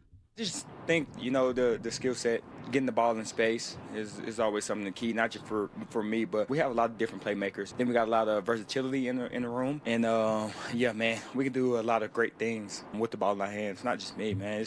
We got a lot of playmakers on this team, and that's the good thing. You want to play with a lot of dangerous players, and we got those. And now, look, he's right. There are playmakers, but him unlocking everybody else is sort of that's the missing piece, right? Like, he's the skeleton key that unlocks every door that is for the Denver Broncos, because he said it. You get to operate in space, and people have to respect his speed. Are there fast guys on the Broncos? Of course there are. There were fast guys on the Broncos last year. Troy Franklin can move. Not like Jalen Waddle. Not get up, turn it off, get back up again type of move for Jalen Waddle. That's why he is the ultimate skeleton key. He's going to unlock every door that Bo Nix didn't have with his playmakers, because they have to respect his speed and they have to respect the space that he's going to create in the middle of the field. Yeah, and they have to respect the playmaking ability that's proven that he has. A lot of the rookies, let's say like a Jonah Coleman, you got to see it in the regular season. I already know Jalen Waddle's a playmaker. I saw him catch passes from Tua Tagovailoa, and it was awful because Tua's just a terrible quarterback. Bo Nix is one of the best quarterbacks in the league. And what's that going to look like for Jalen Waddle? We're not only going to see the best version of Bo Nix, I guarantee we're going to see the best version of Jalen Waddle too, because of Bo Nix and because of Waddle's playmaking ability. So just keep him healthy and keep him making plays. Keep feeding that machine that is Jalen Waddle. It's a little machine, but it's a dangerous machine. It'll do a lot if you need it to do quite a lot. Thank God we've got the little guy. Oh, Vance even knows. VJ knows. VJ has to go against him in practice. Yeah. Who's That's he why he's got all that gray hair now. Who was he talking about in that quick calling him a little guy? It seems sort of disrespectful. I can't remember. It seems like I should remember. I was there for that press conference, but thank God we've got the little guy. Thank God we've got the little guy. Imagine if you're that little guy. Was it Philip? He wasn't talking about Phil. He was talking about Philip. I think he was talking about Philip. Really? I think so. He's a good little player. I think so. That VJ, he knows what's going on with it. All right, couple more things I want to hear from Sean. Plus, we do have a few updates of some things that we can report going on at practice. We'll do attendance with you. And here's Sean talk about not having joint practices. How much does that factor into preseason game number 3 and what his starters will or won't do Friday night? Find out with us coming up next. The Nuggets lost Peyton Watson and replaced him with a 37-year-old six-time All-Star DeMar DeRozan on a minimum deal. Does that swap move Denver up in the West, or does it just keep them treading water? Where do the Nuggets really stand heading into this season? Denver Sports 104.3. The Fan. For 90 years, Belco Credit Union has proudly called Colorado home. That's thanks to all our members who have helped us grow alongside our beautiful state. To celebrate our anniversary, Belco is offering a special low fixed rate on a new home equity choice line advance. If you've been waiting to start a new home renovation project, now's the perfect time. Go to belco.org/90 years to see full offer details. Equal housing opportunity lender. Membership eligibility required. All loans subject to approval. Belco. Banking for everyone. Summer is a time to feel and look your best, but I'm not talking about your tan or abs. Guys, I'm talking about your hair. Restore that bald spot, reverse your receding hairline, or add volume to decades of thinning during Advanced Hair's once yearly summer savings event. Advanced Hair's simple one-day treatment begins to regrow your own natural hair the very next day, and it can even grow for life. Did I mention Advanced Hair even guarantees your new hair will grow? Take advantage of your flexible summer calendar and get the most hair for your dollar during Advanced Hair's best offer ever. The summer sales event is on for a limited time, so schedule your free consultation and get the details today. 720-459-HAIR. One-day treatment, life-changing results with Advanced Hair. Your new hair is guaranteed to grow. Check out the incredible before and afters and get your savings details while still available. That's 720-459-HAIR or advancedhair.com. There's nothing between a motorcyclist and the road, and when a careless driver causes a motorcycle crash, the results can be catastrophic. I'm Rob Wilhite of the Wilhite Law Firm, and for nearly 50 years, my firm has been standing up for seriously injured riders across Colorado. We know these cases, we know how to win them, and we won't rest until we get you the maximum compensation you deserve. If you've been injured in a motorcycle accident, call us today, the Wilhite Law Firm, 303-GOOD-LAW or WilhiteWins.com. It's home selling season. And what's the biggest mistake you can make when selling your home? settling for less money. That never happens with Orchard. Low ball offers can wear you down, causing you to settle for thousands less. You don't have to settle when you sell with an Orchard agent. Orchard reinvented the real estate industry by guaranteeing your home sale. Their local agents help you sell on market for top dollar. First, Orchard gives you cash up front to buy and move into your new home first, on your timeline. No waiting, no showings, no double moves. Then, once you're settled in, your Orchard agent helps you sell your home on market for top dollar. Here's what one customer said. I went under contract within 24 hours of my home listing, which was amazing. With Orchard, you never have to settle for less. Buy before you sell and get top dollar for your home with Orchard. Curious how much your home is worth? Visit Orchard.com to get your free home valuation. That's Orchard.com. Hey guys, your boy Stink here. And if you're over 50, there's a good chance you're dealing with an enlarged prostate. Waking up at night, weak stream, all of it. Here's the good news. PAE, prostate artery embolization, is minimally invasive, done through a tiny pinhole, and you're home the same day. Most men who have PAE don't experience any sexual side effects associated with conventional prostate surgery. At Colorado Advanced Endovascular, their experienced team offers specialized prostate treatment with near zero impact on sexual function. Lakewood location, personalized care. Visit coloradoae.com. At Gebhardt BMW, they're proud to serve their clients and deliver the luxury experience you expect from BMW and the Gebhardt family. They have immediate availability and flexible transportation options to accommodate your busy schedule. They also offer one-stop shopping for all your BMW needs, from maintenance to repairs, window tint to clear mask, and light body and wheel repair. They really are a one-stop destination for all your BMW needs. Gebhardt BMW, your trusted family dealership in Boulder since 1975. Want real Broncos talk? Cecil Lammy and Andrew Mason bring the heat on Orange and Blue today. The most passionate, intelligent, and in-depth Broncos coverage in the game. Weekdays at 5 p.m. on the Denver Sports 104.3 The Fan YouTube channel.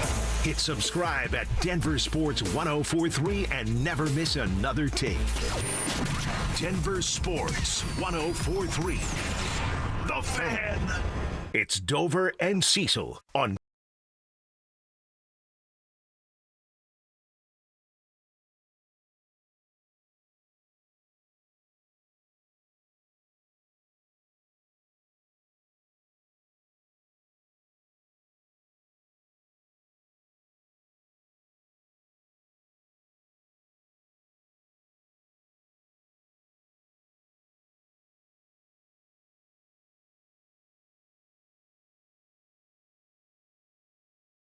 this and when Yusuf Nurkic, you said earlier, Yusuf Nurkic and Nikola Jokic the battle, they traded Yusuf and made the right move.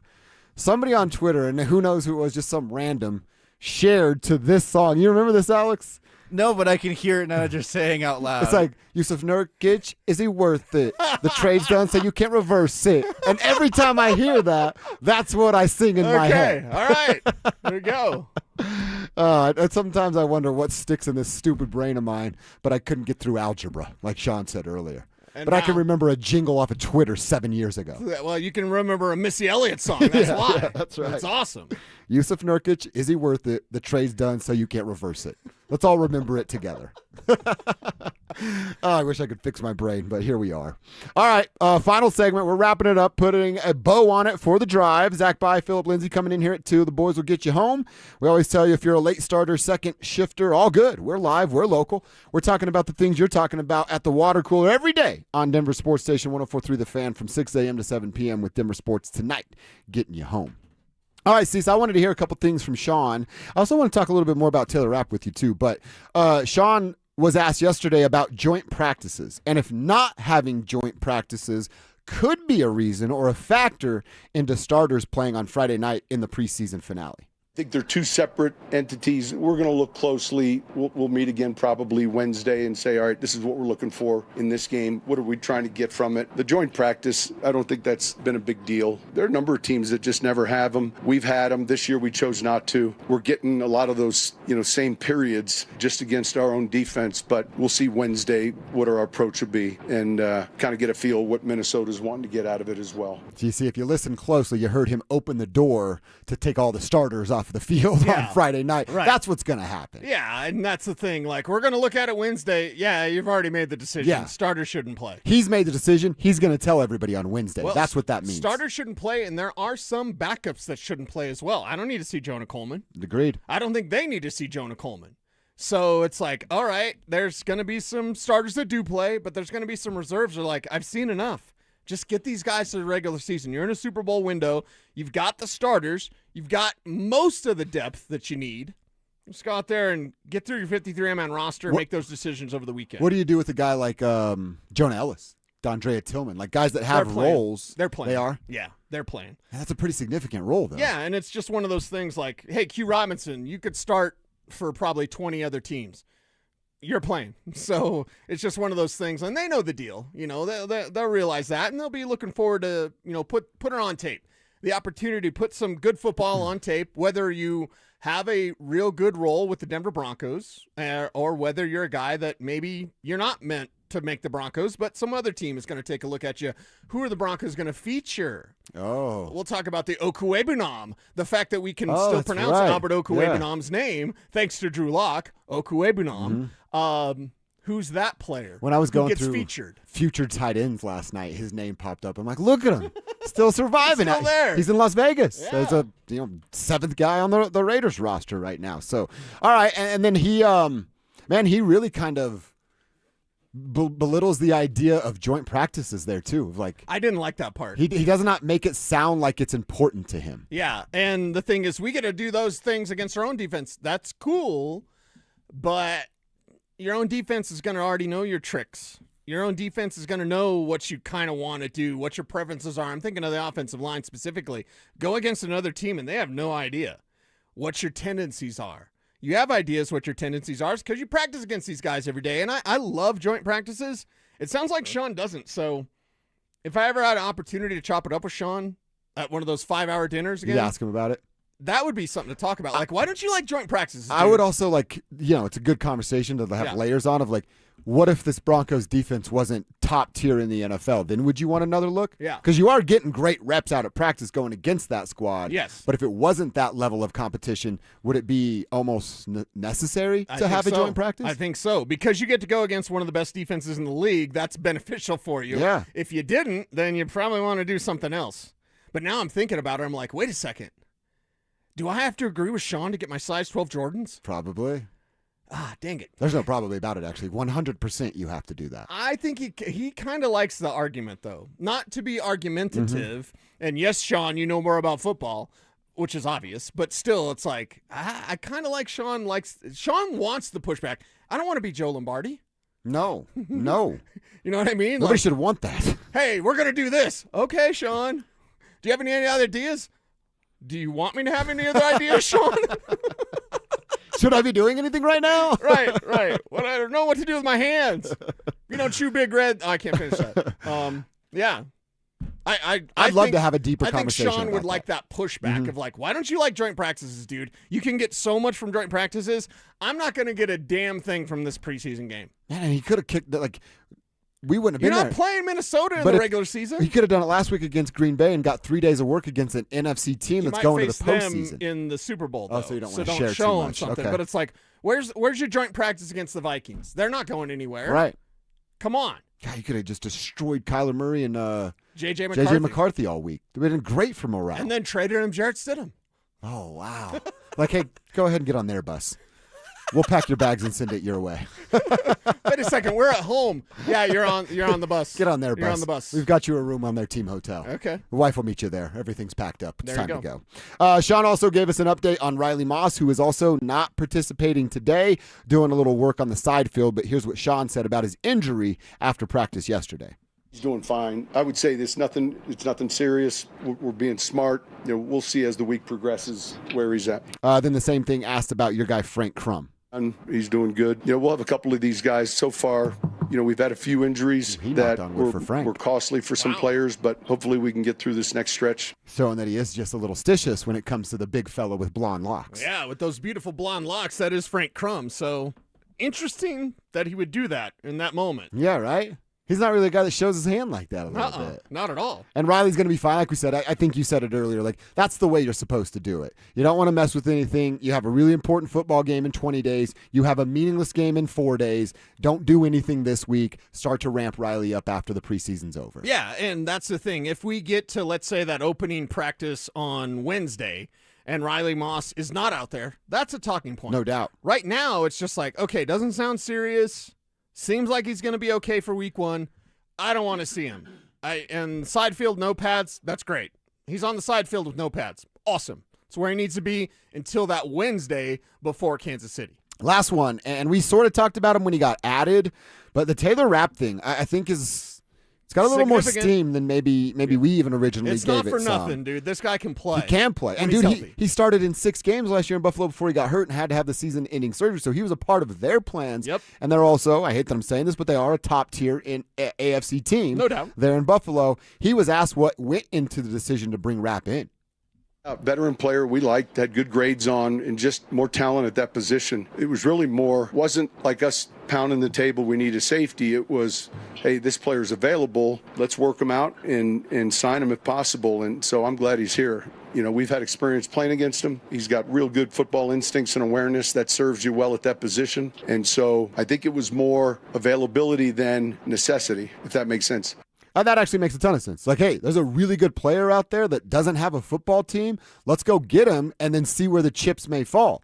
Now, J.L. Skinner probably doesn't feel that way, but that's just the breaks, right? J.L. Skinner is now fighting for a roster spot because you went and added a guy like Taylor Rapp that you can trust and that can be a significant player for the Broncos as soon as this season. Dude, I flippin' love that. I know we've been accused of being the blow show.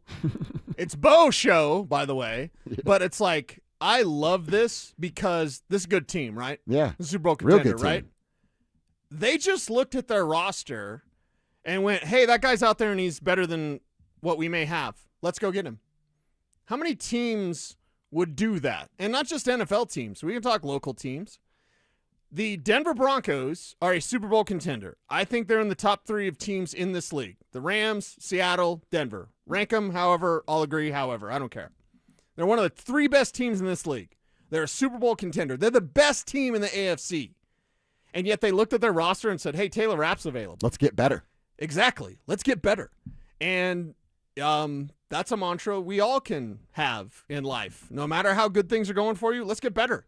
You know what I mean? I think that's a great sign of just how important everything is, how hypercritical. Taylor Rapp could go from a nothing burger signing, most people overlook it, we don't really talk about it, to, oh my God, thank God they had Taylor Rapp for those 2 games that Brandon Jones had to miss.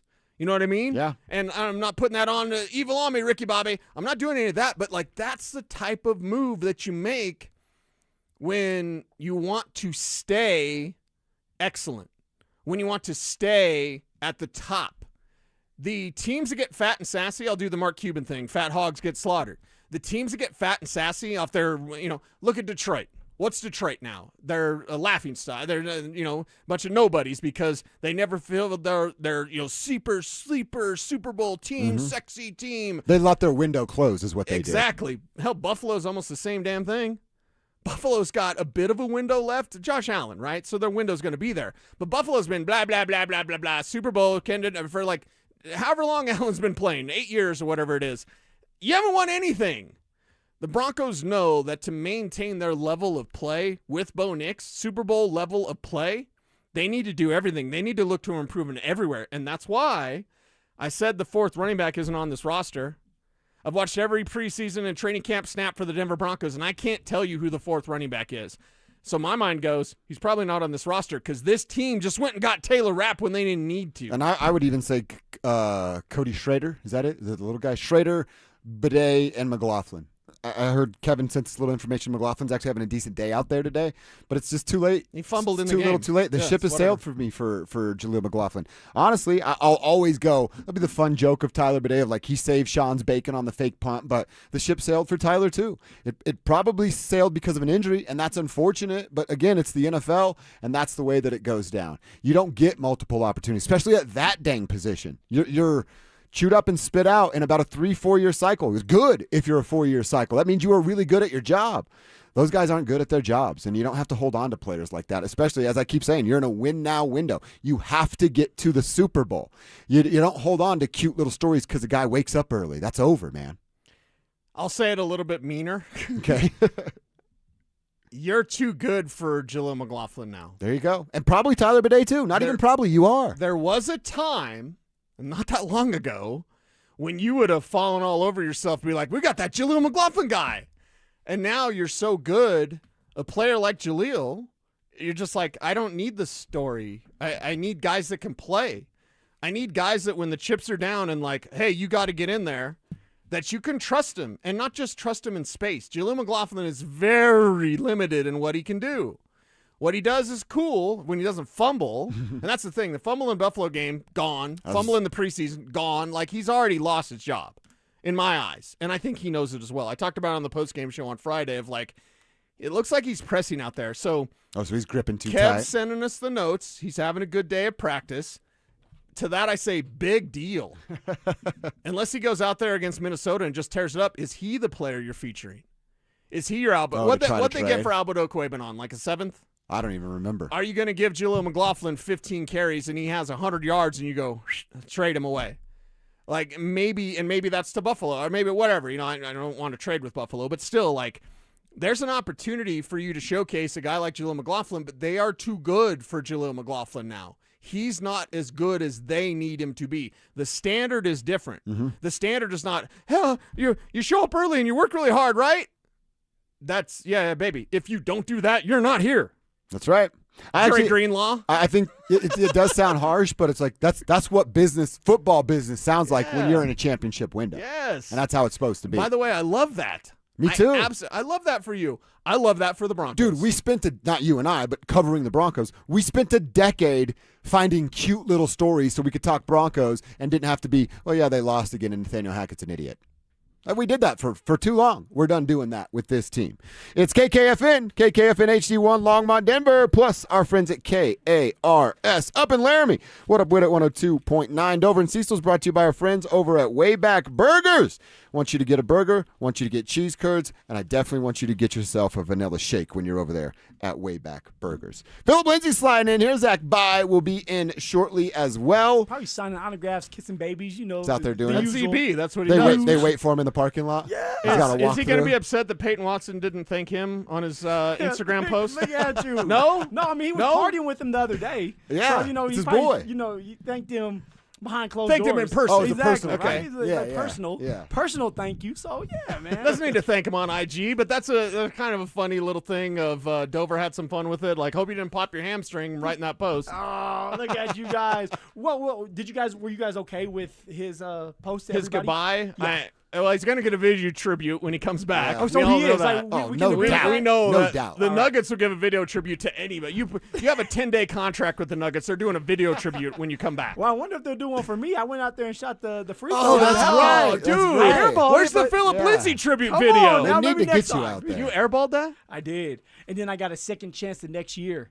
Second chance the next year, the Nuggets called and say, hey, look, we're going to let you do this again. And the ball's cheap. I was about to say, the ball they give you it's a rubber ball. It's like an outdoor rubber basketball. They're not doing you any favors, but they can't use an actual NBA ball. Why, though? Because, I guess they could bring one from the back, but, like, you can't use – what is it, Zach? There's, like, 5 balls that players get to choose from. You can't actually, like, touch those. It's just for the game themselves. Well, you can't get a shoot-around ball like a practice ball? And they also wanted their I'm not going to give them the plug, but their plug of their sponsor on it that you were doing it wearing the jersey for. Remember you had the jersey and all jersey. that? I had a Jamal Murray jersey. Right, they used to have them wear I don't think they do that anymore. I don't think they do either, but they did it for him. Yeah, when I airballed the it, shot, right? yes. I had that yellow plastic ball, got the Jamal Murray jersey, feeling myself. I airball it. Everybody's laughing. Everybody's booing. The players are booing and laughing as well. I didn't get the ZB treatment where you go out there and you dunk it. They didn't give me that. Yeah. And then so they said, hey, we're gonna let you redeem yourself. Did you practice? Redeem yourself? No. No. I didn't know what to expect. Hey, I'm really embarrassed. You My got to wife practice? was like, hey, no. you got this, right? I said, yeah, I'm a baller. Come on now. Shot caller. 28 plays. And then you airball the that thing. Impala? Did you shoot it for a second time? So I shot it for a second time the next year. So the next year, it came around. I went there, and I was ready this time. Did you airball it again? I did not airball it. Did you make it? No, I didn't. I almost did. It went Almost. in and went back out. And so, like, I thought they were gonna give me a second chance too. Like, hey, like, but they were like, oh, it's okay. Maybe better luck next time. It's like, dude, you're not giving me a next time. No, 2 misses and you're out. Yeah. Dude, they also have to jump ball. That's why they couldn't let you do it again. The game actually has to start at that point. I would love it to see, and it'll never happen, but like if you lined up like every member of the Denver media and ask them to shoot a free throw in front of people. Well, you were at the game and you were the best player. We've seen some of the Denver media play basketball, and it's not pretty. But why does it seem so far? Because you're right. Like, I get there, I'm feeling confident. Because the like, rim's man, floating. It's a free throw. You never played on a floating rim before. Well, and that's what it and seems it's the like. optics that change. You've done it. Yes. It's the optics that change it. Fans are floating there. rim will mess with you. Yeah. It's the depth. It's the depth. And one of the great predictions that I've ever had was going into COVID or going into the bubble saying, mark my words. I was working with Stokely at the time. I said, mark my words, we're about to see some of the greatest shooting displays we've ever seen. Because these guys don't grow up shooting in arenas. They grow up just like us, shooting in gyms with a background like they had in Orlando. And we literally saw, and Jamal Murray was one of them, some of the greatest shooting displays when you remove that depth perception and now you're back to where you were like growing up. I mean, what we saw, every shooting percentage in the NBA, every single one of them, from shots at the rim to mid-range shots to three-point shots to free throws, every single metric went up in the bubble. Because that's just what you know. That's just what you... that's what you're shooting in the gym. You shot 1 million of those jump shots in your life. That's right. Yeah. That's right. And dude, goodness, man, I tried to shoot a basketball today, and I've touched the ball maybe 2 or 3 times. You're looking like Phil? Dude, cringy. I mean, cringy. A little rusty, huh? So bad. I mean, just so bad.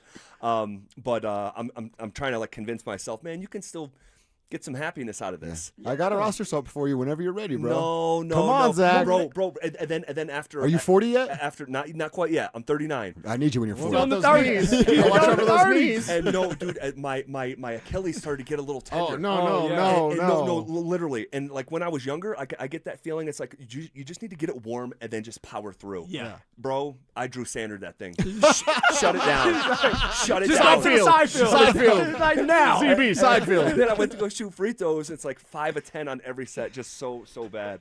Hey, media, before we go, are you going to do the media thing? Are they going to do something? You guys think that they'll have the media game again? I'm sure they want to embarrass us again. It's a good question, man. They definitely sent the message to a lot of people. I thought it was healthy. Of like just a reminder of like, hey, you guys like who laughed at Torrey Craig when he missed that layup. Like, who do you look like when you're on a court, right? And those are all college players. Every one of those guys were college players and Division I players. But I got a question for you, Phil. I was driving in and listening to these guys. They said it's over for Jaleel.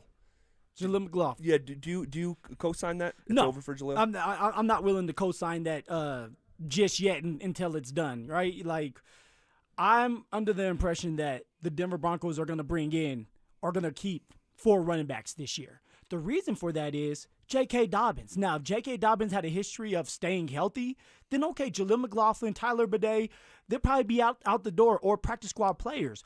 But because Jaleel has a good relationship with Payton Watson, he brings a different skill set than Jonah Coleman, than R.J. Harvey, or J.K. Dobbins. And it's hard to explain it. I mean, he's a slender body, kind of like myself. Yeah. He does run hard, and he knows the system. And he's had to go out there and been plugged in and had to play last year because of J.K. Dobbins, and at times did okay. So with that being said, it's not over until it's over for Jaleel McLaughlin. He can go out there and still make a name for himself. And if it's not here, then of course there will be 31 other teams that would have him as a backup or a practice squad player, ZB. But they're going to keep 4 running backs, man. I believe You're convinced of that? Yes. I just believe that they're going to keep 4 running backs. 3 are going to dress. 1 will sit there, be a practice squad player, but get paid like he's on the active roster like Jaleel McLaughlin did last year. And my guessing is, ZB, he'll be the one doing that exact same thing where You're the insurance policy. You're the guy that we trust. Okay, you're going to get a lot of reps in practice with the practice squad. And if we need you because J.K. Dobbins goes down, RJ or Jonah Coleman go down, we can plug you in. You still need a guy like that. Jaleel McLaughlin is still alive and well, and he still has a chance to make this team, Z. Well, as we were coming into camp, one of the battles that we highlighted, and we flagged it as, hey, this is not going to be like some sexy battle with a bunch of sizzle, but the battle between Bidet and Jaleel.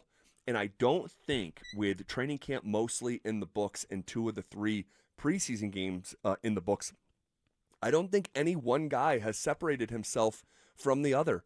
And I'm just really interested in how that they're going to play this with the roster gymnastics. Cut down day here is coming up. Yeah. I mean, it is coming up here. We're just days away, and how they play it between those two. Do you, ZB, do you think Jaleel is done here? It's over. Is it? No, I don't think it's over. Not over. But he also has not seized the opportunity in the way that I was hoping for. You know, I think he's been okay. He's had some good moments. He just had a couple good moments in game number 2. You know, he had the one run between the tackles where it's probably an 8-yard gain where he's like, hey, let's go. Let me go again. You know, let me go again. But it's not in terms of like NFL, like making an impact. Unfortunately for me personally, I have not seen him make that impact. And the same goes for Tyler Bidet. They've both kind of had mediocre performances in these preseason games. Undistinguished. Like you're not doing anything to have us talk about you that really moved the needle. Now you're not like falling on your face. I know he had the fumble, but you're not like falling on your face entirely, but you're also not doing enough to make it tough on these coaches. Well, and see, this is the thing too that happens. You're in these preseason games. You're not going with the 1s or 2s. It ends up being the 3s and 4s as the offensive lineman. And we used to say this as players, man. When you're with the 3s and 4s, good luck. Yeah. All right, you're fighting for your life. And it sucks because a lot of these offensive linemen or defensive linemen and even running backs, everybody that's a 3 and 4, usually you're probably not going to make the team. And if you do, it's a practice squad player. Right. And a lot of them will be done playing football, and you have to go and get ready for a different career. So you're baking and you're hoping that these offensive linemen that you're running behind can do good enough job for you so that you can get looked at. And this is why, like someone like Sean Payton, they're going to evaluate practice, or they're going to put you with the 2s in practice. But that's tough as a running back. Oh, I know. And this is where having a good relationship with Sean Payton and having some type of film out there of Sean Payton saying, hey, look, you were in my system. You did well your rookie year. I like you. I know what you can do, and I'm going to keep you around. Now, you probably won't get the reps that you want, but you'll still have a job. And now that's on Jaleel to sit here and say, okay, do I want to risk just going out there saying, hey, cut me, release me, let me go somewhere else and see if they'll pick me up? Or do you want that comfort? Do you want that stability by them saying, hey, we'll keep you around on practice squad. Maybe we'll keep you on the 53-man roster. You won't play a lot, but if something goes down like something did last year, we can plug you in and we feel comfortable enough that you'll go out there and do a good enough job for us. I think that's going to be the case because you watch these preseason games, even for Tyler Bidet, ZB, I mean, sometimes they get the ball and there's a loss of 4, loss of 5. That's not on the running back. Right. The running back can't get going if the offensive line's just bending over and taking it. So it's one of these things where it's hard to evaluate the 3s and the 4s because a lot of them are just not good enough. They're not NFL players, and that's just a fact. Yeah, and I have a follow-up or two with that conversation that we will get back to. An age-old preseason question is sitting on Sean Payton's desk. We'll talk about what that is coming up next. Kyle Freeland has just hit the IL with a pinched nerve. And at 4-10 with a 6.37 ERA, you have to wonder, have we seen the last of the Denver native in a Rockies uniform? 10 seasons, 254 starts, and a whole lot of loyalty. But is there a point where both sides are better off? Moving on. Denver Sports 104.3. The Fan. Get in the zone.